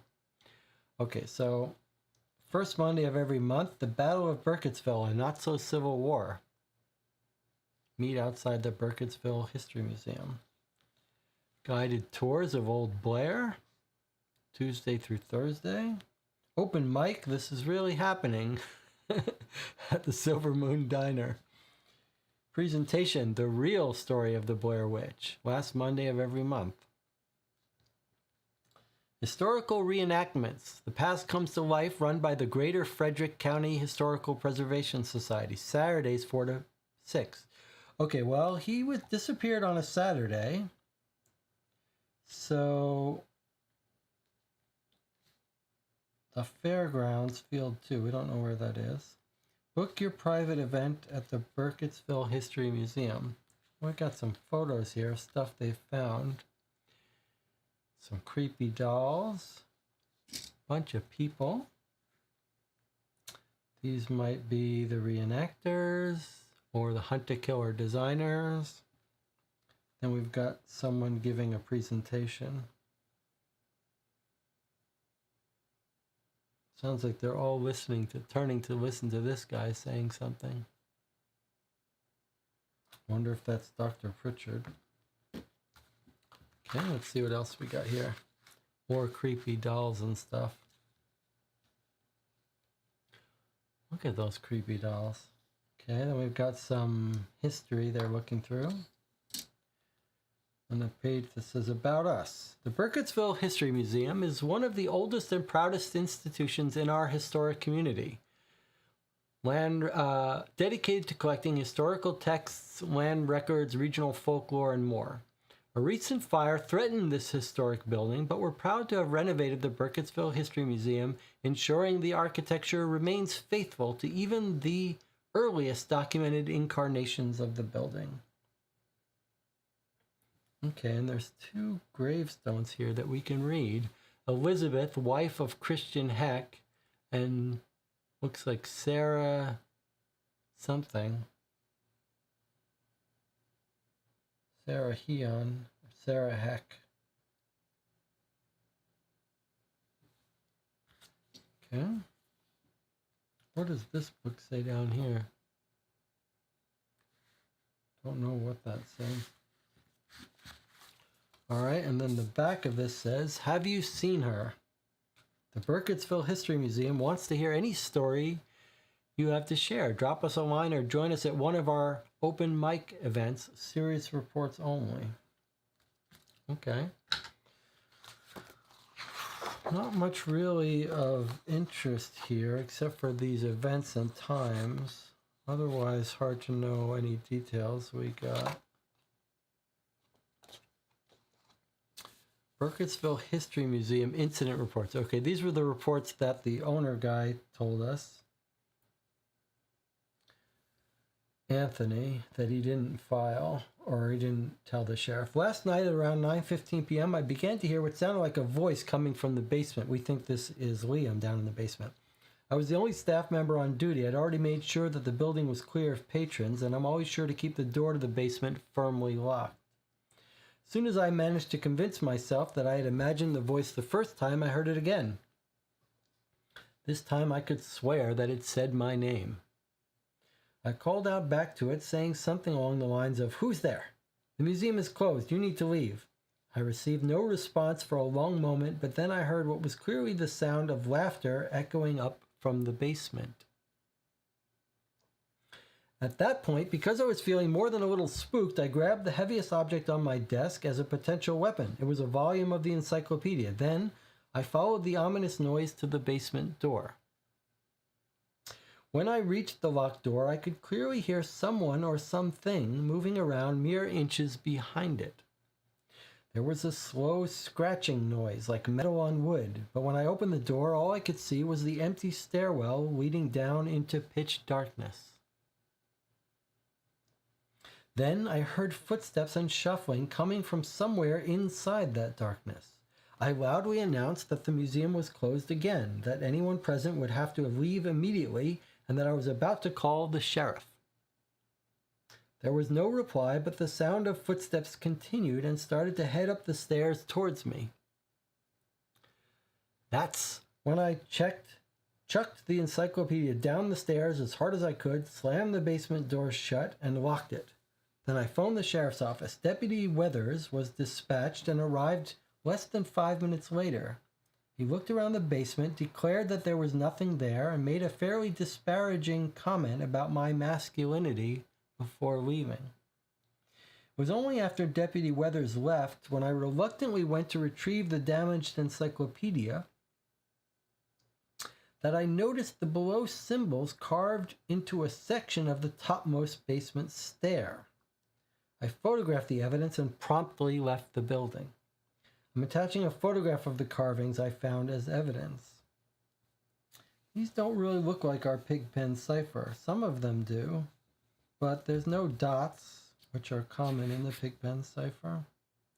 So someone scratched it into the stair. Okay, and then he's left another report here. John says, what's the drawing near the glass on the brochure? Drawing near the glass.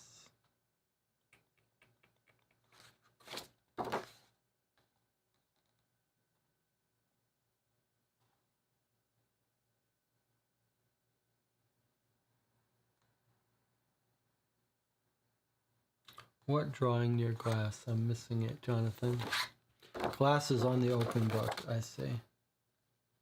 Okay, let's take a look.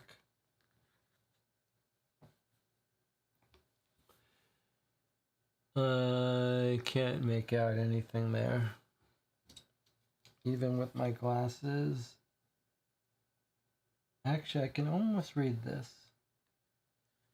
Displayed above are various documents related to the Ziddle family. Notice that on the deed, Henschel Ziddle has signed his name in German. Gift from Catherine Schoenstern family in honor of Wilbur Shoemaker. Just telling us someone's German. This drawing here I can't make out of. Can't make anything out of. I don't know why someone signing their name in German is important. Boy, that was hard to read though. Hopefully they don't expect you to read it. Okay, here's another incident report. I only got a quick glimpse of the individual from behind. It was a male around 6'2" in height, but it was difficult to tell because he was slouching very heavily. He was wearing a long, filthy coat and mud-stained boots. He moved with a loping gait. About 2 hours ago, at around 10 p.m., I witnessed an unknown individual trespassing in the museum.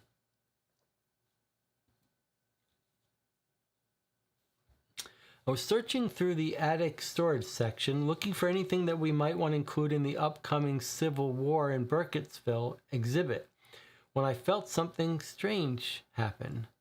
The air in the room seemed to become dramatically colder all of a sudden, and I was overcome with the sinking feeling that I wasn't alone. Then I turned around and I saw that, in fact, there was someone crouching down about 5 feet away from me, rifling through a storage cabinet. His back was turned to me, but I gasped loudly when I saw him, and it was clear from his body language that he knew I was there. When this stranger heard me gasp, he slowly stood up. Then he just walked away, not turning around or acknowledging me at all. He climbed down the attic stairs. Fearing for my safety and frankly unable to move, I made zero attempt to pursue him. I huddled in a corner of the attic, clutching at an antique bayonet, called the sheriff's office, and remained where I sat until Deputy Weathers arrived. Weathers searched the museum up and down 3 times alongside me, but we didn't find any evidence of the man I had seen. We also didn't find any sign of breaking and entering. All possible entrances to the museum were locked when we searched them. Deputy Weathers then had the nerve to threaten to write me up for wasting police resources. After Weathers left, I went to check on the storage cabinet that the intruder had been looking through. It's mostly dedicated to oral transcriptions of 19th and 20th century folk tales, but also contains a few samples of jewelry and other apparel from the period. After cross-referencing the cabinet's contents with our inventory, I can confirm that nothing was stolen from the cabinet. However, it appears that one item has been added to it. It appears to be a talisman made from sticks and twine, shaped roughly like a human figure. Objects like this have occasionally appeared around town close to the time of an unexplained death or disappearance. I'm going to go home now, and I'm going to take a personal day tomorrow. Okay, so nothing taken but a stick figure with twine, shaped roughly like a human, left. But not this. This was found in his pencil box. Okay. Now we have a museum feedback form. There's not that many documents in this box. Okay. Burkittsville History Museum feedback form. We at the Burkittsville History Museum proudly strive to improve your experience as guests. Please take a moment to reflect on your visit, highlight your favorite exhibits, and to suggest anything we can do to improve your future visits. Comments. My family drove out to your museum from 3 counties over after seeing the glowing write-up of your establishment in Untold Tales magazine, thinking that we'd have a nice weekend outing and learn something along the way. While we were waylaid by some car trouble that stalled us by a few hours, the tire blew out as we were driving down the road that goes along the edge of the forest. And it took me a long time to install the spare we keep in our trunk. We still arrived with ample time to take a quick look through the museum, or so we thought. Per the information listed directly outside of the building itself, we arrived 1 full hour before closing. Why then was the building already locked at that time? Why was I forced to explain to my 2 temperamental children that it was time to turn around and go all the way back home? To make matters worse, as I knocked on the door to the building, I saw an employee standing not 10 feet away from us. He was facing away from me, hunched over a book or something, but he straightened as soon as I knocked on the door, so he obviously heard me. However, he didn't even turn around. He just calmly walked away through some door without even acknowledging our presence. I've never witnessed such baffling rudeness in my entire life. Going to leave your establishment a scathing review on 5 Square, and I will never take my family to this sad excuse for a town again. So I guess this is our person who's in there on this guy's day off. This guy said he wanted a personal day after that. He took the day off, and this person snuck in and was reading some book. What the hell, Anthony? This was filed on Saturday.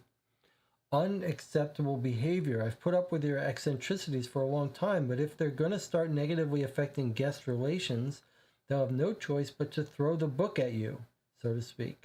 See me in my office as soon as you get in.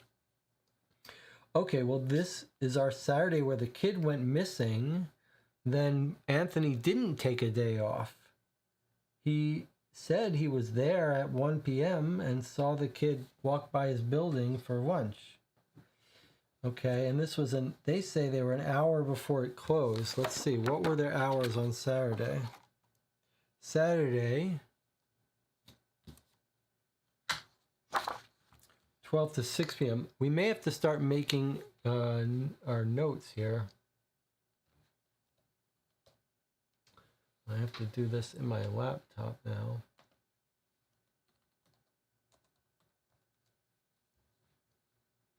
So we've got a little bit of timeline for Saturday, it seems.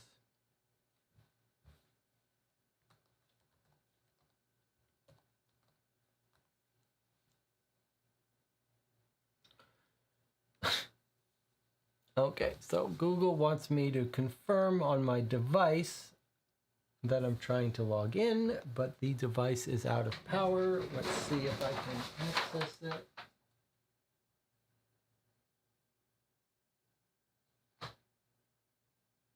Boy, this is the stream from hell.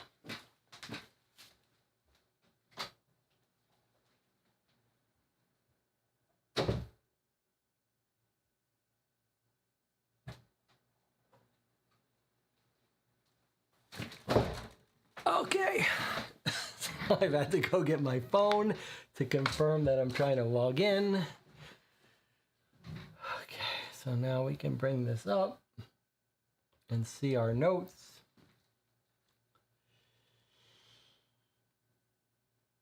All right, Logan says, I hate to ask, but did Anthony say when he left during the Box 1 police interview? I don't know. We can go back and look at that. Let's go back. I'm going to delete the transcribed. Okay. Then for timeline, we're going to say that visitors came 5 p.m. on Saturday. Scary guy in museum. Then Saturday, 1 p.m., Anthony saw Liam, question mark. Okay, so you guys can see that. If I go to portrait view, you can kind of see it. Okay, we can take a look at what Anthony said in his interview in box 1. Let's just take a look. We ask him, he says, I'm there the entire weekend. He didn't come in the building.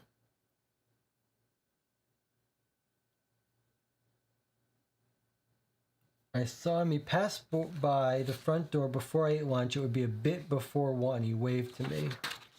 So, why is this guy, Anthony, not at his post at 5 p.m. on Saturday? That's a bit suspicious of Anthony, right? Where was Anthony? What do they say? Employee, 10 feet away, hunched over a book. He straightened up as soon as I knocked on the door. Let's see if Anthony replies. Okay, here we go. All right. So actually, Anthony does reply and explain. Rosie, this complaint was filed by a museum guest exactly 1 week before Liam went missing. I don't know who it was those people say they saw that day, but it wasn't me. It couldn't have been. I've been closing the museum 2 hours early every Saturday for the past 6 months. I see. I'm a member of this historical reenactment band, and it's the only time people are willing to practice. I play bugle for the Union Army. It's a stupid reason to cut work, but nobody ever noticed until now because I'm the only employee on duty Saturdays and because museum attendance is so low across the board. The entire place was locked when they saw this man, whoever he was, and some of our alarms were tripped. Oh, none of our alarms were tripped at any point that day. He shouldn't have been able to get inside. He shouldn't have been there. But they saw him clear as day. Up until now, it was just me that was witnessing this kind of presence in the building. But this proves that I'm not seeing things. I didn't tell Joseph or the sheriff about any of this because I was already in enough trouble as it was, and I can't afford to lose this job. It was stupid of me to stay quiet. I'm so sorry. I hope you can forgive me.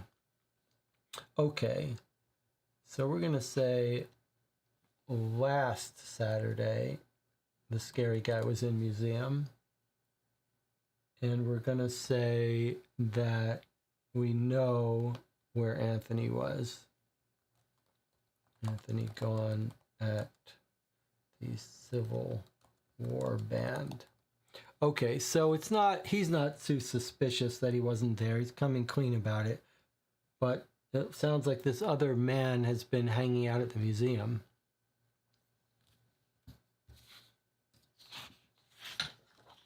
All right, what have we got here? These might be notes from the husband.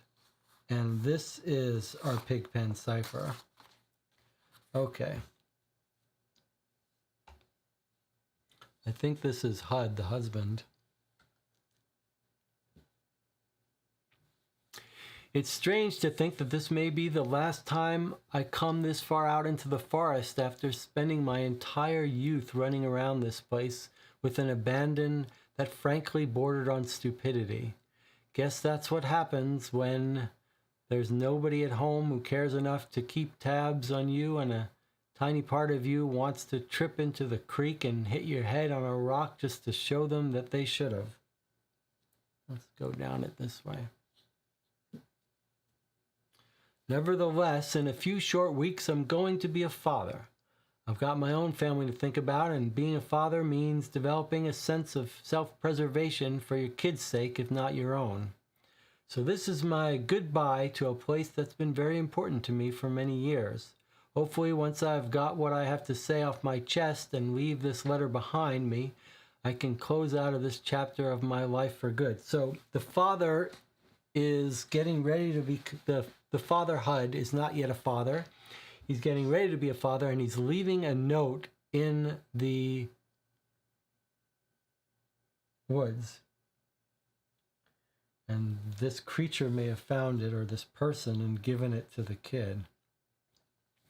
Ever since I found this place as a teenager, I knew there was something special about it. Special doesn't mean safe, of course, but it does mean fascinating, especially for a precocious and impulsive kid.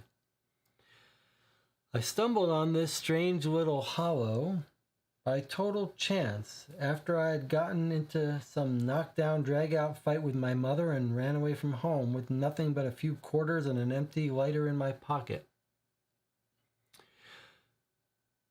The first thing that struck me when I walked in was that outside sound didn't seem to penetrate the hollow at all.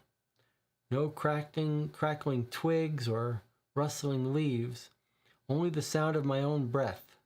The second thing that struck me was the thing at the center of the place, the twisted, hollow stump of a tree with bark as white as maggots. I remembered Anthony talking about the Blair Witch being tied to a twisted white tree. Okay, so Hud discovers some hollow in the forest, a little place that you can get into, and he sees a stump of a tree with white bark. And then he starts writing in code. And he's written a coded message, which we'll save for later. Or should we? All right, let's do these deciphering as we encounter them. We're trying not to write on it, so we'll do it this way. All right, we're going to try it differently this time. We're going to decode as we go. This is the Pigpen cipher that at least we know how to decipher, know how to write the code for. So let's see. I space, and then it looks like F E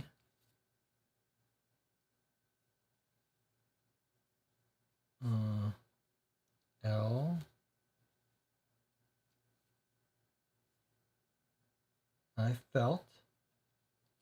I felt, then we've got I N in,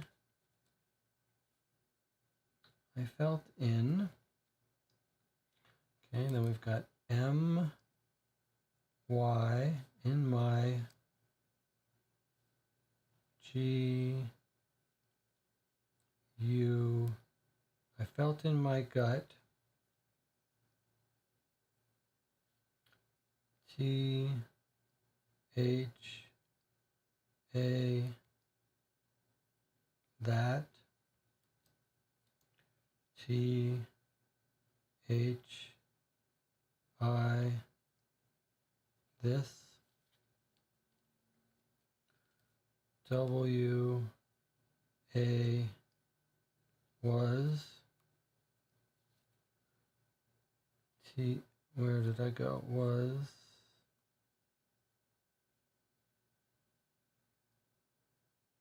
T H, the, S A M, the same, O N, that this was the same one. I remember Anthony talking about the Blair Witch being tied to a twisted white tree. I felt in my gut this was the same one.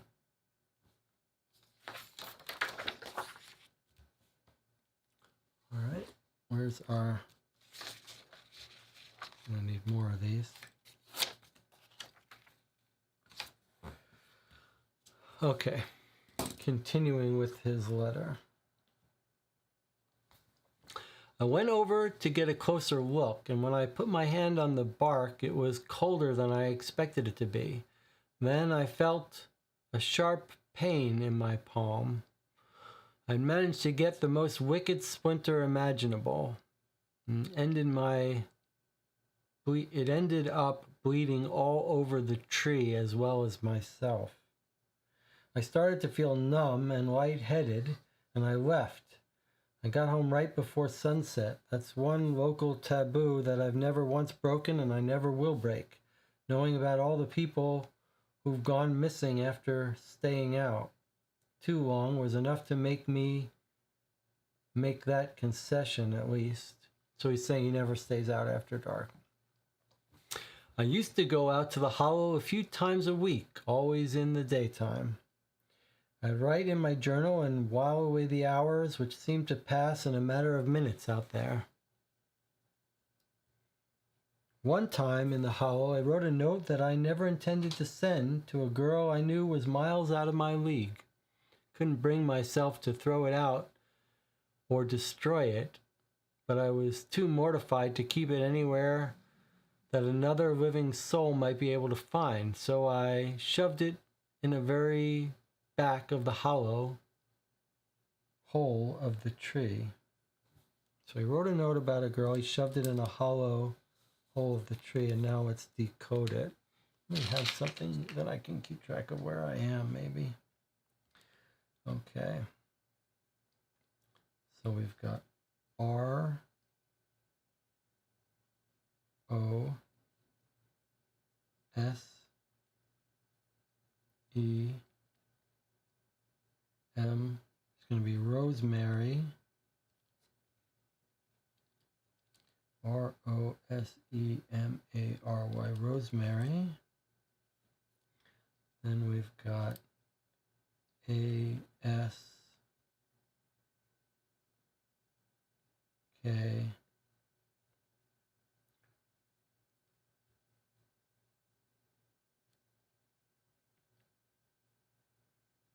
Rosemary asked M.E. Rosemary asked me T2 G E to get. This is going to be M-A-R-R-I. No? Okay. D-I-N-E-R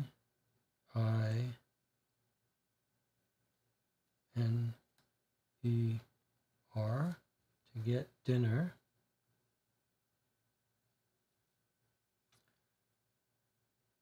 W-I-T-H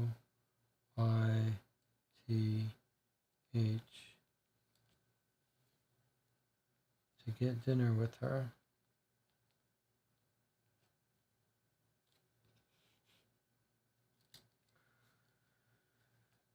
A at T-H-E at the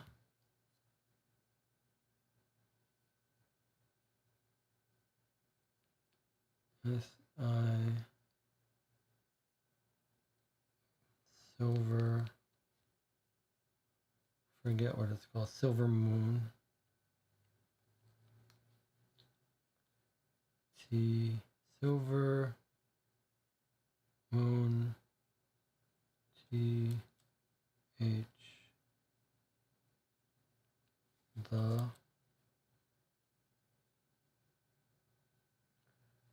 V E R the very, I guess this is probably going to say next. The very next day, D-A-Y. So he shoved it into the hollow of the tree. Rosemary asked me to get dinner with her at the Silver Moon the very next day. Oh, I'm sorry that I didn't have you looking at that while I was transcribing it. But yeah, so he wrote a note about Rosemary, planted it in the tree. She asked him out to dinner the very next day. So this tree is granting him wishes or something. I know that doesn't necessarily mean anything, but I still couldn't help but feel as though it did. For a short time after that, this was our spot. Her house wasn't the happiest place to be at the time. Her house. What with Jess staying over to deal with her whole ex-husband situation. I dare Rosemary to go and find the notes that I wrote for her, and she'd find them and leave some of her own for me. I thought that if neither of us had a place to be happy on our own, I could make a place for us to be happy together from scratch. Okay.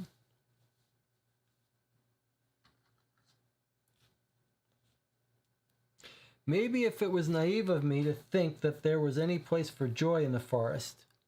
After all, the tragedy that's taken place here, Rosemary certainly started to think so after a while anyway. But even though she hasn't come out here since high school, I've still visited sometimes just to look at the remnants of our old love notes or to occasionally squirrel away something new into the tree's hollow. Ooh, that's scary. I've always liked the image of paper, the pulp of desiccated tree being buried within a tree that was dead. You like the image of paper, the pulp of a tree being put into a tree that was dead itself. I like the thought of Rosemary and my love notes returning to the earth while our bodies are still out and in the real world alive. Okay. Let's see what he says next.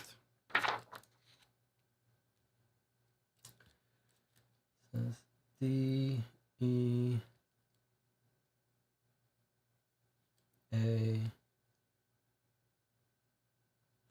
What symbol is that? H.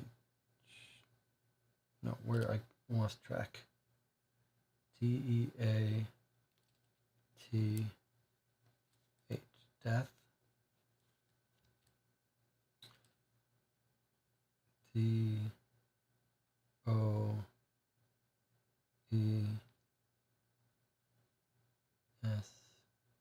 Death doesn't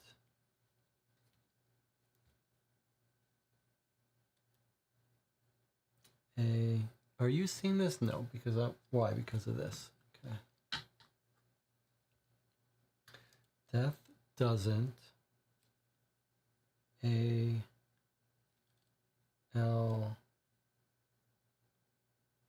always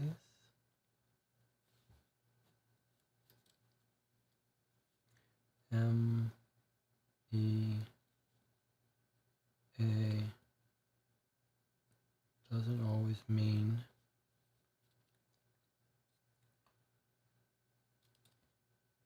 F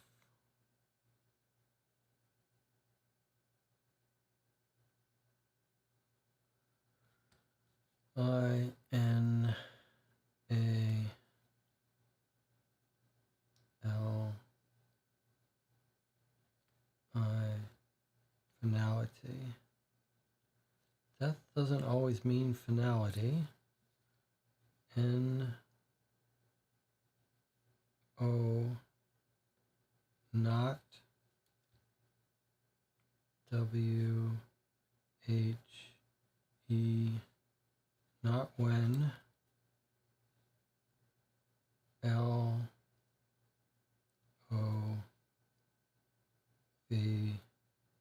not when love.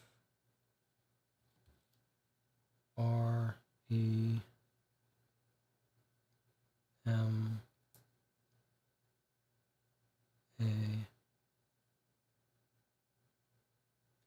R-E-M-A-I-N,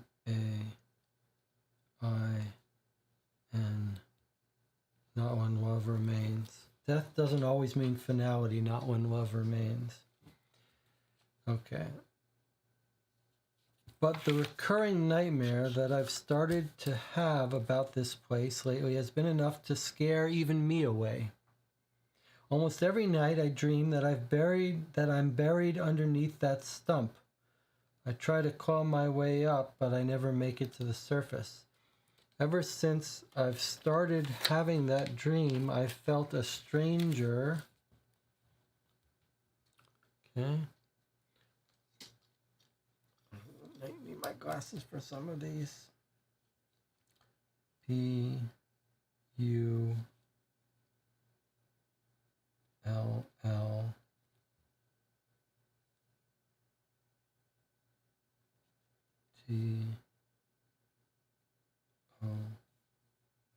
Pull to T-H-E. to the. I felt a stronger pull to the F-O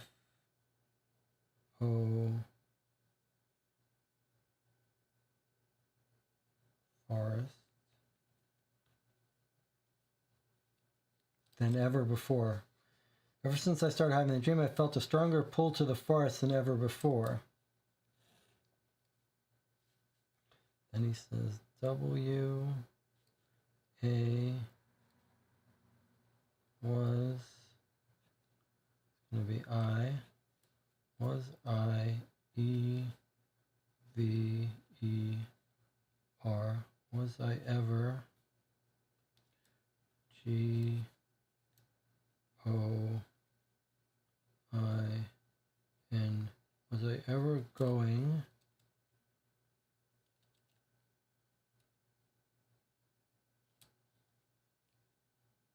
was I ever going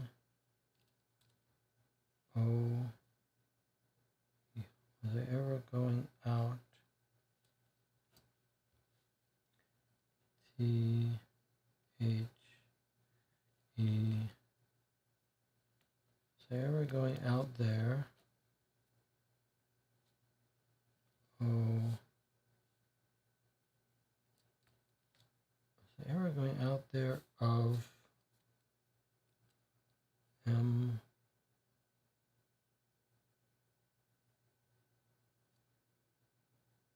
MU. I think that might supposed to, oh, that's a Y. Out of my, this is going to be own free will, probably. O W N, my own F R free W I L L. My own, was I ever going out there of my own free will at all? I've had that dream. I felt a stronger pull to the forest than ever before. Was I ever even out there of my own free will at all?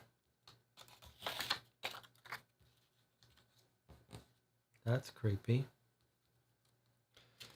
Either way, I have a strange feeling that, now we've got another message.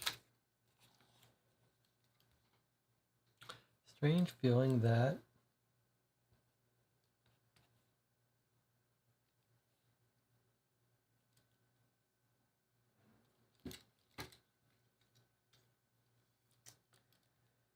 I see space.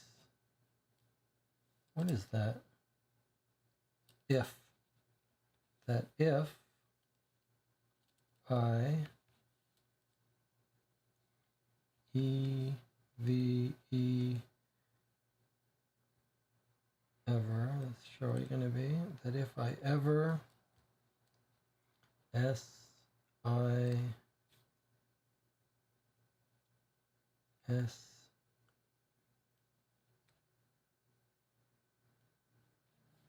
what happened?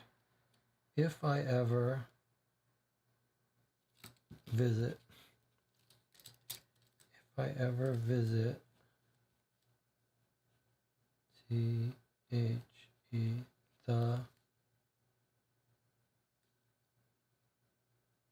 H O L L O W, if I ever visit the hollow again, A G A I N, comma, I'm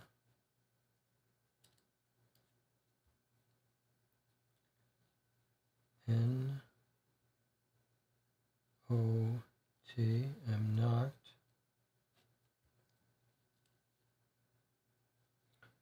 G O going to be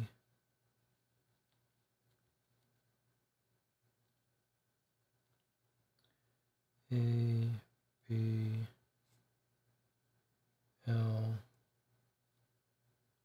not going to be able to C O M come B A C K. Either way, I have a strange feeling that if I ever visit the Hollow again, I'm not going to be able to come back. Not going to be able to come back home, I guess.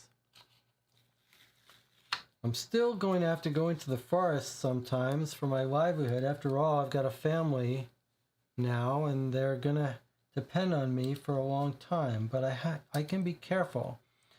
I'll keep leaving before sunset. I'll never ever bring any of this up to Rosemary. She shouldn't have to worry about it. Not when she's going to have a new child on her hands so soon. And then something else here. Okay. Suppose we should occasionally be checking with our pen. If the kid wrote any notes on it. I don't know where the pen is. All right, so this is the father writing about the hollow and the stump, and it's sort of granting him wishes, and then he's feeling like it's drawing him out there. Jonathan says, thanks for all the decoding. Well, I mean, we skipped it on the first time, and this time we went through it and did it all by hand. It did make it a little more interesting to draw it out with suspense. Here's the black pen. Let's just make sure there's no secret writing on this. Doesn't look like it. All right. And now we've got another note with a code that we're not going to be able to decipher. You might almost say, thank God. It looks like this is the kid writing, maybe. He says, this is the kid. I think this is Liam leaving notes. I know you're out there. I see you in the forest all the time, and I bet you're watching me.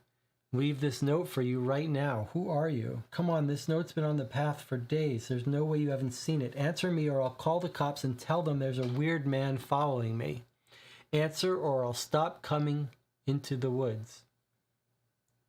And look, the man replies in cryptic code. What is that? So he's leaving messages. He's now talking to this man through messages. Yeah, same as the message on the wooden figure, same alphabet. So now they're exchanging notes. The guy says, it's like Cthulhu speak. He writes. Okay, so that took me forever to work out, but I think I get it now. Mike, this kid deciphered it.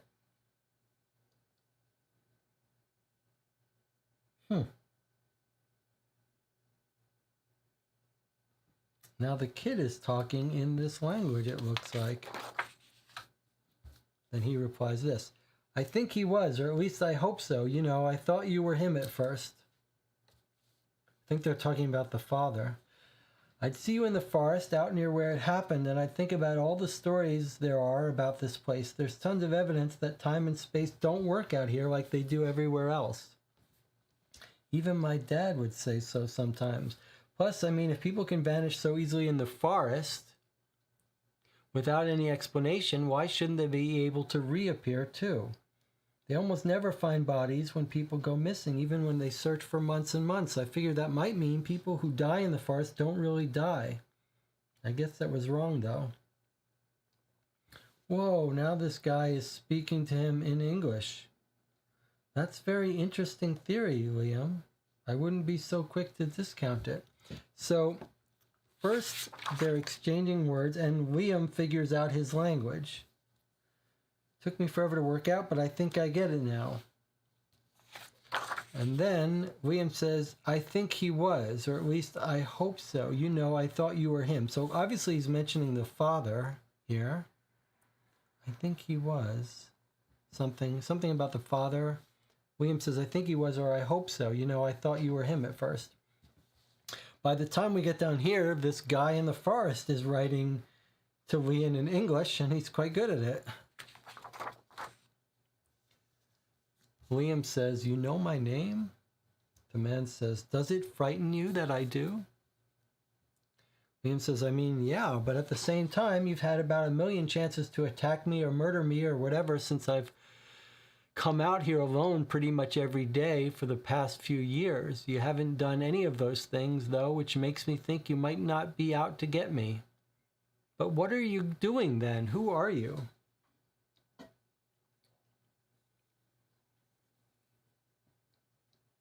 The person says, I'm more of an absence than a presence. And then he speaks in his language again. You're not the Blair Witch? Asks Liam. Some Cthulhu language again.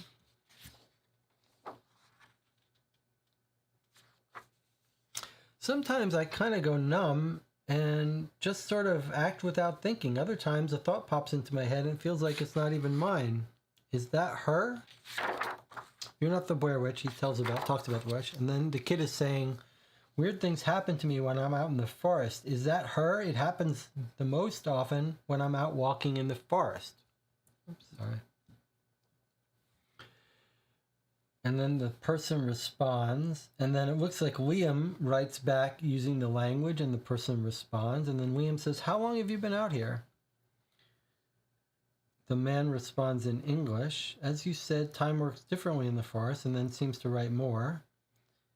And then he says, Liam says, how'd you get that?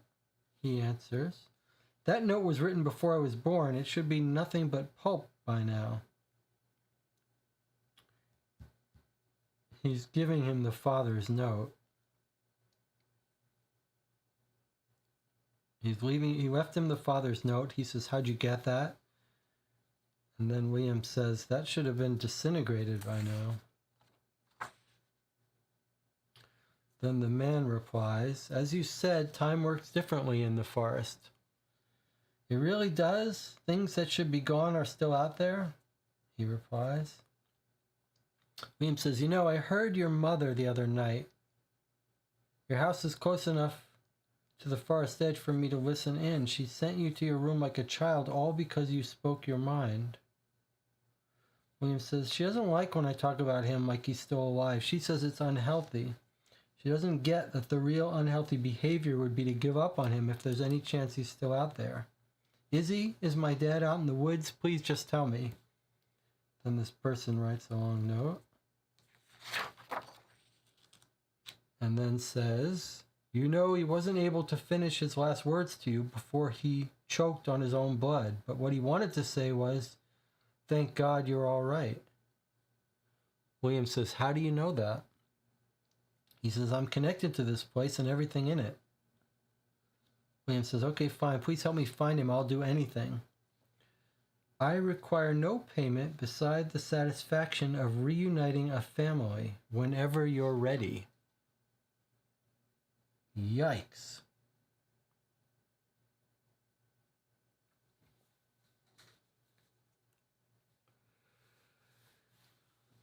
I think Logan is onto something. He says, would the name we are looking for be carved into the wooden figure? So I think you're on the right track.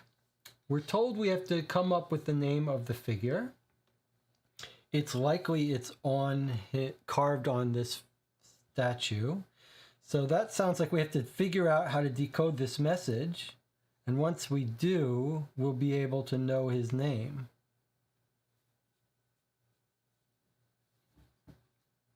So it sounds like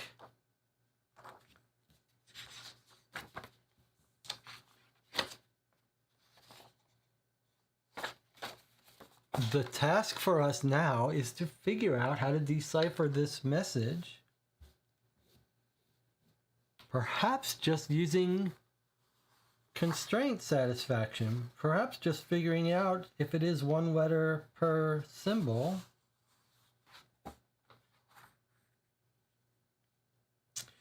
Because we've got some clues about what they're writing about. Because we haven't seen anything like this anywhere else. So I don't think we've got any other clues about what this symbol is. I think we're going to have to figure this out on our own now.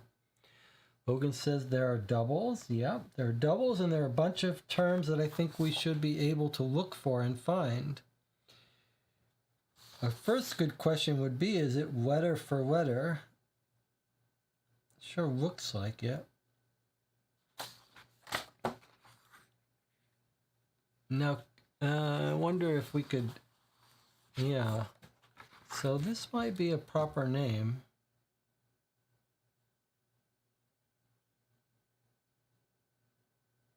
We could do the first thing here is we could probably guess that it's supposed to be read from top to bottom, because this triple circle symbol seems to only be like a pile of rocks. I don't see it ever sideways.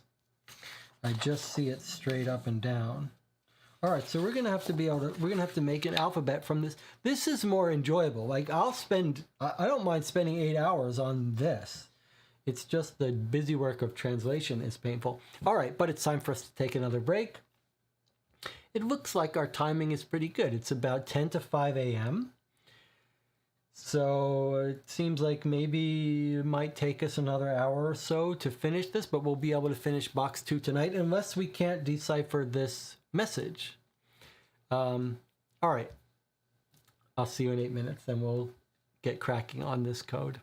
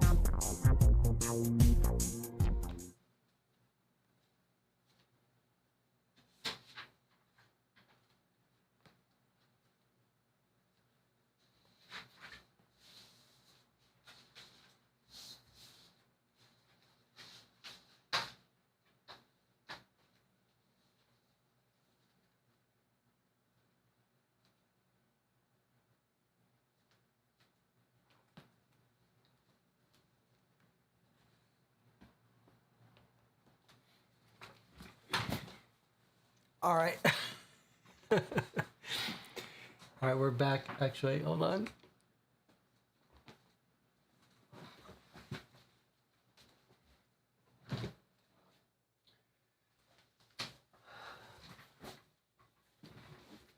Okay, we're back.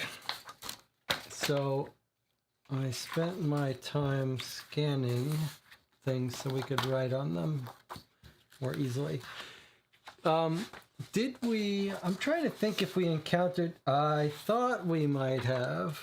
So actually, I had remembered we did see one other example of this writing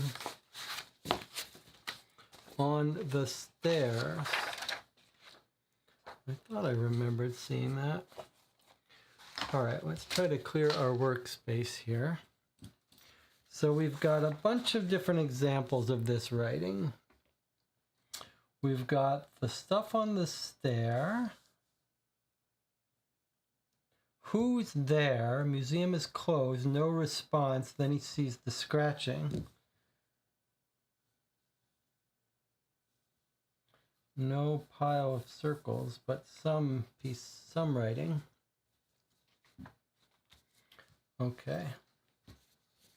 Now let me get these in order. Let's see. I know you're out there. I see you in the forest all the time. That was the first one. Oh boy, this looks like I printed out a double, so that means one of the pages I didn't print out. And it's the first page. Okay, give me 1 second. I'll come back with the first page.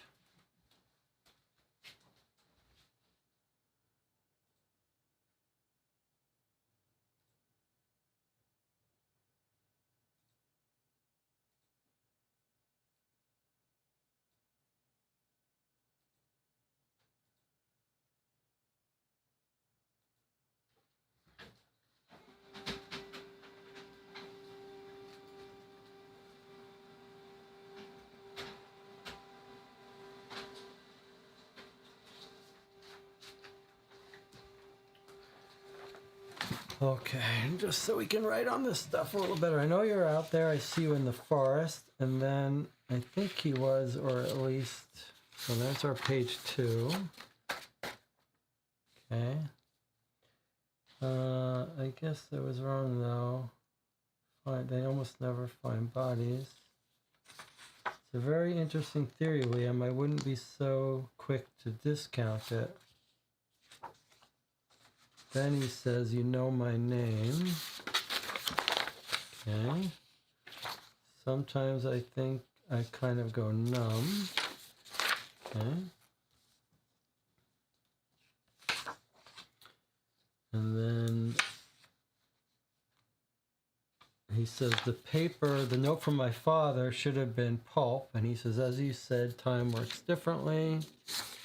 And then he says he wasn't able to finish his last words. Okay, so here's our list. Here's our pages in the right order. All right, let's clear our workspace so we can work on this.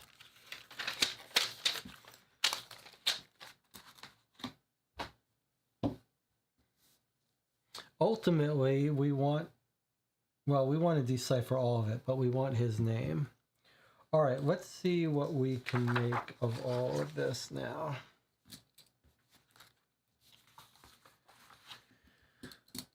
A natural place to attack this, if we were doing real work on this, would be to write down all the symbols that we know about and then try to decode them.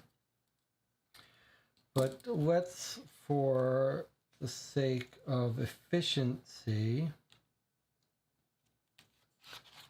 skip that for now. Let's just do a little initial brainstorming, looking for, as I talked about in the... John says, I don't know if we'll be able to help you much, Jesse, since we can't really communicate the symbols through the chat. That's a good point, but we're going to try to carve the chicken at its joint and look for weak joints. So at least let's together look for some weak joints to carve the chicken. So we've got a couple of... Let's just go through this and look for strategies. He says, answer me, who are you? Answer me or I'll tell the cops. Answer me or I'll start coming out to the woods. He says a thing we don't understand. Okay? What does that mean? And he explains it. He writes one statement, question mark. Then we say, what are you talking about? Question, question, question. He writes some more. And then we say, that took me forever to work out, but I think I get it now. And then he responds. This is Liam now, thinking he understands, and he responds with a question, like, is this correct? I think I get it now. He might be saying something like, it's this kind of code, or is this correct? Or is this right? One tricky thing we have here is just identifying where one symbol starts and another one ends. Like if you look at this, do we think it's one symbol, one symbol, one symbol like this? But then what about this? Can we see elsewhere how to break these down? That looks like a symbol. That looks like a symbol. He also uses question marks. Here's an up arrow question mark. Okay, look, this here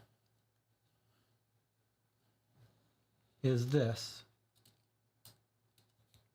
So he's repeating himself here. This guy said this and he's repeating this.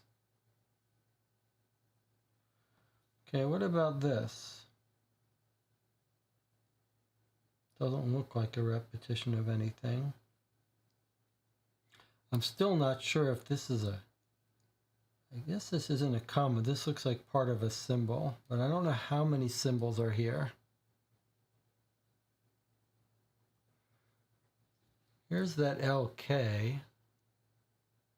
I don't know if those are two symbols, L reverse K, or if it's one symbol. Here it is again, here it is again, here it is again. So it's seeming to me like this is one symbol. What about this? Looks like a CL or a D. Do you see any of these separate, or are they always together as this one symbol with the C and then the comma L? Let's see if we see that anywhere else. There's our LK again, by the way. See if you can find this weird thing. There it is here. All together as one. So I'm thinking this is a symbol like that.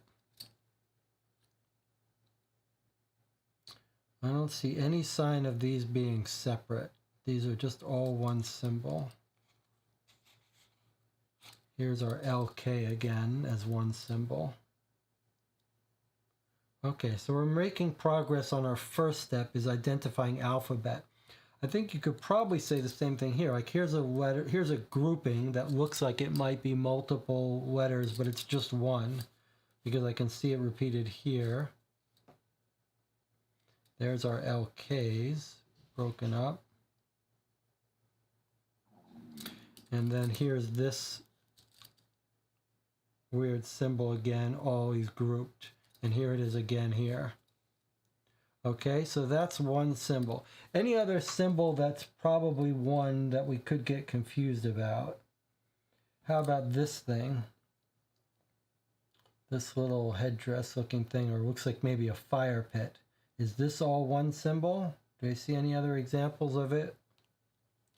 Of fire pit all being together? Let's look over here. Here's our CL symbol. Here's our LK and our CL. This looks like a symbol. This frying pan. Here it is again.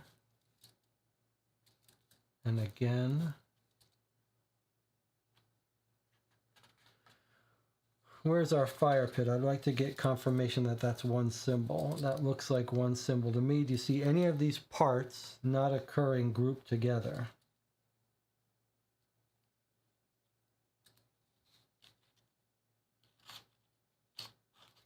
There's our CLU symbol, our LK symbol. That seemed to be quite popular. There's our frying pan symbol. Oh, that one doesn't have a comma. That's a little troubling.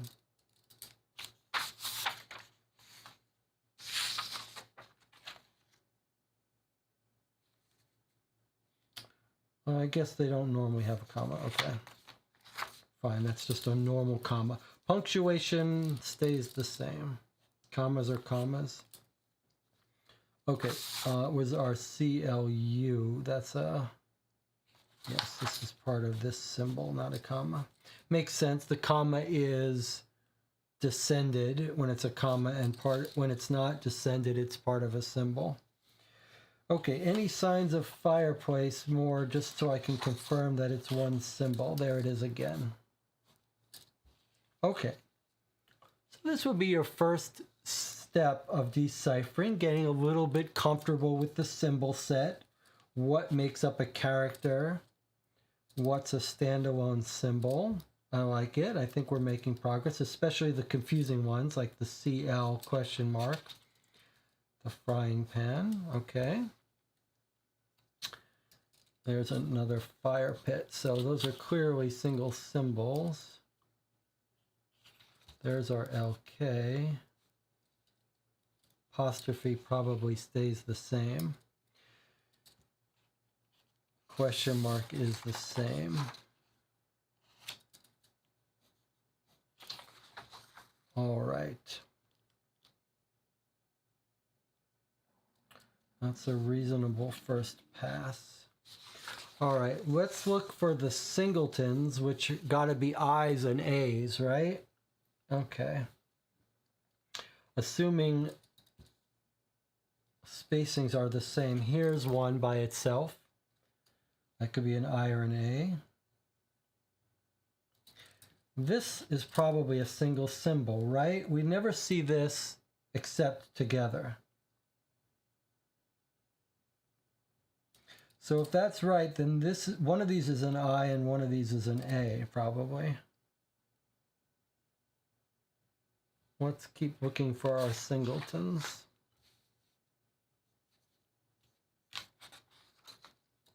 Okay, here's our singletons, I's or A's. Okay, now, if we see it 1, 2, 3, 4 times, and here's more singletons. So we've actually seen 3 different symbols that are all by themselves.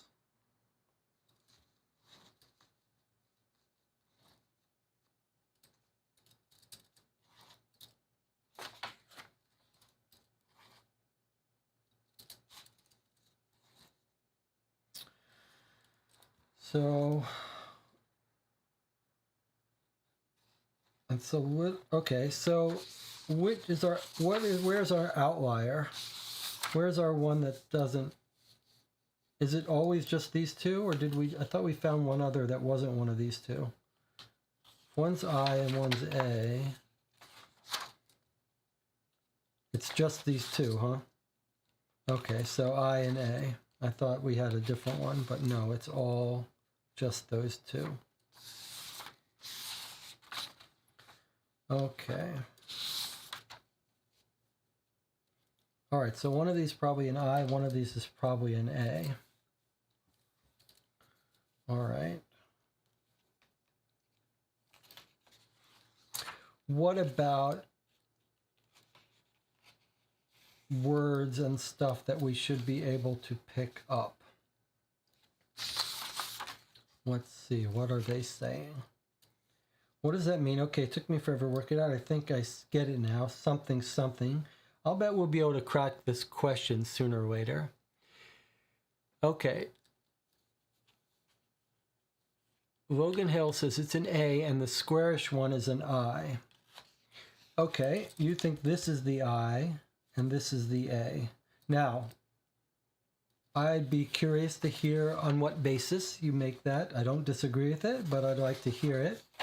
I think the fact that there's 1, 2, 3, 4 of them here.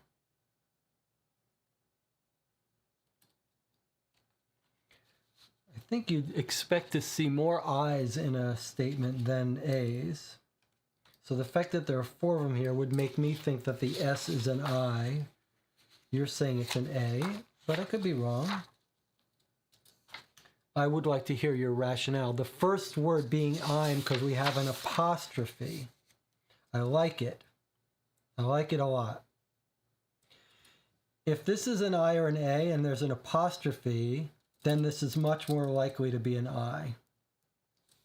Then we might have a possible M, right? Because what else would you say I apostrophe M? And we're saying, who are you? And he's saying, I'm. And remember, this is one letter, this LK, we think. So I wouldn't be surprised if it was I'm the.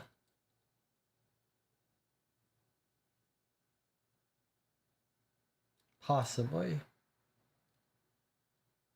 We think this is an A. We could start writing in the letters we think we know. This is an I. I think this is an A. A. I. A. I. A. I. Okay. You might guess this is I'm the, I'm, but that would make this an E. This is pretty common, so that's not a bad guess that this would be an E. I'm the, but then something EA, A, there would be it again. EI, that seems a little unlikely.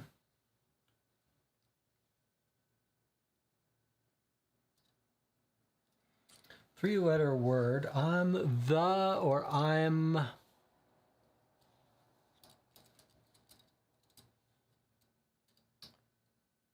Three-letter word. I'm. He could be saying I'm one, I'm the, I'm not. Okay, let's come back to that.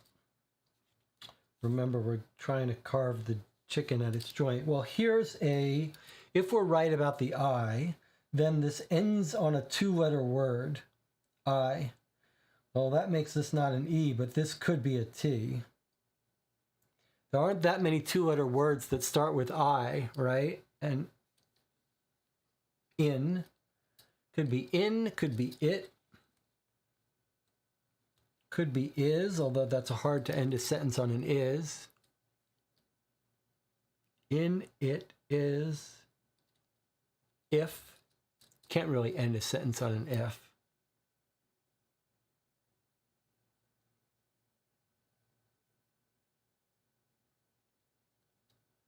So, in, if, is, it. Can't be I because he uses punctuation. My best guess would be it, but it could be in or S or T. So maybe we'll just write, we'll make a new page that LK could map to an N, a T, an S, N, T, or S possibly. Okay.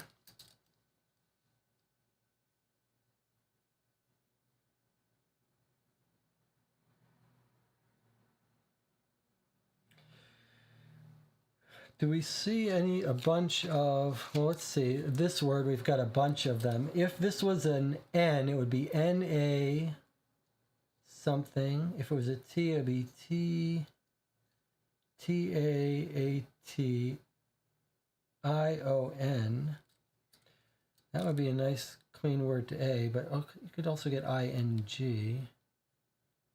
But in English, it would be quite common to have an ending of a word T-I-N-G or T-I-O-N, whereas S-I and N-I would be very much uncommon, right? Like T-I-N-G, T-I-O-N, those would be common suffixes, especially for a long word. Whereas if this was an N, that would be very awkward. Ning, maybe not super awkward. And then S would be a little awkward, AS too. I think this is likely to be a T. Then if that's true, this would start with a T. We need like a different color for more guessy letters. But I'm going to guess this is a T.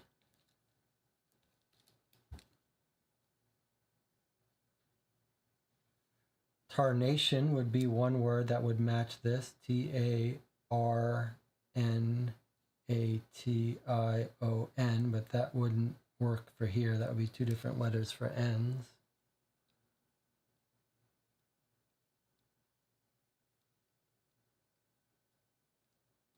Okay, let's keep going. John says, it makes me think the backwards P is a vowel in the second word here. So in other words, if this is a consonant, N, T, or S, then Jonathan's saying this is going to be a vowel. I agree. If you've got a 3-letter word, if it's not, this would be an O. If it's an S, this could be W-A-S. But I think I'm not, or I'm, if it's a T, then not would be a convincing word. But if it's an N, I'm not sure what it would be. If it was an S,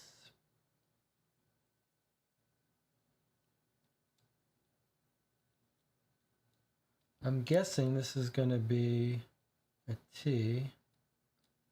I'm not. That's sort of a guess. Let's come back to this in a little bit. Let's keep thinking. I like our thinking, but let's look for more joints to carve the chicken. Okay. We say, so I think this, and then he says this, and we say, I think he was, or at least I hope so. You know, I thought you were in first. This somewhere in here is going to be father. Let's see. F-A-T-H-E-R. This could be father.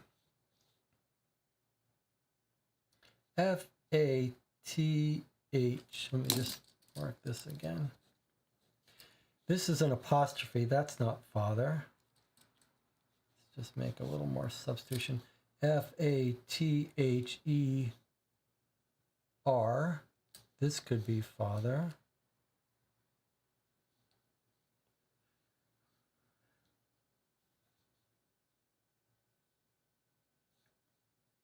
F-A-T-H-E-R. F-A-T-H-E-R. 6-letter word. 1, 2, 3, 4, 5. 1, 2, 3. 1, 2, 3, 4, 5, 6. Okay, so this could be father. This could be father. F-A-T-H, not this.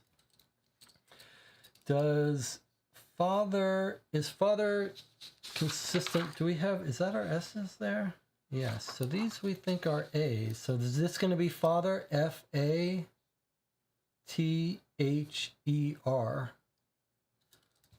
Where's our other A's?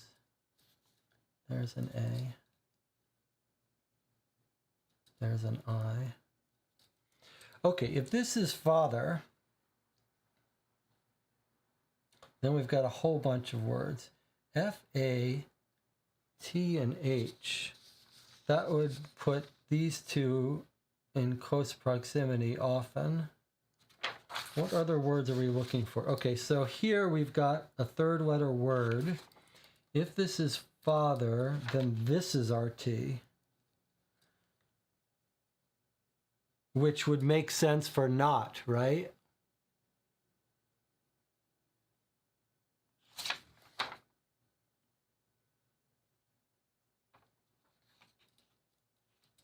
If this is T, then this is T, and then that would be consistent here. If this was father, then the LK is T, that would be an F, the CL is going to be H, then this symbol here would be an E, and then our frying pan symbol would be an R.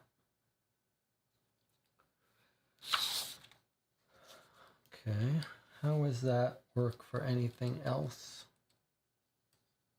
That means this word ends in an E. Don't love that.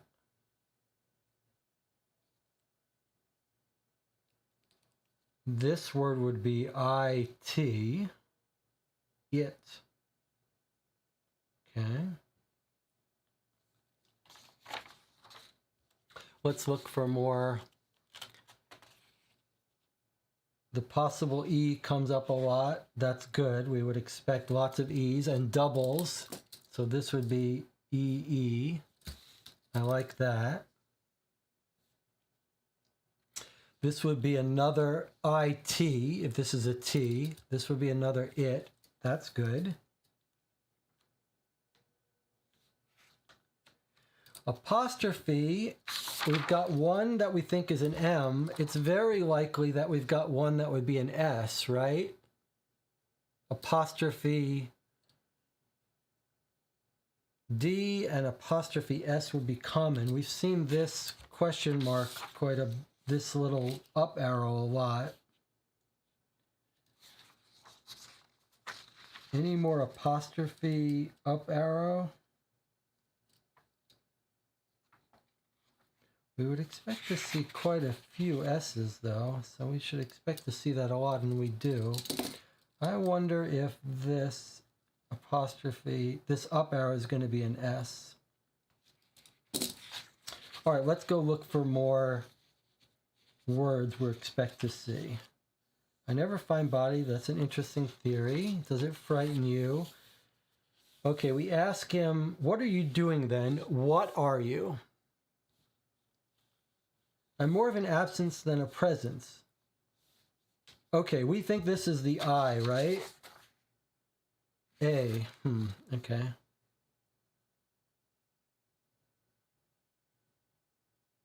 Okay, could still be A, but he's asking what he is. It wouldn't be surprising for him to be saying I a lot.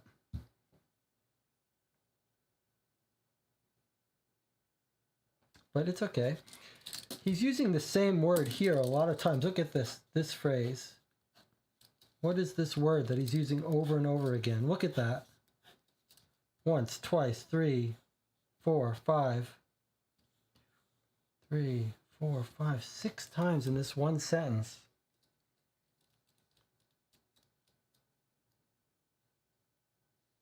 And we think it's how many we think these are probably 4 letters, right? Although I'd like to get confirmation. The T is obviously a letter. Oh, that's our LK. That's our LK. So that's 3 letters. It's a 3-letter word that's coming up 6 times.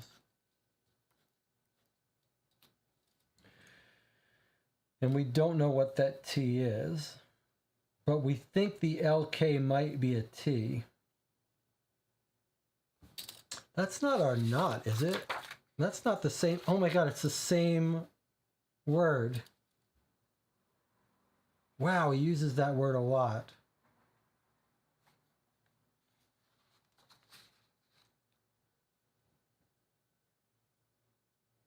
I'm more of a absence than a present. This is going to say not a blank, not a blank, not a blank, not a blank, not a blank.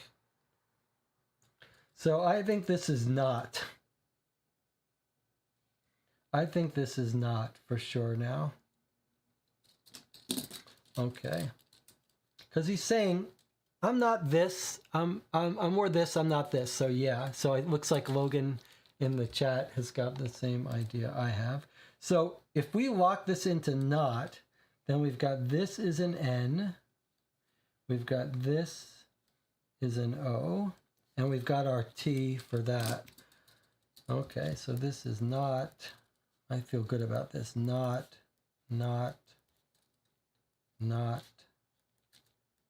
it makes sense as a way of speaking, not a this, I'm not a this, I'm not a this, I'm not a this. All right, and then we come back here and we can lock this into not, I'm not. Okay, so given that, we know all of our T's are N's. We got a bunch of those, right? N, N, N. And then our LKs, we're making T's. I'm locking this in for now. We can come back and fix it if we have to. And then what else does that lock in? There's an N. And our LKs, we're walking into T's.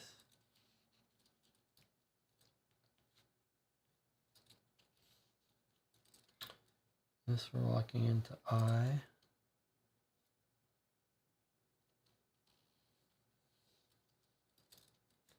Another N. There's a lot of N's here.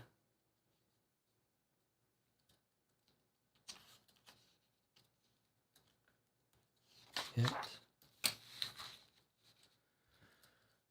We're walking that into a T.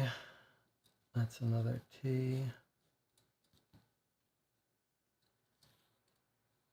We've got some other hypotheticals that I'm not walking in yet. I'm just trying to walk in these. It's a T.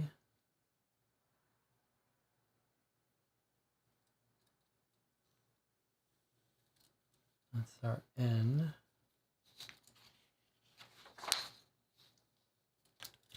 That's our I. There's our LK, which is a T.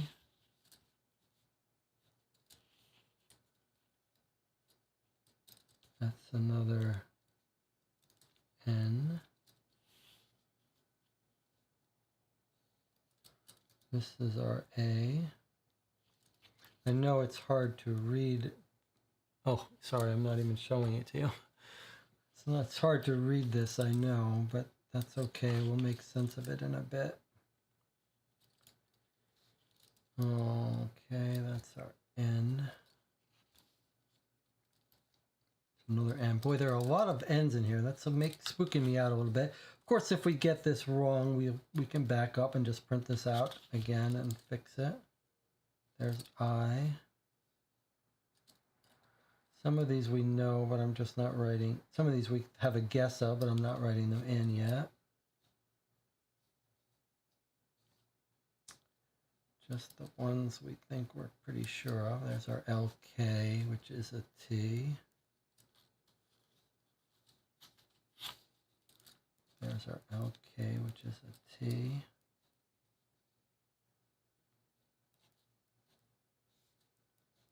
There's our N. There's our I. Okay, I finally got my next O. IONS, that one makes sense. That's an O, that's an O, that's an O. I see there were lots of O's, I was just skipping over them. Okay. There's our I, there's our N, LK, and O again. That's a T. Into. Okay. Into. We've got another word that makes sense, confirming that we're on the right track. Okay, there's our A. That's our T. There's our A. There's our N. There's our T. Can't. This has to be a C. This has to be can't. Right? There's our O. That's got to be C. What else could it be? Can't. I think that gives us another word. I think that's got to be a C. There's no, because of the apostrophe, that's got to be a C. Okay. That's our O.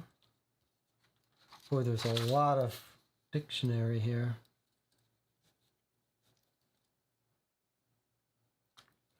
It's going to be our A. What is this? What is this symbol? Is this one symbol here? Like that? There's our A. There's our I. There's our N. In. Well, this is just confirming our theories about the T being an N. There's an I. There's another N. There's another T. We don't know what that one is, but we know that one's an A. There's our O symbol. A, there's our C. Can, another confirmation that our N.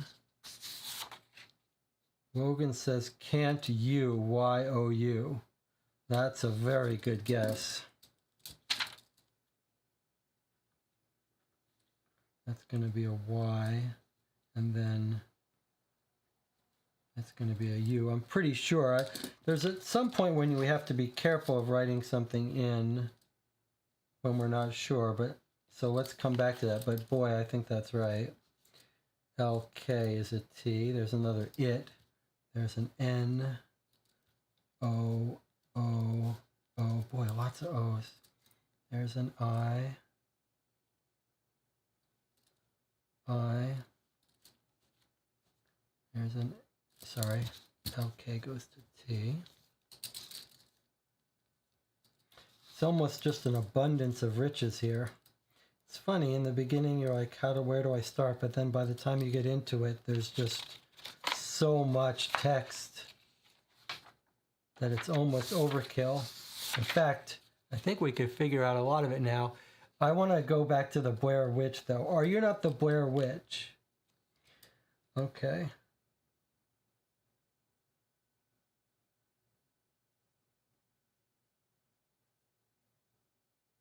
More of an absence. Da, da, da, da. Into.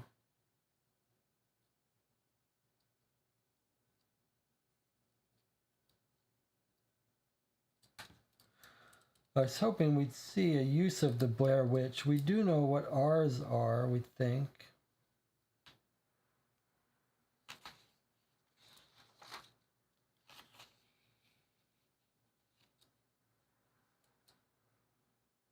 How did you get that? The note, how did you get that? The note was written before I was born. It should be nothing but pulp by now.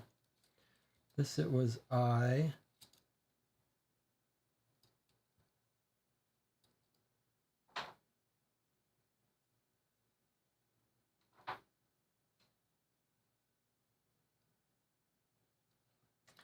If we think that's a Y, that would by or my.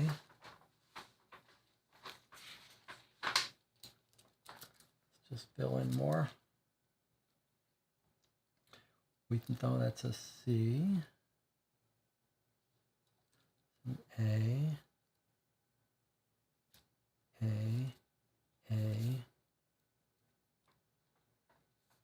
N.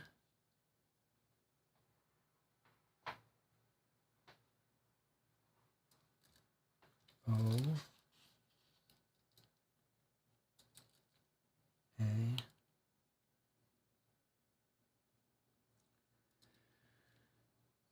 This is our F, right? F, F.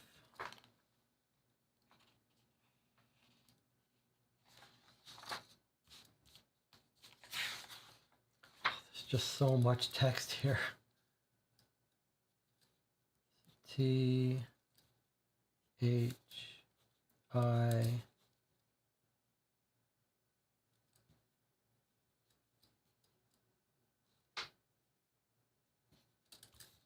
A, N, don't know what that is, O,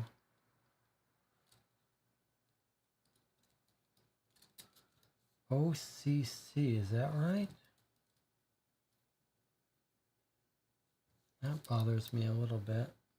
O, I, A, occasionally, N, A, L, L, Y. Okay, so here's a big word that's clearly occasionally. So this confirms this is an S, which is what we thought for a while. Yes. That confirms that's an N. There's our A again. And now we know the pile of rocks is L, and this confirms our previous theory that this was Y. So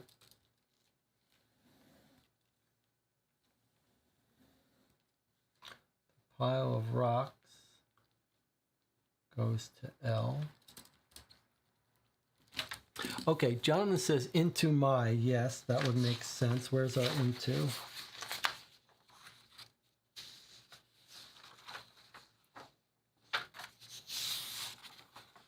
Into, okay, so we know this is a Y. So surely this is going to be an M. So let's add that to our dictionary. That's the double crosses, double sideways crosses, we'll call those. I'm going to say that's an M. That's an L. All right. There's our I. There's our F, I believe. If. There's our C.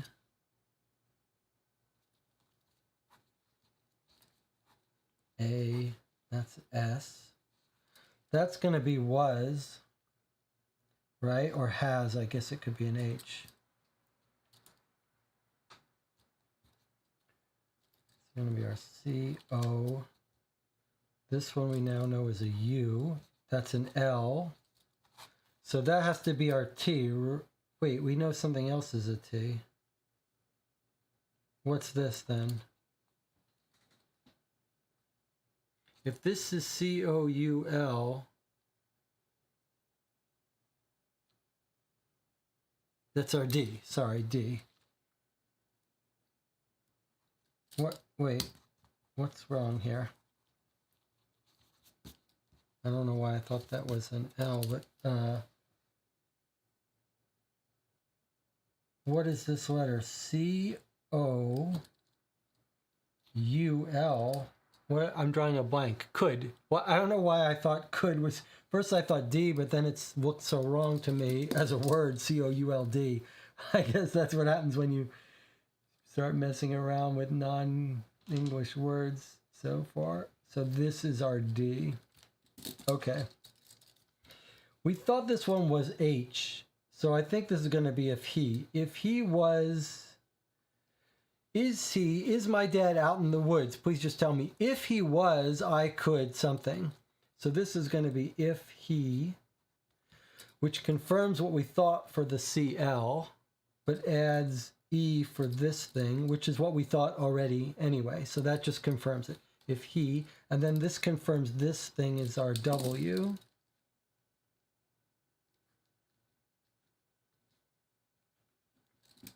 If he was, I could H help. This is going to be help. I could. What's this symbol if it's not a P? Oh yeah, we need a P. There's our P. That OLL is going to be a P. I could help YOU. Okay, so there's our P. Our P is the OLL symbol.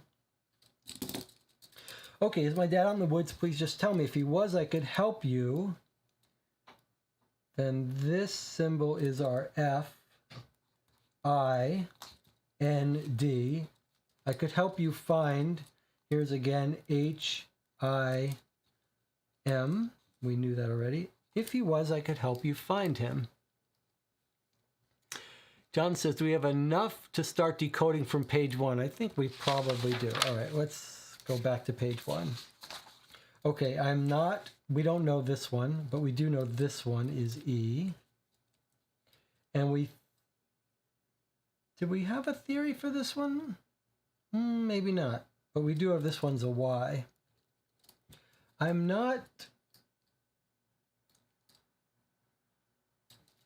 Let's continue. T-A-L, I'm pretty sure this is a T now. T-A-L, talkative, this is going to be a K. V, there's our E. Okay, so the rock on the triangle is going to be a K. And the symbol here, let's call this a chair, is going to be a V.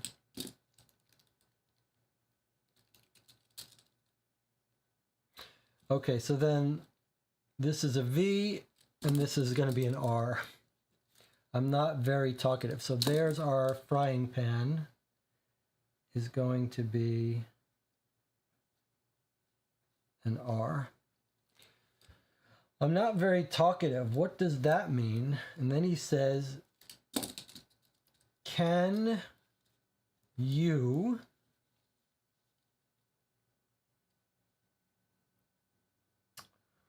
I don't know that we know this symbol. Oh yeah, that's our U. Can you UNDERS? Can you understand? Okay, so here's our confirmation that that was an S. Can you understand this? Question mark. Can you understand this? Jonathan got it. Okay. All right, what have we got here? COME. Come on. Try a LITT. Try a little. Try a little. HA harder. DER. Come on, try a little harder. IKNOW.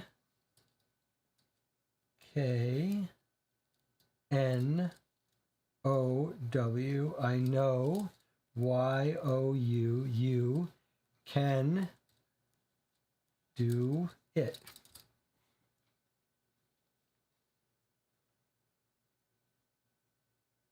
Okay, that took me forever to work out, but I think I get it now. LIK, like, and then THI, like this. Okay, how fun is this? How fun is this?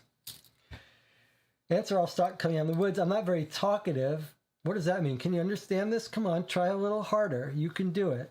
I get it now. I think I get it. Like this?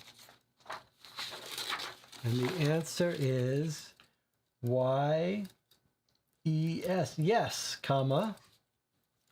That's it. VE.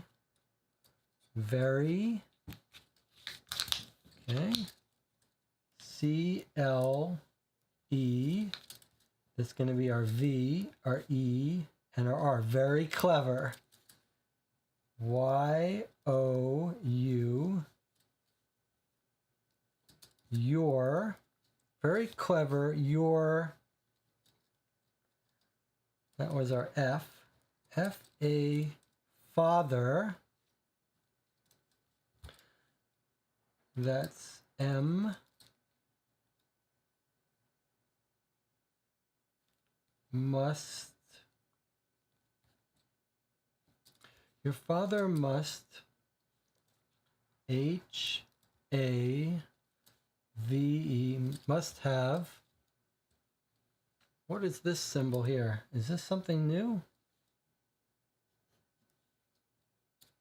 EEN. Bin. That's a B. That's new to us. C with the 3 lines is a B.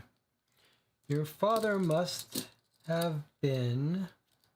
There's our very. VERY. PROUD.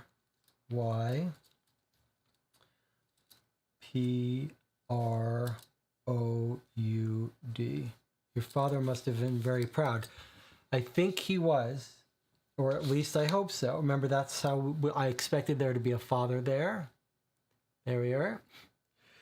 Okay, I think he was, or at least I hope so. You know, I thought you were him at first. We knew there was going to be a father there that helped us. Okay. They never find bodies when they go missing, even when they search for months and months. I figured that might mean that people who die in the forest don't really die. I guess I was wrong, though. That's a very interesting theory, Liam. I wouldn't be so quick to discount it. He says, you know my name? Does it frighten you that I do? He says, yes, but you would have killed me. You saw me before. I'm more of an absence than a presence. Not a... Is this going to be witch? Not a witch. So there's an H. Do we already have an H? Yes, that's the CL. Not a witch. Not a HU. Human. Not a witch, not a human, not a F R I E. Not a friend. Not a friend. Not a F O E. Not a friend, not a foe. Not a ALIV. Not alive, not dead. That's spooky, huh? I'm more of an absence than a presence. Not a witch, not a human, not a friend, not a foe, not alive, not dead. You're not the Blair Witch?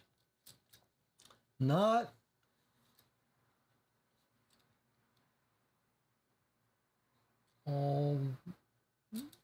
although that's so we've got a G now. I think that might be the first time we've seen a G. The weird side slanted 4. It's going to be an H. Not an H, a G. That's our first G. You're not the witch? No, although I H E I hear H E I hear her, comma SOMETIMES. I hear her sometimes. I FEEL. I feel THE. I feel the. This was a C.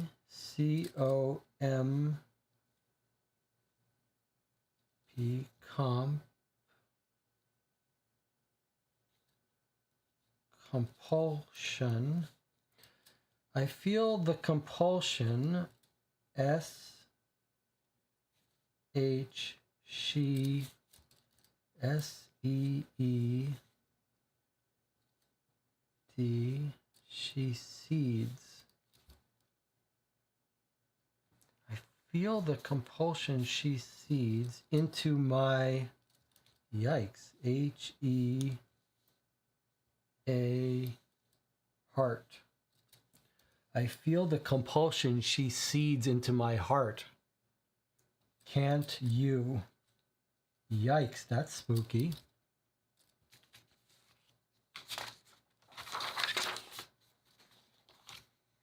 Sometimes I kind of go, what does he say to that? I feel the compulsion she seeds into my heart, can't you? And he says, sometimes I kind of go numb, just sort of act without thinking. Other times a thought pops into my head, feels like it's not even mine. Is that her? It happens most often when I'm out walking in the forest. He says, she, APPE, appears in an she's going to say different form, different way. She appears in a different way. WH, there's our A. What? She appears in a different form, a different way. What's your name? What's your name? What's your name? He already knows our name. What's your name?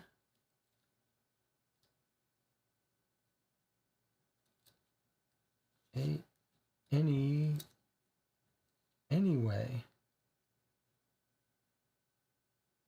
Question mark. Oh, we're asking him. What's your name anyway? Okay, let's see what he says. He says, you can call me CARVE,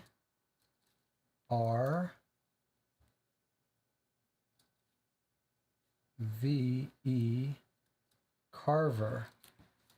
You can call me Carver.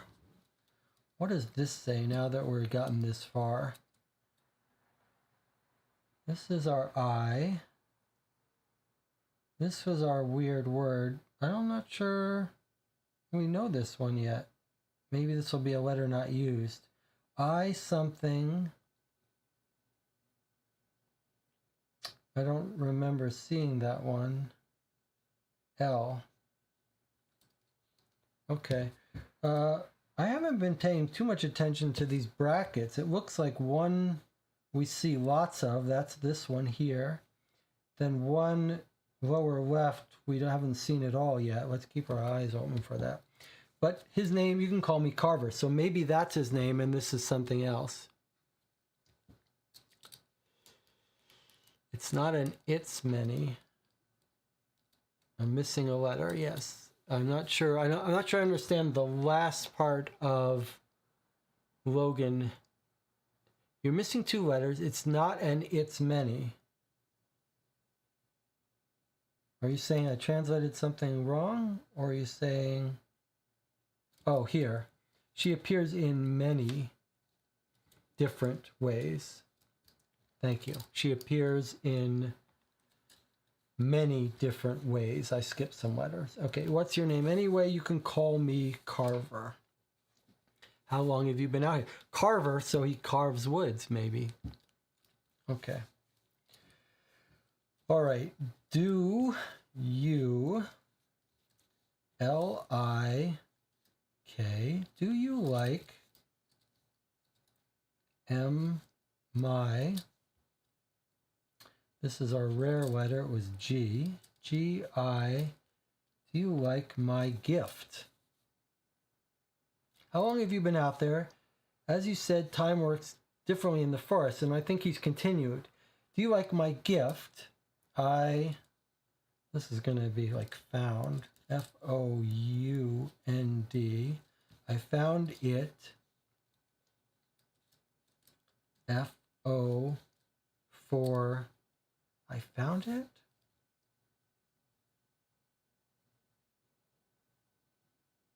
I found it.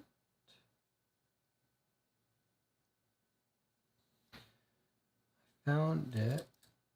Y-O-U. I found it for you in a V-E-R, in a very O-L-D, a very old H-O-L-L, in a very old hollow. Do you like my gift? I found it for you in a very old hollow. How did you get that? He says, I-H-A-V-E, I have my ways. That note was written before I was born. It should be nothing but pulp by now. Do you like my gift? I found it for you in a very old hollow. Just like we know his father used to hide things in the hollow. As you said, time works differently in the forest. It really does. Things that should be gone are still out there. He says, things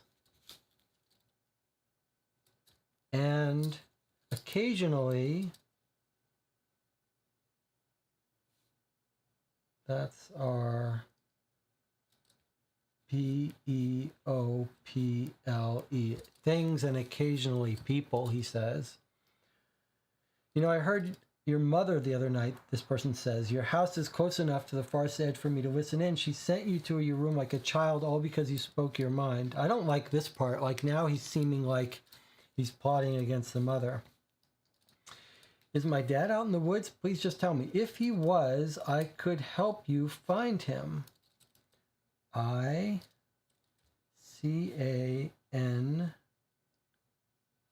I can't. S-T-A-N. I can't stand to see a F-A-M family. T-O-R torn.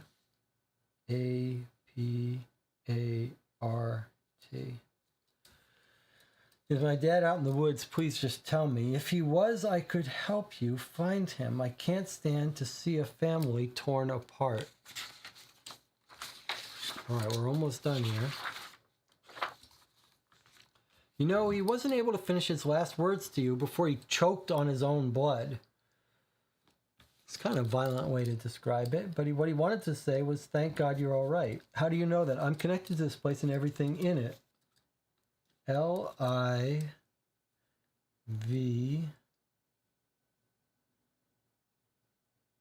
There's our I. Living and dead.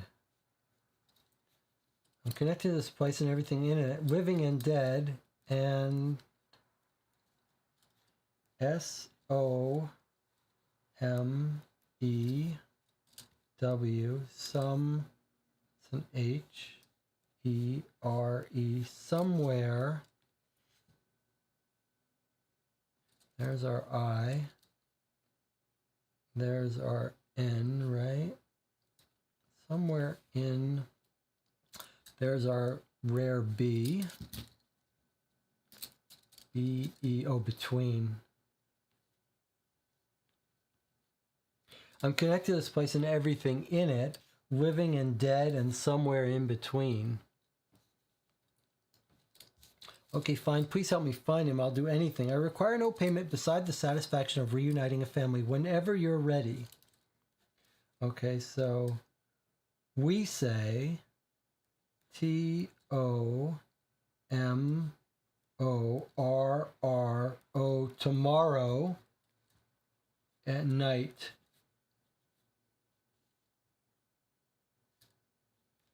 Tomorrow night, we say.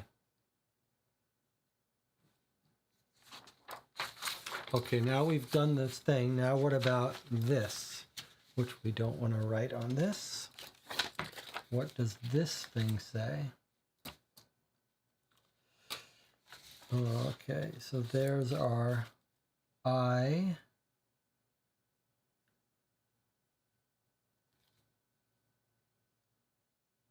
Do we have a symbol for this? A backwards L? I don't think we do. We don't know, actually. We haven't seen this. Oh, no, this one we do. I something, apostrophe M. Oh, that's one symbol. I'm. Okay, the person under the stairs from him is saying, I'm N-O. I'm not. F-I. That's our N, right? F-N-I. He's not finished.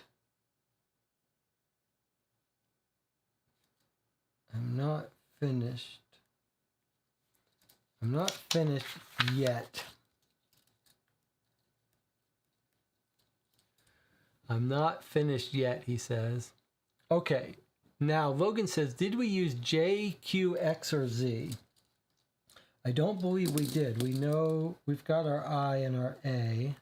Just for completion, I'm going to write these down. We didn't even bother to write them down. The A was the weird S symbol. Looks like a 5, a crooked 5. Okay, so it doesn't look like we have a J, an X, a Z.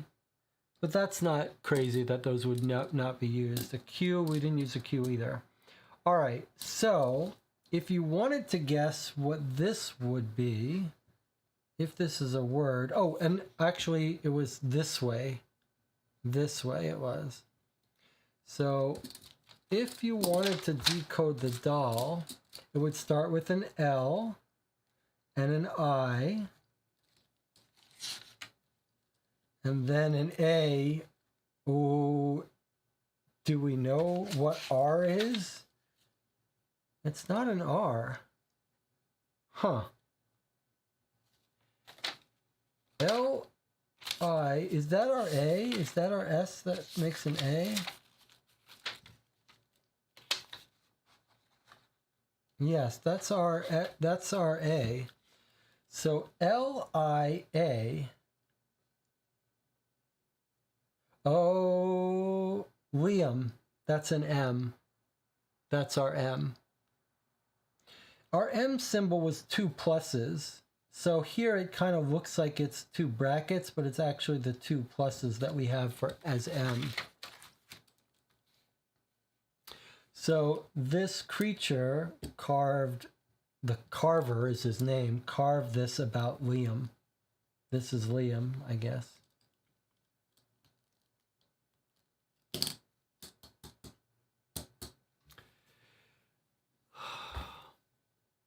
Let's catch up in the chat. It took us a good hour to do. Okay, I think it's implying the notes that we have from the father came from Carver finding the hollow the father hid them in. Yes. Yes, I think that Jonathan's exactly right. These notes we have from the father, where are they? These notes we have, the dirty notes from the father, were given to the Liam, and that's the notes he's talking about here. And Liam says, how'd you find them? And he says, the guy says, how do you like the gift I got? I found them in a hollow in the woods. And the kid says they should be destroyed. They should be all disintegrated by now. And he says, well, things are weird in the woods. And now Liam says, I'm going to meet you tomorrow to go reunite with my father. So we know the answer. Okay, Jonathan says, related to Rustin Parr, he comes back into town and announces he's finished.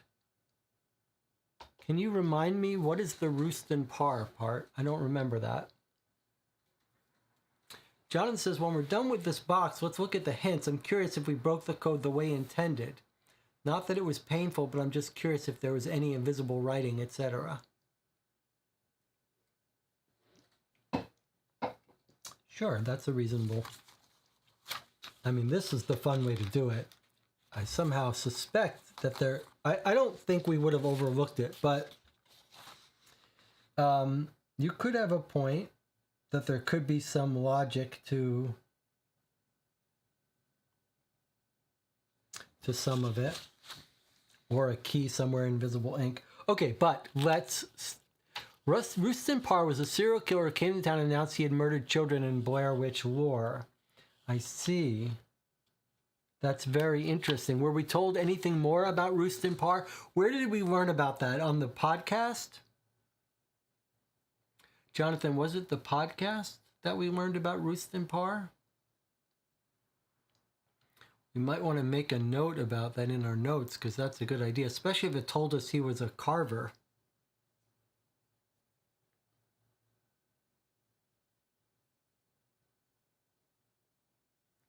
I think one of the history brochures, a woman told him to kill. Yes, it's striking a bell.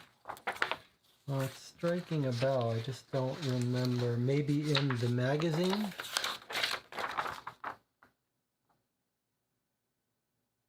They chased the woman out. Someone else.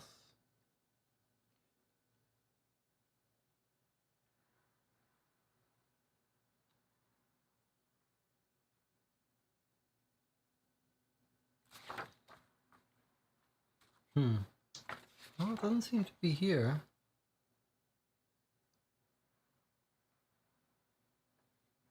It'd be interesting to find that. In the brochures. What other brochure was there, though? Was it... No, it wasn't the newspaper. That was the father's death.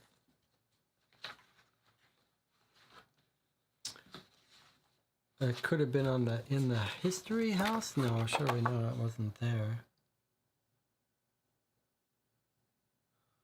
I don't know. We'll have to find it at some point because it could be useful for us. But let's take a break now. We'll come back. We'll go solve this box and see what happens next. I'll see you in 8 minutes.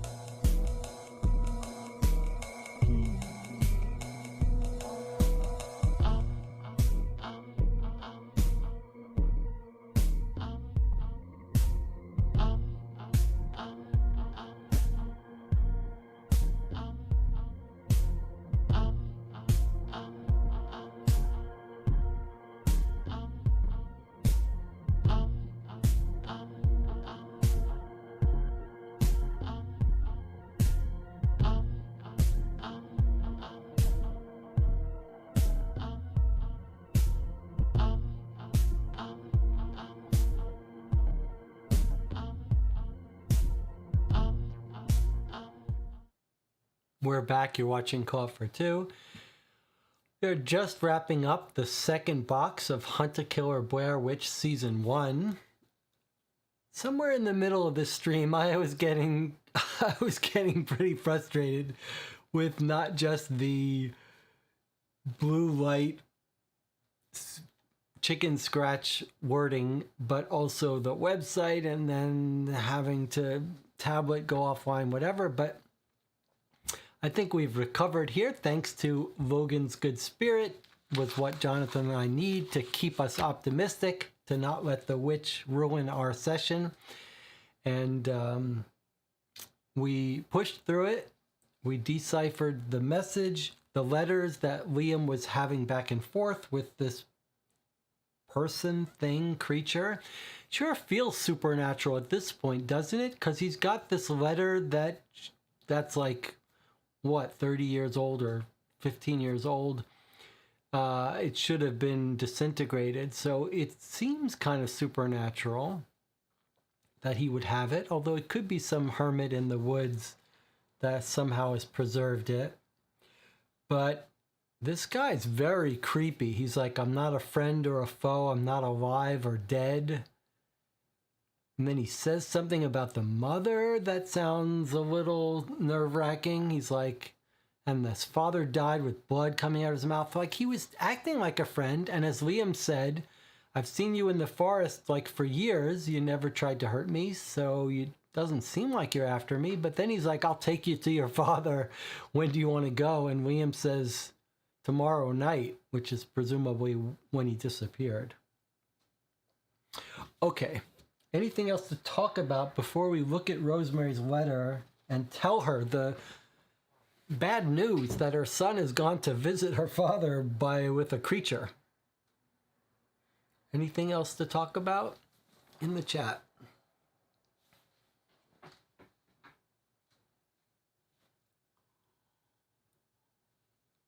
So after we wrap up this case, we'll do what Jonathan wanted to do and look at the hints and see if there was any hints to how we might. We have to be careful about checking the hints because there could be stuff we haven't discovered yet in this box, but we could look at it. Are we going with Carver, says Logan. Surely, yes, we're going with Carver, right? He says, we ask him, what's your name? And he says, you can call me Carver. That's gotta be how we refer to him, unless we think that, yeah, he's just a spirit in the forest. And when we ask him his name, he says,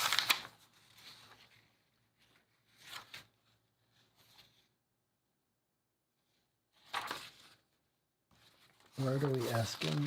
Where does he say his name is Carver?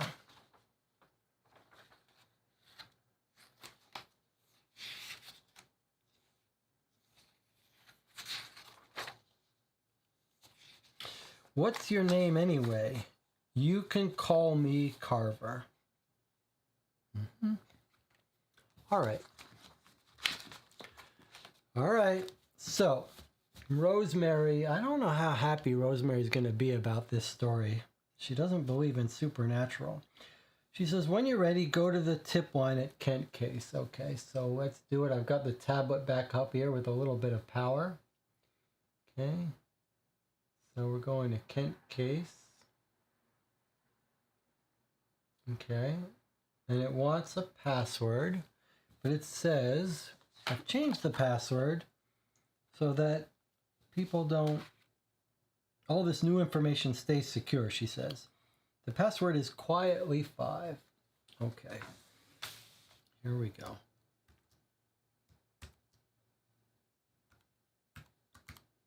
Quietly5.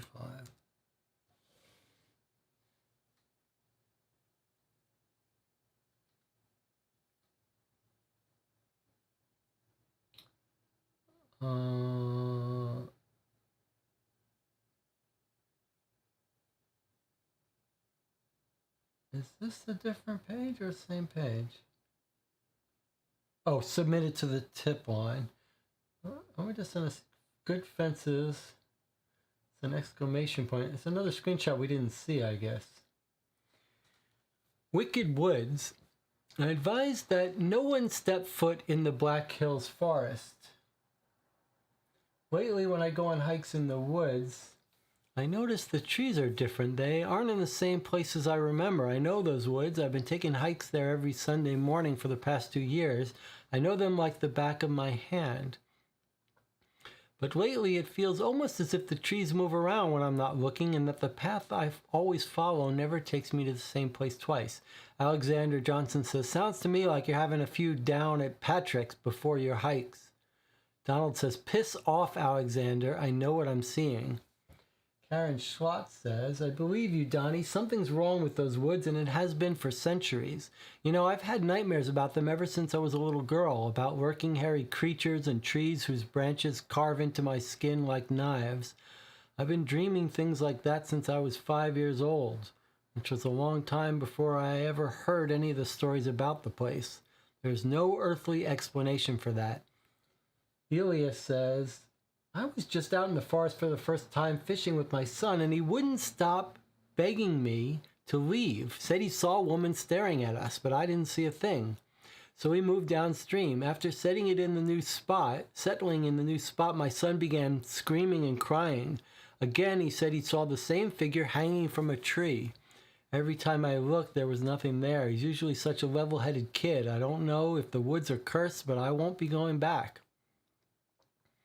Andrea Tan, the counselor that we know from the school, says, you're just searching for a reason where it might not exist. People have strange dreams when they're stressed out, or when they're sleep deprived, or when they eat something that doesn't entirely agree with them before bed. I don't think the Black Hills Forest is wicked or cursed or anything like that. Donald says, then how do you explain the trees? How do you explain that missing Kent kid? Diane says, you know my cousin Michelle? She was hanging around the History Museum the other day, and she overheard Anthony Rapinoe talking on the phone to someone about an investigator from out of town. Not sure what he meant by that. Maybe FBI?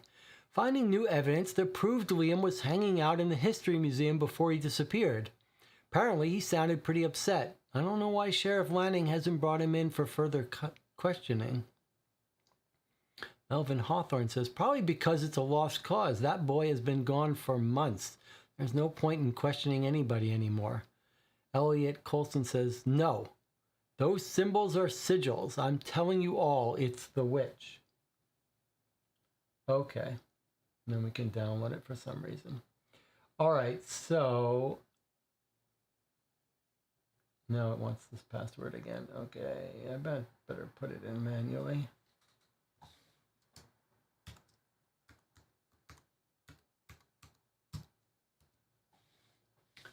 All right, so it's the same page, and these are the same entries here that we're used to, right? Maybe not. Are these different entries? I guess they are different entries. All right, let's take a look. Lanning called me yesterday morning for once instead of the other way around. He finally heard that I brought in outside help, and he had the nerve to condescend to me about it. He told me that it wasn't healthy for me to be chasing false hope. I rushed him off the phone. He's just jealous that I've gotten far closer to Liam without him. Saturday. Stepping into Liam's room still feels like I'm violating something sacred between us, but I keep wondering if I have overlooked something vital to finding him. I keep hoping that maybe there's a letter to me I haven't found yet. I keep looking at his bed, wanting to tuck him in like I did when he was younger. Haven't gotten much sleep lately. I keep staying up all night, crying until my eyes dry themselves out, and I feel sort of stillness come over me. Sometimes when I'm all alone in the middle of the night, wrung out like that, it seems like there's not going to be a world to wake up to in the morning. Like the universe has reduced down to the isolated little bubble of me and my sadness. I can't let that feeling win. I need to remember what's still out there. I tried to call Jess earlier today, but just to talk. She was polite, but a little cagey. I know I make her uncomfortable because she wants to put the place behind her, but I'd still hope she could put all the baggage she has about this town to the side for a moment to support her little sister. Seems like that's too much to hope for, though. As soon as I mentioned the forest, she did a theatrical little yawn and mentioned how early it was for her. What with the time difference, I took the hint and hung up. Friday, 6:39 p.m. When HUD passed, Liam was there for Tristan in ways I couldn't be. Though they fight and bicker like every pair of siblings, Liam needed Tristan and Tristan needed Liam. Tristan hasn't been coping well these past few weeks. Thursday. I had a dream last night about Liam and HUD. They were walking through the forest towards a tall creature with sharp claws and a long, dark hair covering its body. Then a cold, black fog rose up, and I could feel the air freezing their bones. Couldn't tell if they started screaming or laughing then, but the noises they made woke me up. Wow, that's creepy. Wednesday. Everyone's comments on that neighborly site are really starting to piss me off. Nobody has any business speculating or gossiping or whatever you want to call it about my son. Those comments don't do anything but make folks believe Liam isn't out there. I know he is. I know we can find him. And then past entries, which I guess are going to be the ones from the previous box that we read. Okay, so are there new photos? Let's see. No, same thing. All right, so now we can go into the tip line and tell her what she needs before we do. Jonathan says, maybe we should read the web pages earlier next box, then solve the puzzles, then come back to the site and give solution. Maybe we should, you mean read her updated blog, but you can't. You can't access her. Oh, you meant you can't access this site, this new site, until you give her her answer. But maybe you were saying we should have read this next session instead of reading it now. Oh, I guess you can. I guess we could read this. We could, yes, okay, we'll talk about that. Yes, you're right. We could have read this stuff at the beginning of the session. It would give more flavor. I agree with you. I think you're right, although it violates the instructions. Okay, so in the tip, she wants us to tell her the name. I need to find the name of the person Liam was talking to. Send it through my tip line. Okay, so here we go. Carver.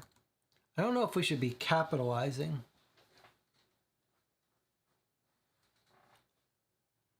Carver. He doesn't say the Carver. He says Carver. So I don't think the game's going to care. Okay, after we do this, Jonathan, we'll talk about your idea. Carver. Message sent. Okay.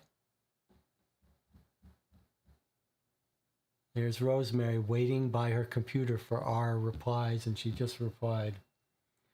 Gulp. All right, we're going to listen to Rosemary.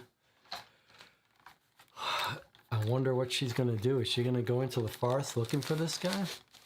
She's not going to be happy about this. Carver? Liam was talking with someone who called himself Carver. I recognize the name.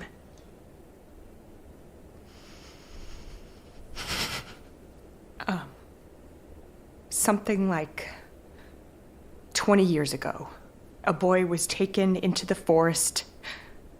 Or maybe he wandered in. I don't know. When they sent people out to look for him, they found all kinds of strange carvings on the trunks of trees.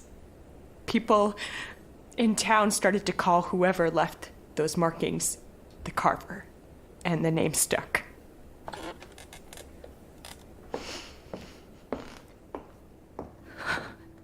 God, I wish Jess were here. Or that I could get her on the phone for more than 5 minutes. She never understood why I stayed in this town. I guess I understand where she was coming from.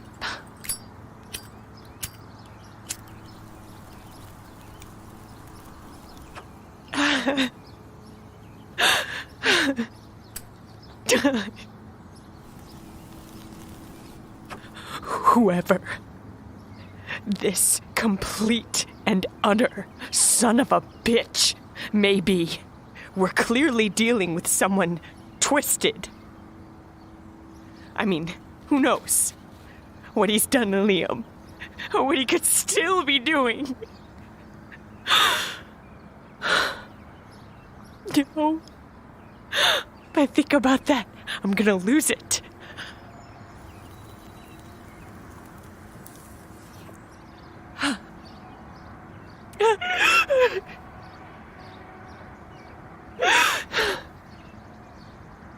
You know what? This will help us get the search parties going again. Sheriff Lanning has a personal stake in this now. When his uncle was sheriff in the 90s, he oversaw the Carver case.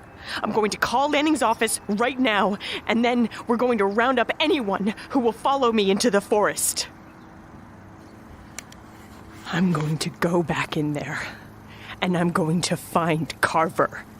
And when I do, I'm going to make him feel the same misery and pain that he's put my family through.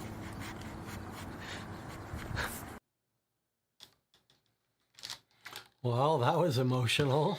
That was scary. I mean, boy, that would make you crazy. Like, you want to find information about your son. Now you've just heard that some insane person who kidnapped a boy in the past is back and has kidnapped your son, and fearing what's happening to him. That is a very emotional audio message. I do think the thing that works surprisingly well with this game is the illusion that things are happening as you're replying between sessions. Like, she's talking as if this is happening live. and it's pretty compelling. Like, it feels like it's happening, and then she's gonna reopen this investigation and then send us the next box of information that they gather. All right, so we're basically gonna wrap it up here. We finished 2 boxes, and tomorrow we'll play, if all goes well, the next 2 boxes. Whether we'll get them all done in time, it's hard to say. Jonathan says, I think this might be the plot of the video game from a couple years ago, which I played, but luckily I guess the game actually had a very forgettable story. Okay, now, Jonathan, what were you suggesting about reading her new blog for the next game? Were you suggesting that we should have read the stuff we read now at the start of the next game, or are you saying in the next game when we get the card, we should open up right away to her website, which would violate the rules? The rules say, when you know the solution, return. So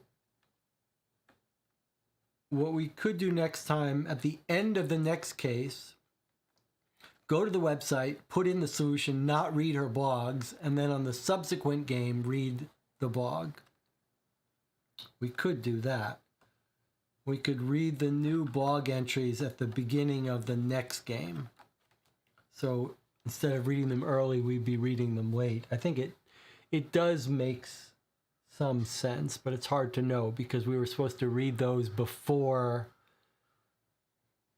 I guess we can't read them the next session because what we tell her makes her do different things. But we could read them in the beginning if we wanted to.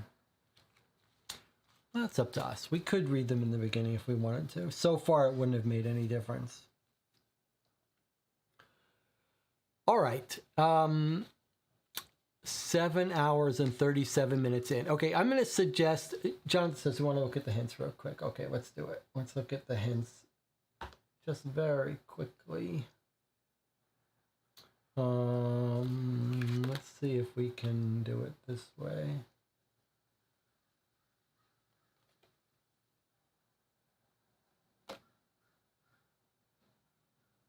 All right. I want to be careful that this is episode 2. Password is WBS00. I want to make sure we don't read anything. Mysterious symbols. Okay, let's look at the mysterious symbols hints. Card figurine has 4 symbols carved into its chest. Figuring out the meanings of these symbols will help you to decipher the rest of the decipher the rest of the symbols. Okay, so it's thinking if we figured out that this thing said Liam, we would know 4 symbols. Okay. Card figurine portrays a young man wearing a bracelet. Okay, I guess he is wearing a little bracelet. All right, so this is a little detail we should have paid attention to. We should have stared at. He is wearing a bracelet. Does that remind you of anything? Can you use letters you've already figured out to decipher this message? So it's saying if we had guessed L-I-A-M, then maybe we would have been able to fill in the details of the stairway message. There's more to the handwritten letter than meets the eye. There's more to the lore pamphlet than meets the eye. The lore pamphlet had... Which was the lore pamphlet? Which is the lore pamphlet? Was that the museum?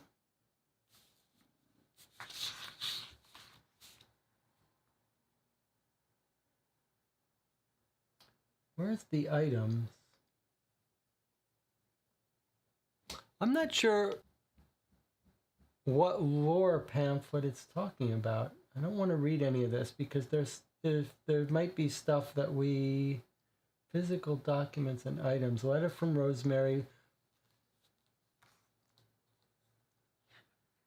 Card figurine Liam's pencil case. I guess the lore pamphlet is the History Museum pamphlet it's talking about. Okay, so it seems to be suggesting there that some way you decode some of the messages is found in here.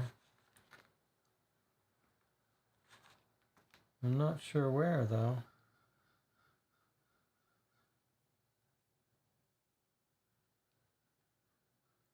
Is there a website mentioned here, maybe?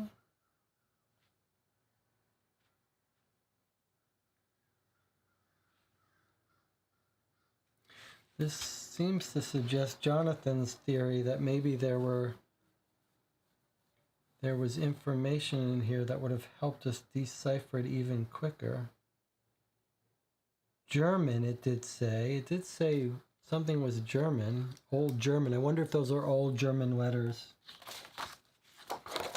Is it possible that what those... Like in this book here, you can see maybe some old German odd letters. Is it possible that that language wasn't totally made up, but was some old German language?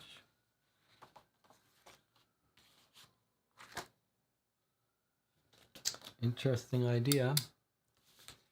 Are there carver sigils in the book next to the dummies?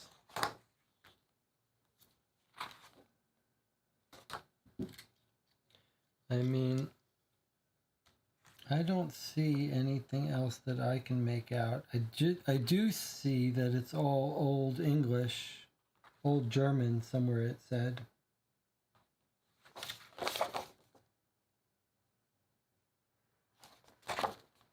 Other than that, I don't really see anything.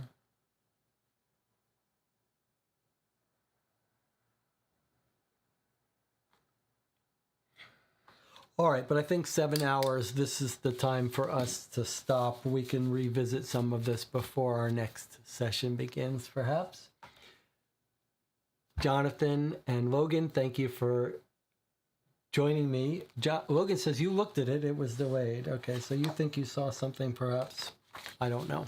But I'll see you guys in a couple hours at 11 p.m. on Friday night, where we'll open up box 3.